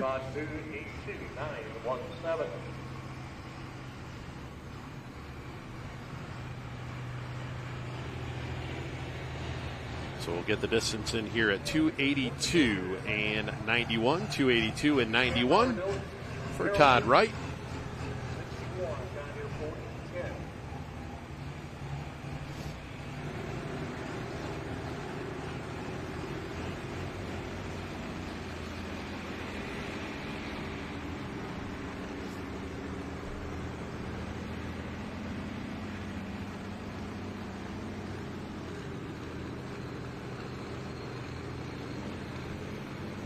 So here comes the John Deere.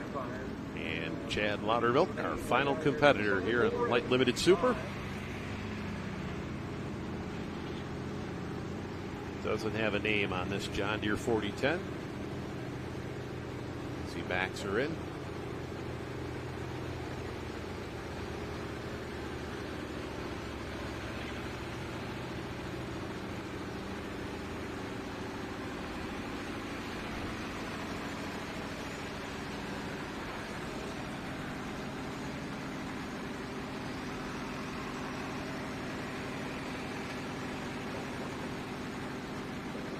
So our third tractor here tonight out of Carrollton, Ohio, this light limited super stock class.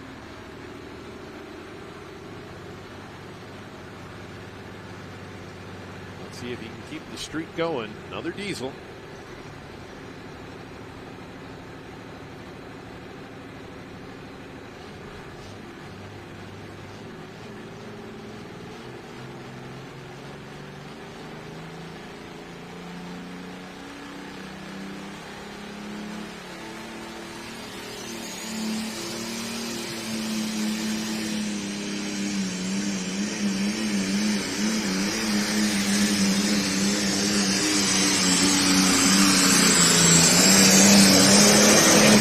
He's going to keep the streak alive. He's going to be right in the mix here. Chad Laudermilk. Those Carrollton, Ohio tractors, boy, they run tough.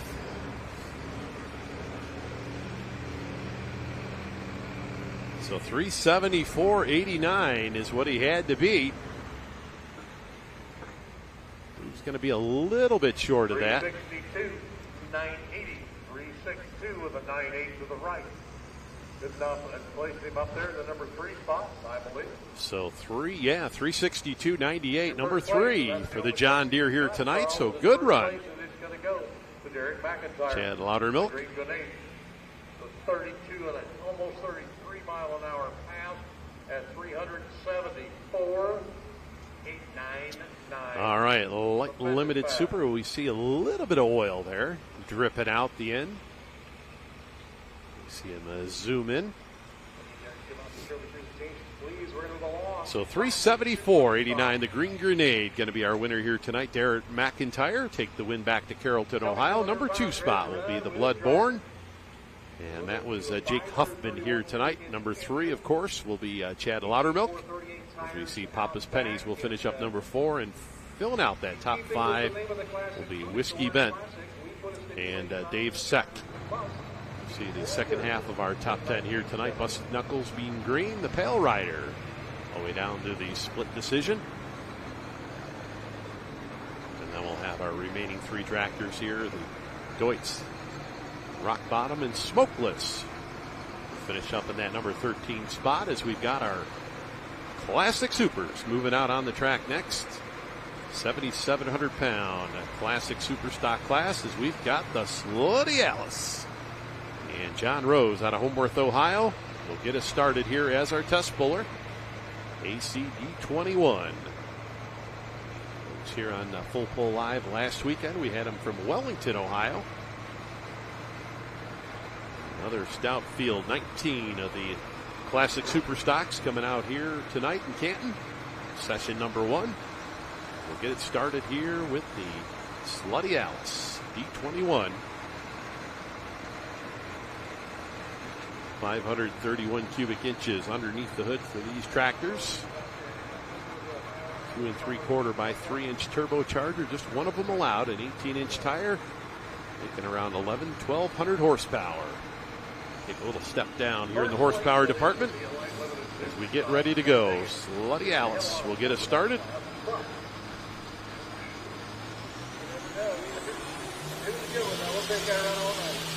Now you got to back it up for the barn. That's what you got to do. We'll do it. All right, very good. Congratulations to you. See you tomorrow night. We're already in the losing class.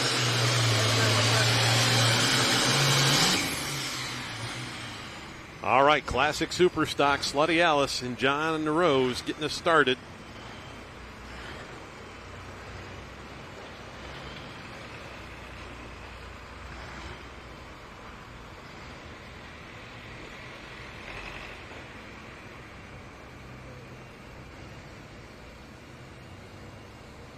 So it looks like John giving us the thumbs up here is our test puller.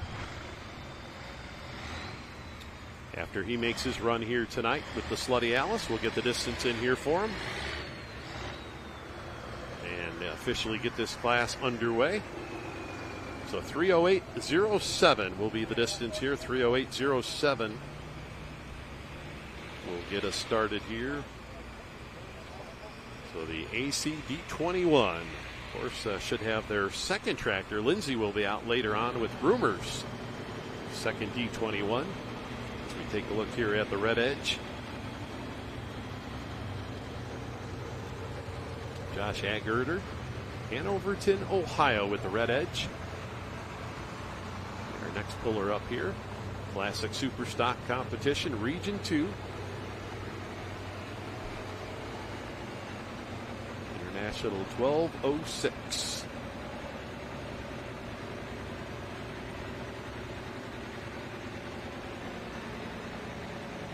All right, we'll send it down to Krista, who's got our light limited winner.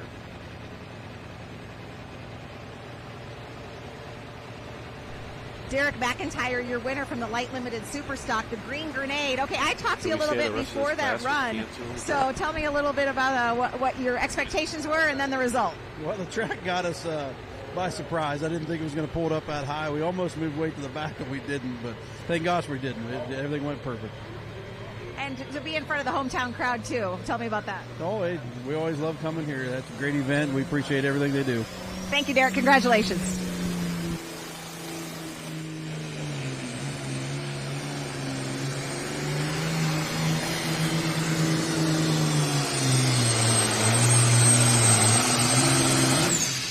All right, Josh Egerter, the Red Edge, 12:06 International. Now 3:08.07, the mark to beat here. The Slutty Alice and John Rose, our leader. And I think we're going to move that lead distance marker a little bit further here. 24, 317. We will see. Yep, going to move it out a little further.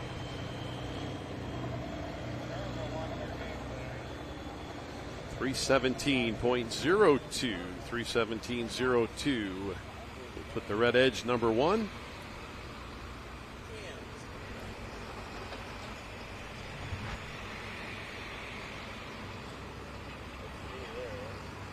What does that say? I can't read that. 3:08.07. All right, so the John Deere, Colton Southern up next here out of Lisbon, Ohio. Just chugging along, he calls the John Deere.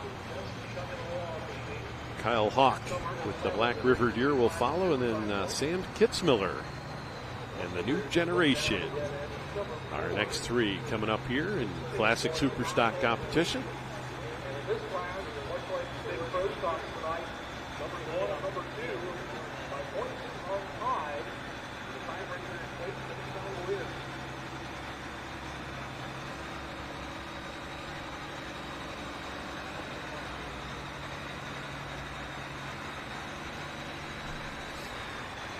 Just chugging along. John Deere 5010.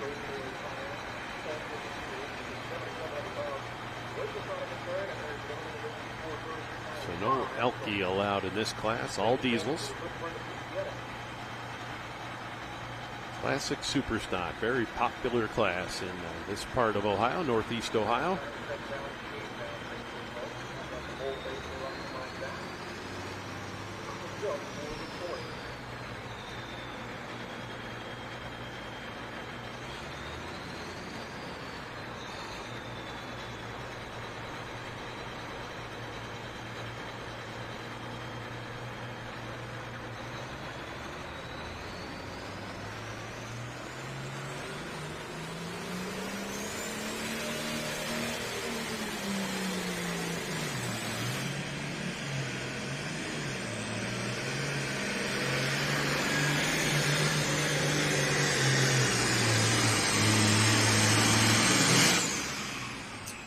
Yeah, looks like we're going to start stacking them in right about that 315-ish mark.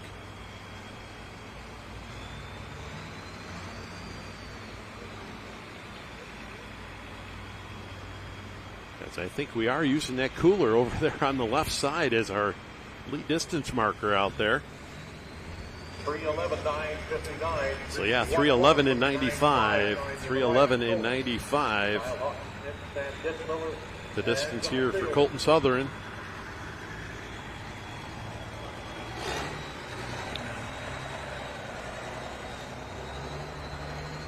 This class is an interesting one to watch, Charles, because there are so many variations of equipment that will fit this particular class. Like you said, that means a certain age can be insured of that. And you have a weight limit that you're playing with. If free ball slips down about anything, it can be 700 pounds, fairly easily done. Yeah, the kid gets with us not super high on the 531, they don't go to the store for a lot of power. Right. So it's not prohibitively expensive to take the horse up to the 531 unless you nearly as much custom work as you would if your limit was, say, 100 cubic inches bigger. Exactly right. So here we take a look at the Black River Deer. Kyle Hawk, John Deere 5010.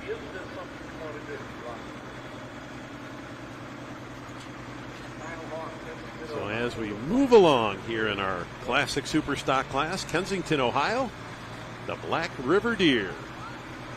And Kyle Hawk, 3:17.02, the mark to beat here. Josh Aggerter, the Red Edge. That's that 12:06 International leading the way here. Classic Superstocks.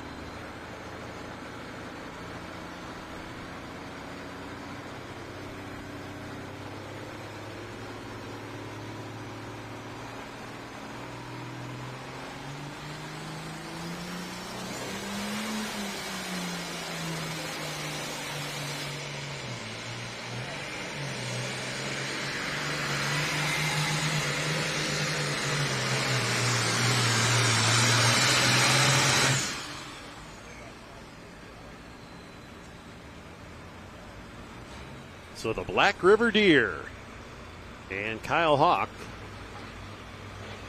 This is going to be close. I think we may be moving that lead distance marker here. 3:17.02 is what he had to beat.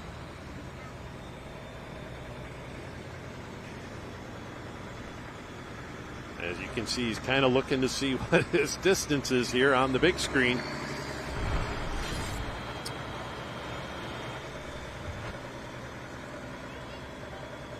So we'll get the distance up here as we saw that front end go way up. Yeah, 3:23 even, new leader. 3:23 even.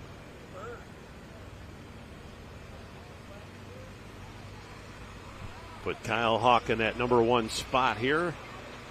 Classic Superstocks moving along. It's book number 5 out of 19 here tonight.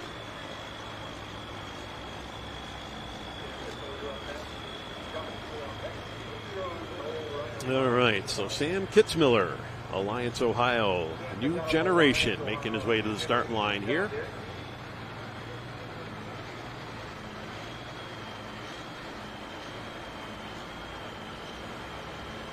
Josh Beal with the Mule Deer, and then Lindsey Rose with that ACD21 Rumors.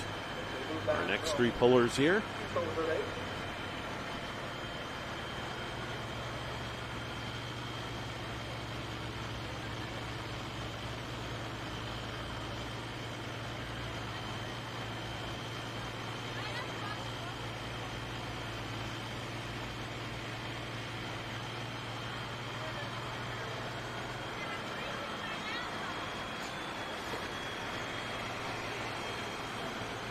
All right, so the new generation, Sam Kitzmiller, Alliance, Ohio.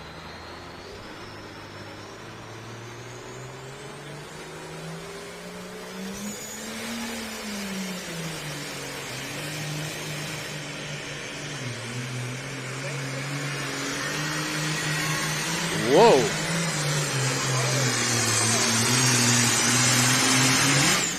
Got off to that left side. No doubt would have been our new leader. But man, had to touch the brake. Sam Kitzmiller. New generation.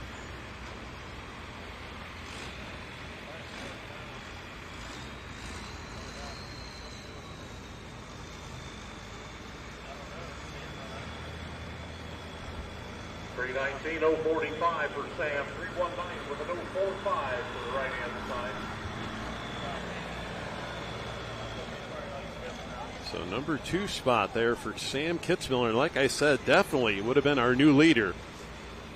Didn't get off to that left side there, had to hit the brake. Bring it back around.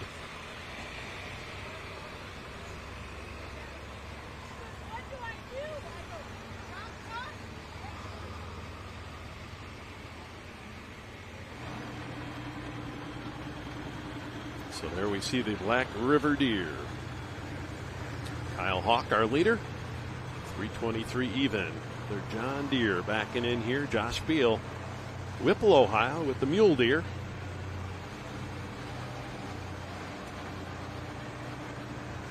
Lindsey Rose with the AC D21, and then Ryan Pollock, the green broke deer. So John Deere 4320. Beal Farms.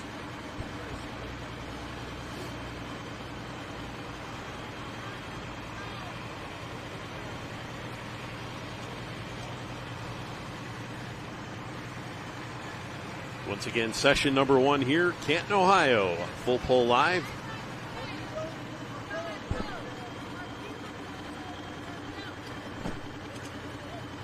One of 2 live streams we're bringing here Friday night.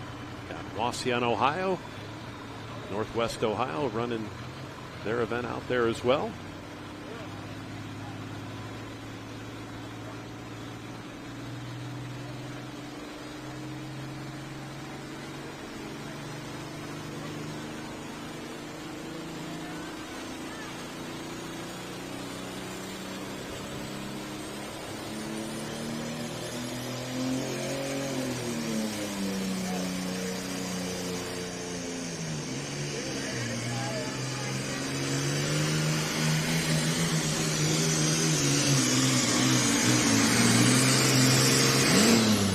Started on the right side, kind of drifted to the middle part there, and then back to the right again for Josh Beal here tonight with the mule deer.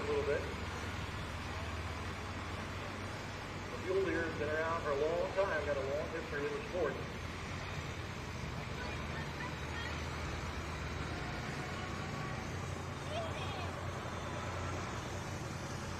$310 with a 997 of 3109 at the dummy.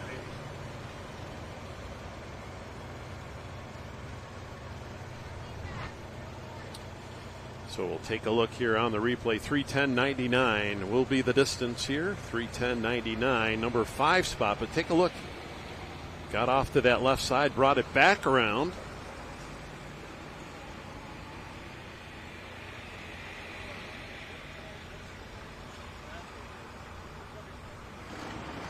Put him in that number 5 spot, the mule deer at 310.99.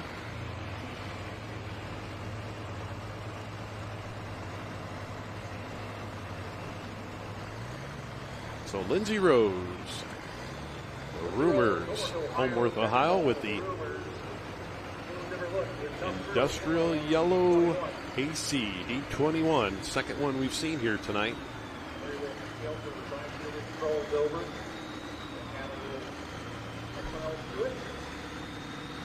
What that is, that's actually doing Adam a favor who's out here doing photography.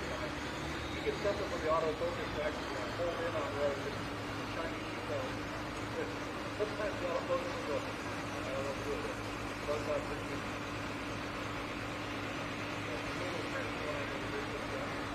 So Ryan Pollock to follow with the green broke deer, and then Larry Jenkins, smoking green. The next 3 here, classic super stock class. 7,700 pounds.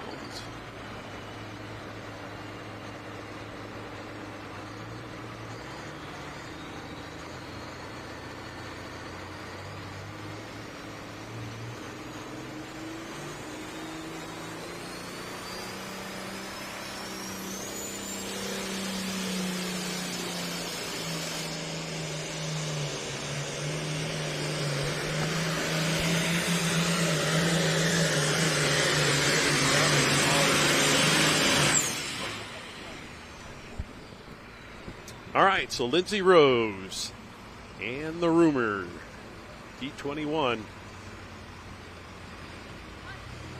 all kind of stacking up right around that 310 foot mark here.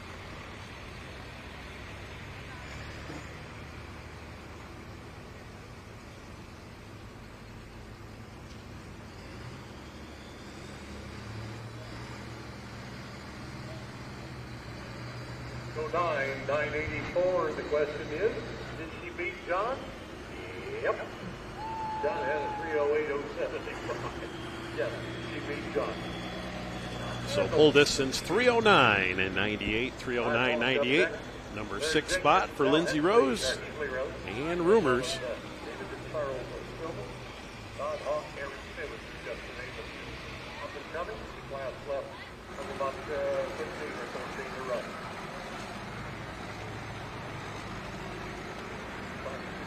Down to their points here.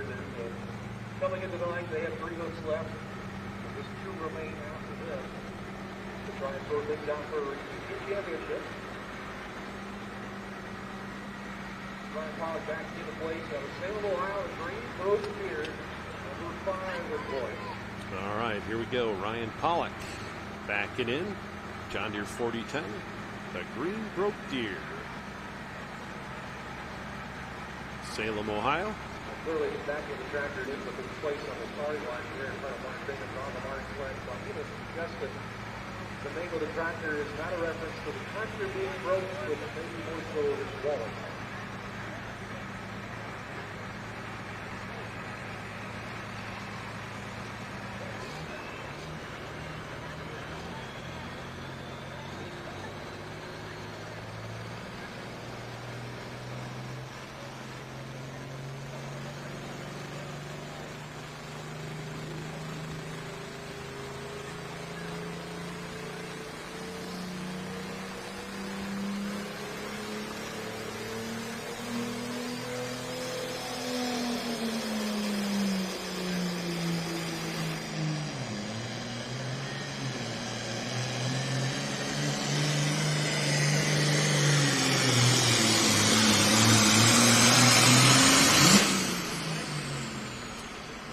It's going to be close.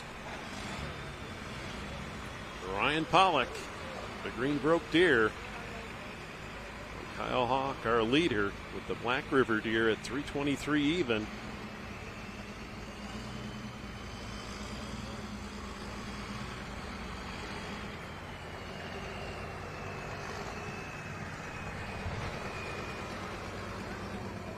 And yeah, we're going to stretch it out a little bit further here. 324.07. So a great run there for Ryan Pollock. We'll take over that number 1 spot. We'll move Kyle Hawk back to that number 2 spot. And we'll put Sam Kitzmiller, number 3. That new generation. So Larry Jenkins, Smoking Green, will be up next here out of Carrollton, Ohio. Got Al Heasley out of Ravenna, Ohio with the Tin Man, and then Dave Spillman, Smoking Ace. Our next 3 as the Deers keep on coming. Larry Jenkins, Smoking Green.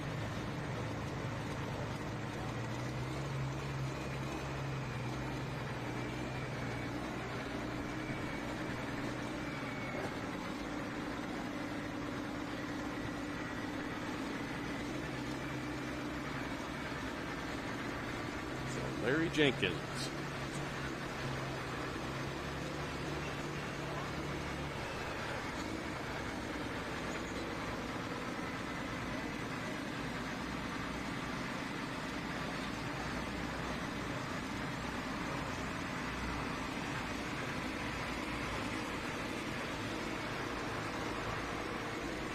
As he gets ready to go, Smoking Green. Carrollton, Ohio, Larry Jenkins, 7,700-pound classic super stocks. Larry Jenkins, Smoking Green tractor number 3. Stevie Boyce, 16 markers out, looking for win number 1 on tour.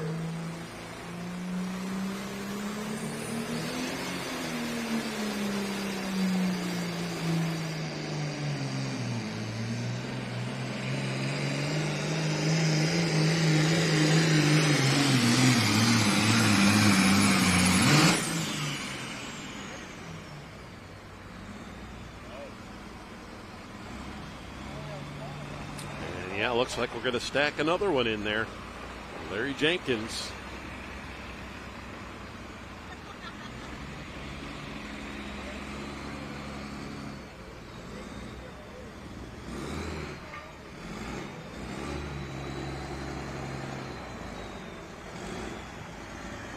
.315, 062, 315 with a 062 to the right.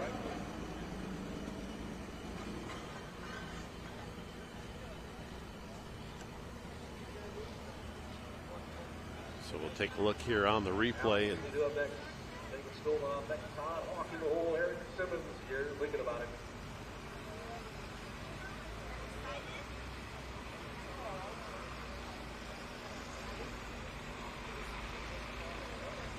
so 3:15.06 the distance here for Larry Jenkins.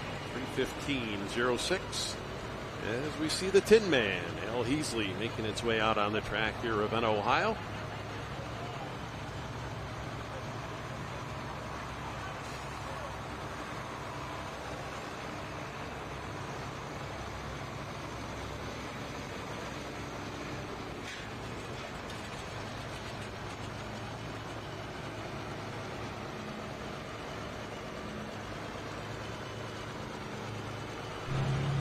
As Tin Man backs up to the tractor, I'm with Matt Spillman, one of the Spillman brothers. David Charles, your brother's getting ready to go. If I remember correctly, you were pretty successful here last year, Matt. Yeah, we ended up with a first here on Friday night, and a first and a second with both tractors, so it's a really good turnout. See if we can do a repeat here, but we got a lot of tough competition, so we'll see what happens. You were just up there talking to your brother. What were you guys talking about? What advice were you giving him? We were talking about a little bit of a line change up. We got a pretty good groove in the track here. It's sucking tractors a little bit to the left, and we're see if maybe we might get out of that and find a straight path. All right, if you're keeping track at home, Matt is the driver of Shell Shocked, his brother, Dave, Smoking Ace. They're 2 tractors away.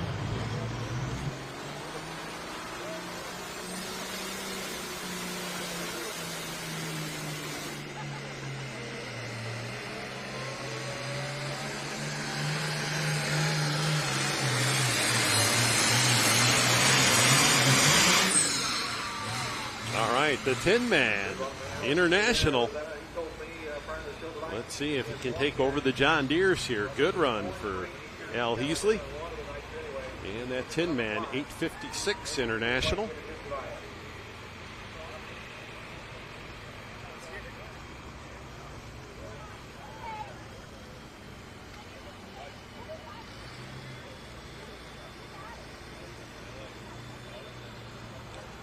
So 3:24.07, the mark to beat here. Let's see if he's done it.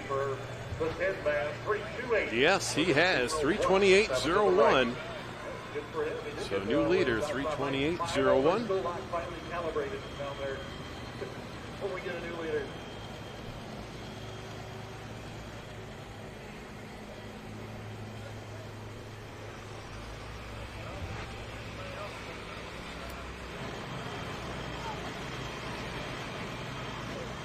Move that sled over here to the left side. Work down for Al Heasley. And we'll have Dave Spillman up next here. Bolivar, Ohio, Smoking Ace. He'll be followed by Todd Hawk, John Deere 5010. And then we'll have Eric Simmons with the Midnight Squeeze. Our next 3 here in Classic Super. As we start to wind things down just over that halfway point. Our Region 2 class here, Classic Super Stocks.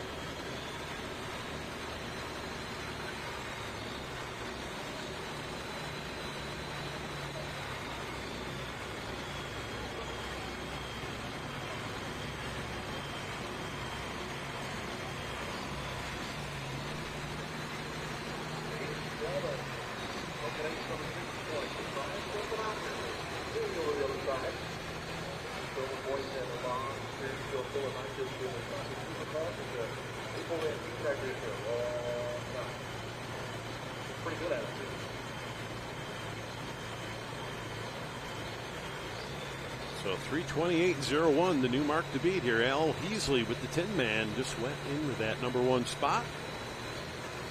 John Deere looking to take back over. Smoking Ace, Dave Spillman.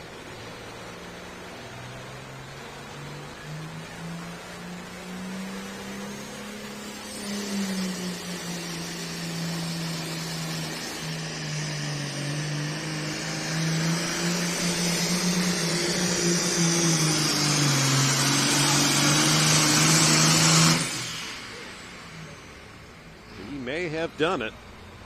Good run there for Dave Spillman.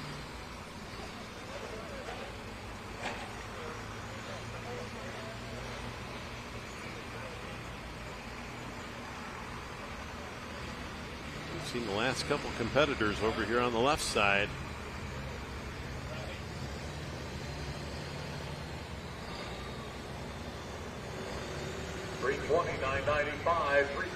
Not good enough. 320.99 the distance. 320.99. So we'll put number 4 for Dave Spillman. Move Sam Kitzmiller back to that number 5 spot with the new generation. So that's our change in our Classic Superstock leaderboard currently. Tin Man and Al Heasley.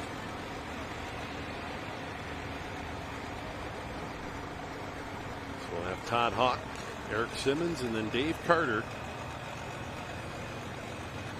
Catlett. Dave Catlett. Jason White lines.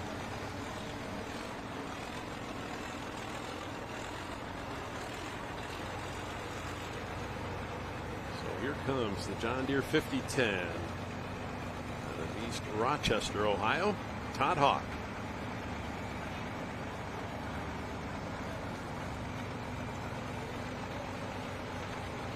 Good.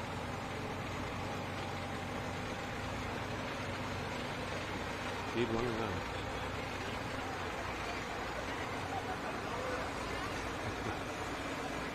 So here comes Todd Hawk, John Deere 5010.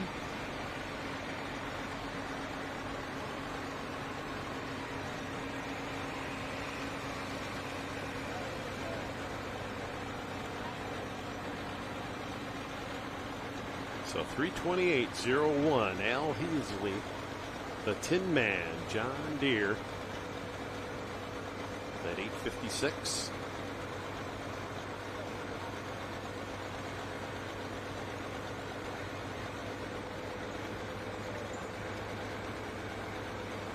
So getting down to it here. Classic Superstock still have a couple heavy hitters down here at the bottom of the field by the luck of the draw.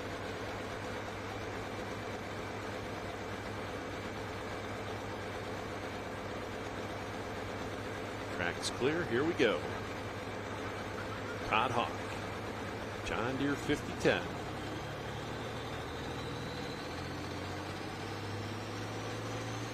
Todd Hawk, 5010, John Deere, East Rochester.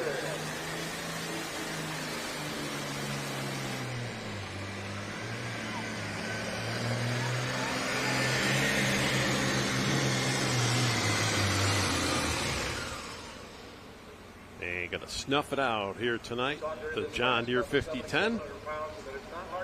So Eric Simmons, Hanoverton, Ohio, with the Midnight Squeeze, our next puller. Exactly right. We're talking about a 64 5010 John Deere.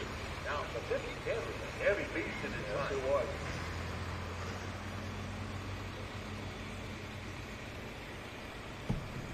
Thank you, sir. 294.062 for Todd. 294.062. So you take a 50, 20, 50, 10 in this case, and once you take off, how much do you have to take off? You're going to lighten a lot of things up. So 294.06 the distance. 294.06 for Todd Hawk here tonight is Eric Simmons. The Midnight Squeeze going to be up next. Because a 5010, if I remember correctly, weighed almost 9,000 pounds. Gosh, I would have actually thought it was higher. It may well have been. Dave Catlett will follow with the Jason White lines, and then Henry Pitts, the Pipe Dream. Our next three coming up here is just like going to move that sled back over here to the right side.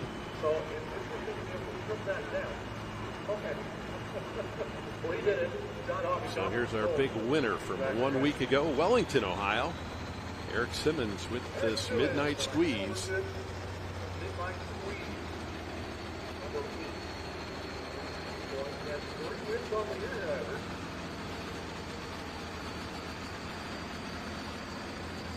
going to come back all the way over to this side now.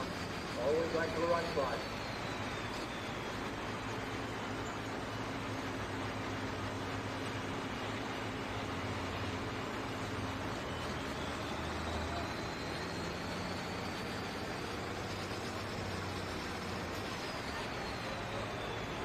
Right, just like we saw in Pro Stock, going to go back and forth here.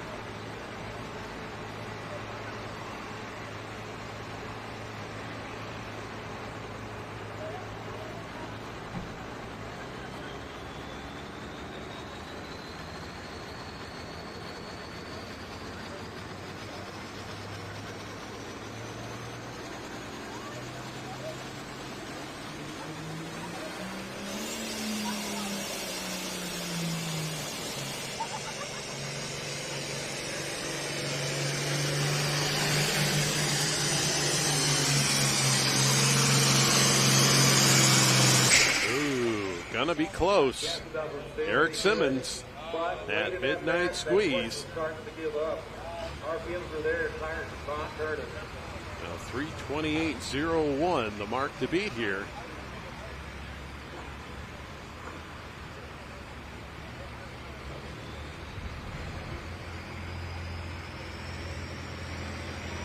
$322.961, 322 with a 961 to the right. So 322.96 will put Eric Simmons number 4. And we'll move Dave Spillman back to number 5 here with the Smokin' Ace tractor. Textbook, picture perfect. So Dave Catlett, Minerva, Ohio, with the Chasin' White Lines will be up next here, followed by Henry Pitts, the Pipe Dream, and then we got Matt Spillman with Shell Shock. Our next 3 up. Looks like we've got 6 to go here. Half a dozen. Eric Simmons, Hayden Shaw, and then Chuck Palmer will be our final tractor. Classic Super Stocks. As we finish out the evening here, session number 1. Stark County Fairgrounds at Charlie Swartz Memorial.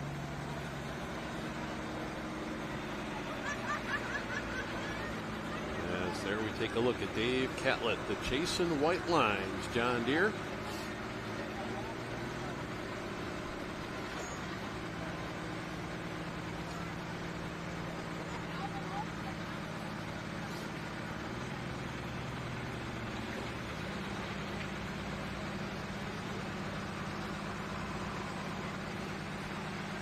Al Heasley, the Tin Man, 856 International, our current leader.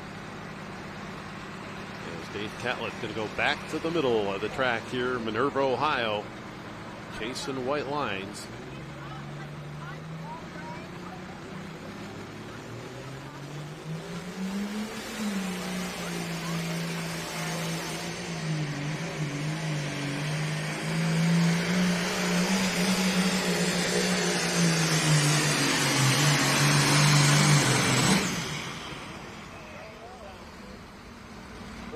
Flutter at the end, a lot of white smoke and some belt squeak too. I think on the bullseye, I think we might have a burn piston. This tractor is now wounded.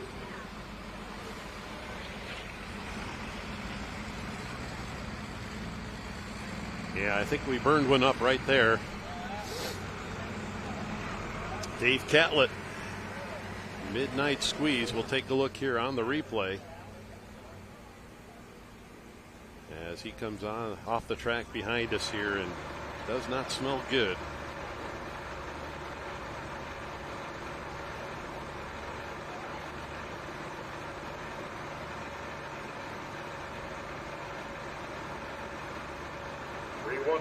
With a 009 to the right. 15 with a 009.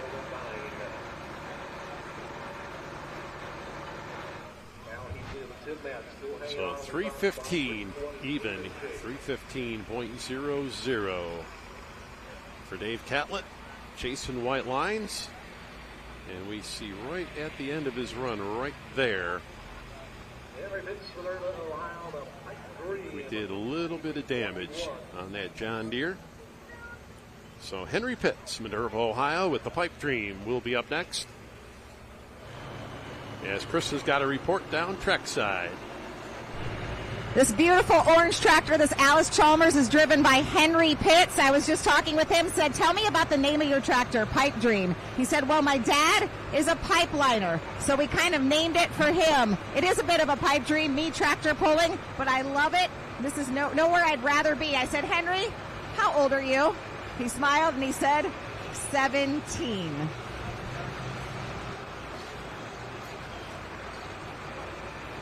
All right, so Henry Pitts, that Pipe Dream, our third D21 here tonight. Just 17 years old. Piling in the Pipe Dream. Got to go better. 328.01. The mark to beat here. 328.01.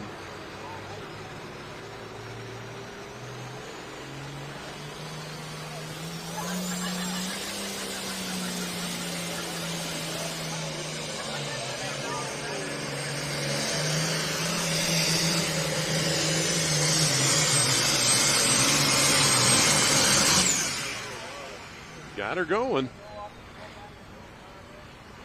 Henry Pitts in the Pipe Dream.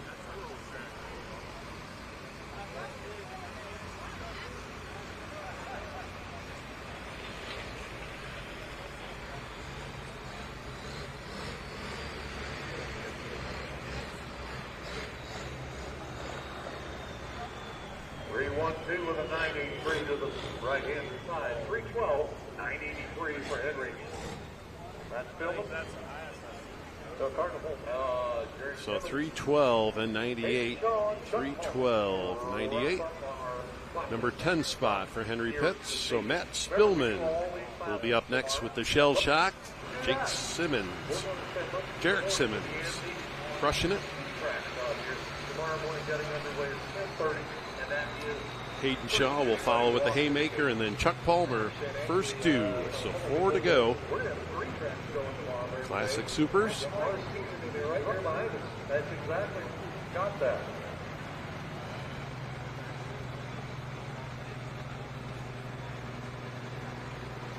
That's going back into the Shell Shock tractor. Number 1 in points by virtue of the tiebreaker. 2 wins on the year. By one goal. That's the same number coming into this evening.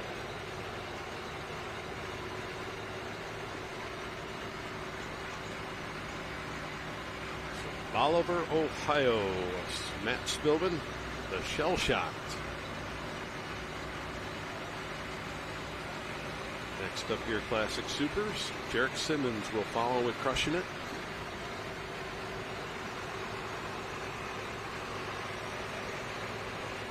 Al Heasley, Tin Man.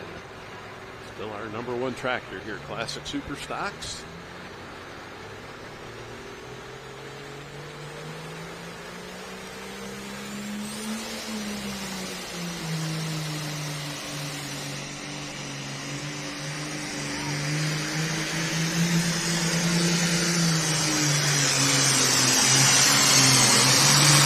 Yeah, we're going to have a new leader. Matt Spillman, that John Deere. Going to stretch it out here. Great run.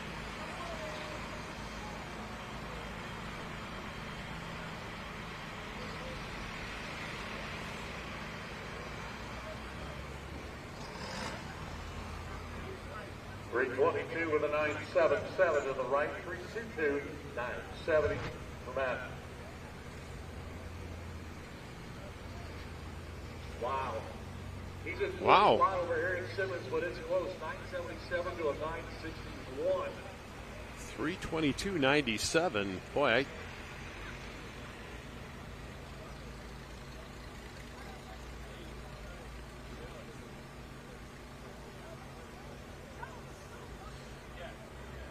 Matthew, I think that problems with the tractor. I don't know if he can get it into reverse or back up.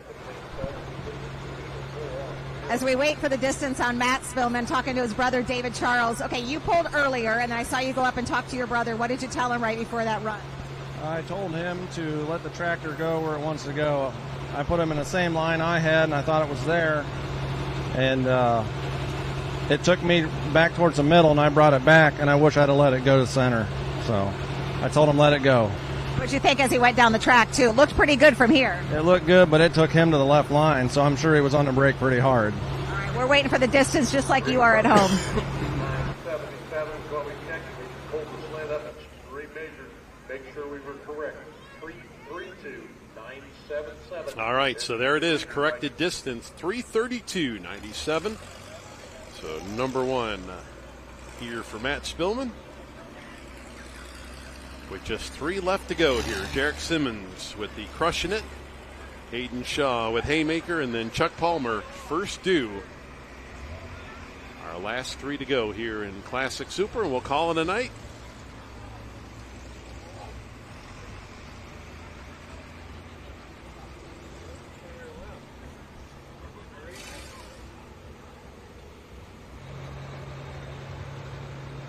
So Shell Shock, new leader here, Matt Spillman. As we've got Let's Roll 806 International and Jarek Simmons out of Hanoverton, Ohio.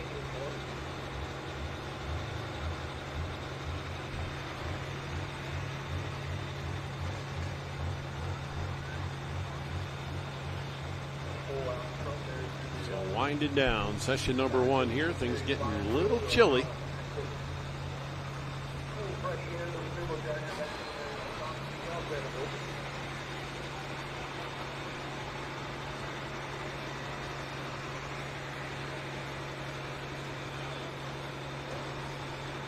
So John Deere goes back in the number 1 spot here as we'll see what Let's Roll. Jarek Simmons can put it in that number 1 spot. Going to go back to the left side.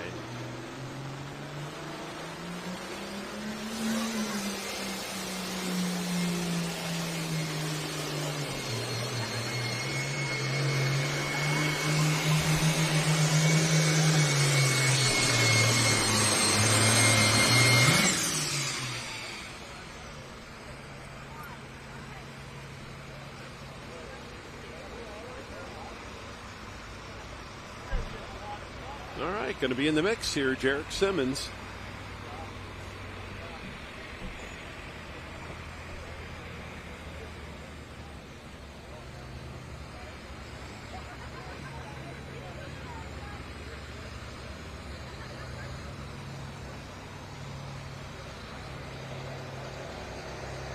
So we get the distance in here for the 806 International.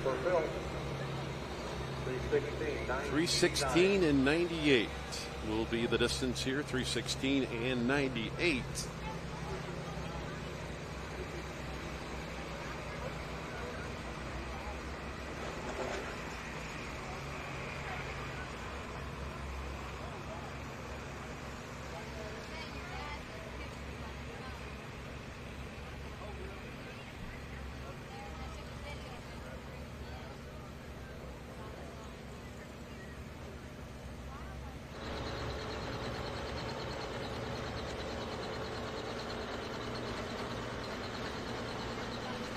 All right, Hayden Shaw, Amsterdam, Ohio, the Haymaker. And then we'll have Chuck Palmer with the first due, our final competitor. Classic Super Stocks. All chasing Matt Spillman right now, the Shell Shock at 3:32 and 97.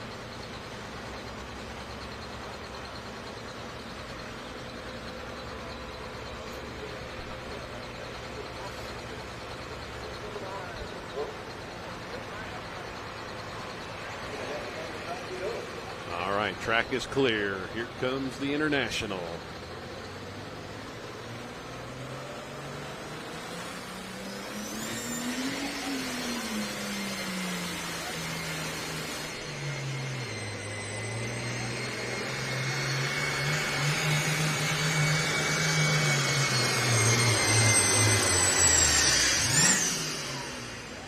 Well, gave it a good shot here. I think going to be right in that top 3 or so for Hayden Shaw.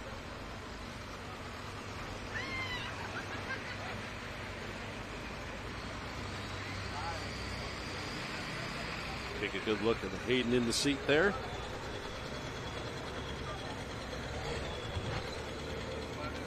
So 3:23.96, good run. +3,968. And that will put him number 4. So we are down to 1. Chuck Palmer, first due out of Rootstown, Ohio.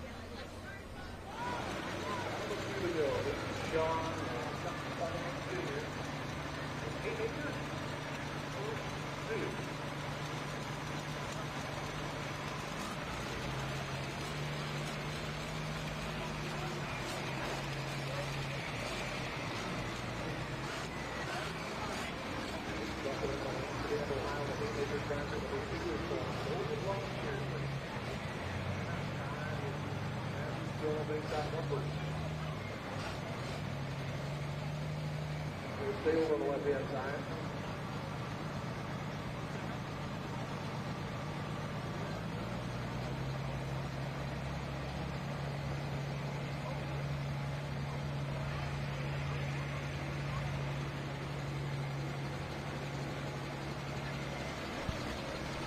Takes a lot to put on one of these tractor pulls. A big thanks to all the first responders, all the medical team, and that is very near and dear to Chuck Palmer's heart. He splits this ride with his wife, Rose. Chuck is in the seat tonight. He's been a firefighter for 43 years. He said he's been tractor pulling maybe longer than that.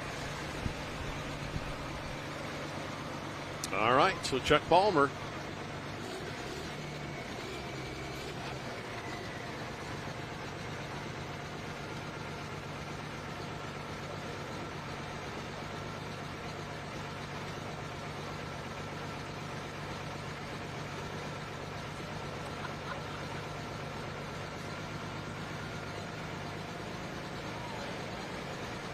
Final tractor here.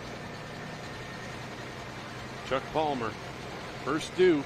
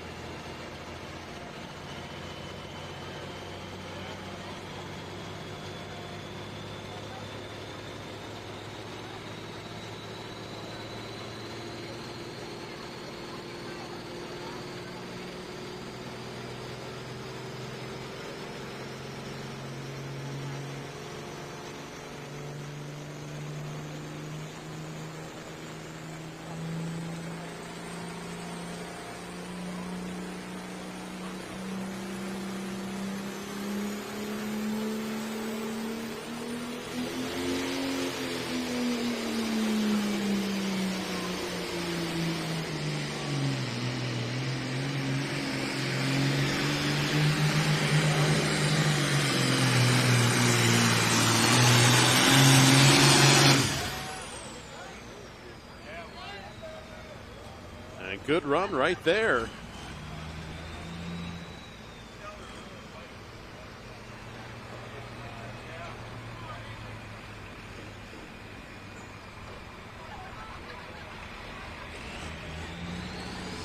That's the haymaker? All right, they tell us that's the haymaker right there, Hayden Shaw. So 328.99. So that was Hayden Shaw, they tell us, with the haymaker. So we'll put him number 2. So now we'll move to our final tractor here, Chuck Palmer, and first due. So he had an extra tractor in there. Did not have him on our lineup here. So Rootstown, Ohio. Chuck Palmer Jr., first due.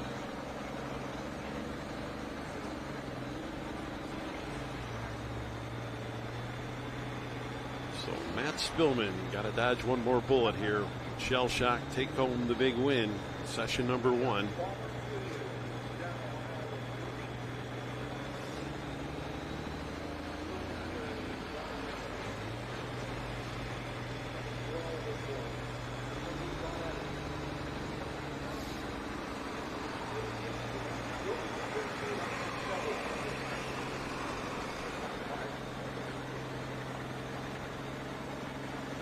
John Deere 4430.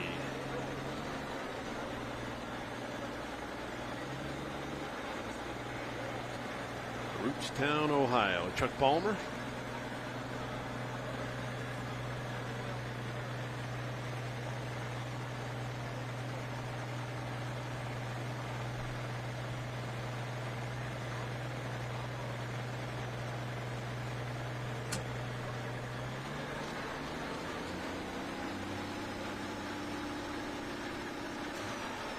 All right, slack out of the chain. Here we go. Final tractor of the night.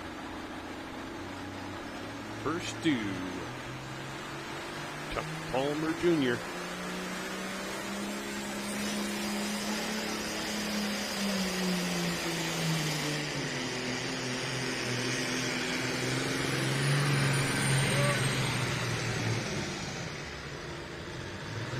And not going to get it done here tonight.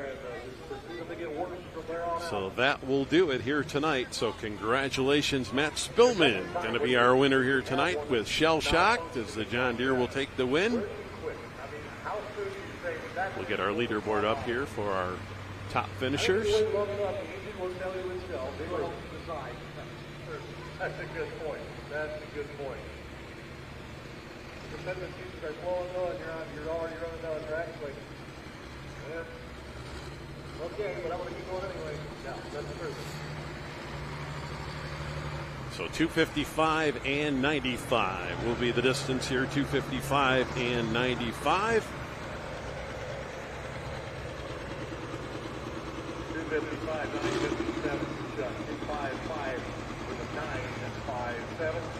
Your first place, W. Matthew Spillman, 32 packs. So we'll get our leaderboard up here. One final leaderboard here is we see the folks heading out here tonight. Shell Shocked will pick up the win here as Matt Spillman will take the win. Haymaker will finish up number 2. The Tin Man, number 3. Greenbroke, number 4. And Crushing It will fill out our top 5 here tonight. Classic Super Stock. And that will wrap things up for us here. On behalf of Chris Devoda and Dave Grimm here tonight and the entire Full Pull Live crew, this is Dan Mayer thanking you for tuning in to Full Pull Live, your home for live streaming pulling action. And we'll see you back here tomorrow night, 6:30 for session number 2.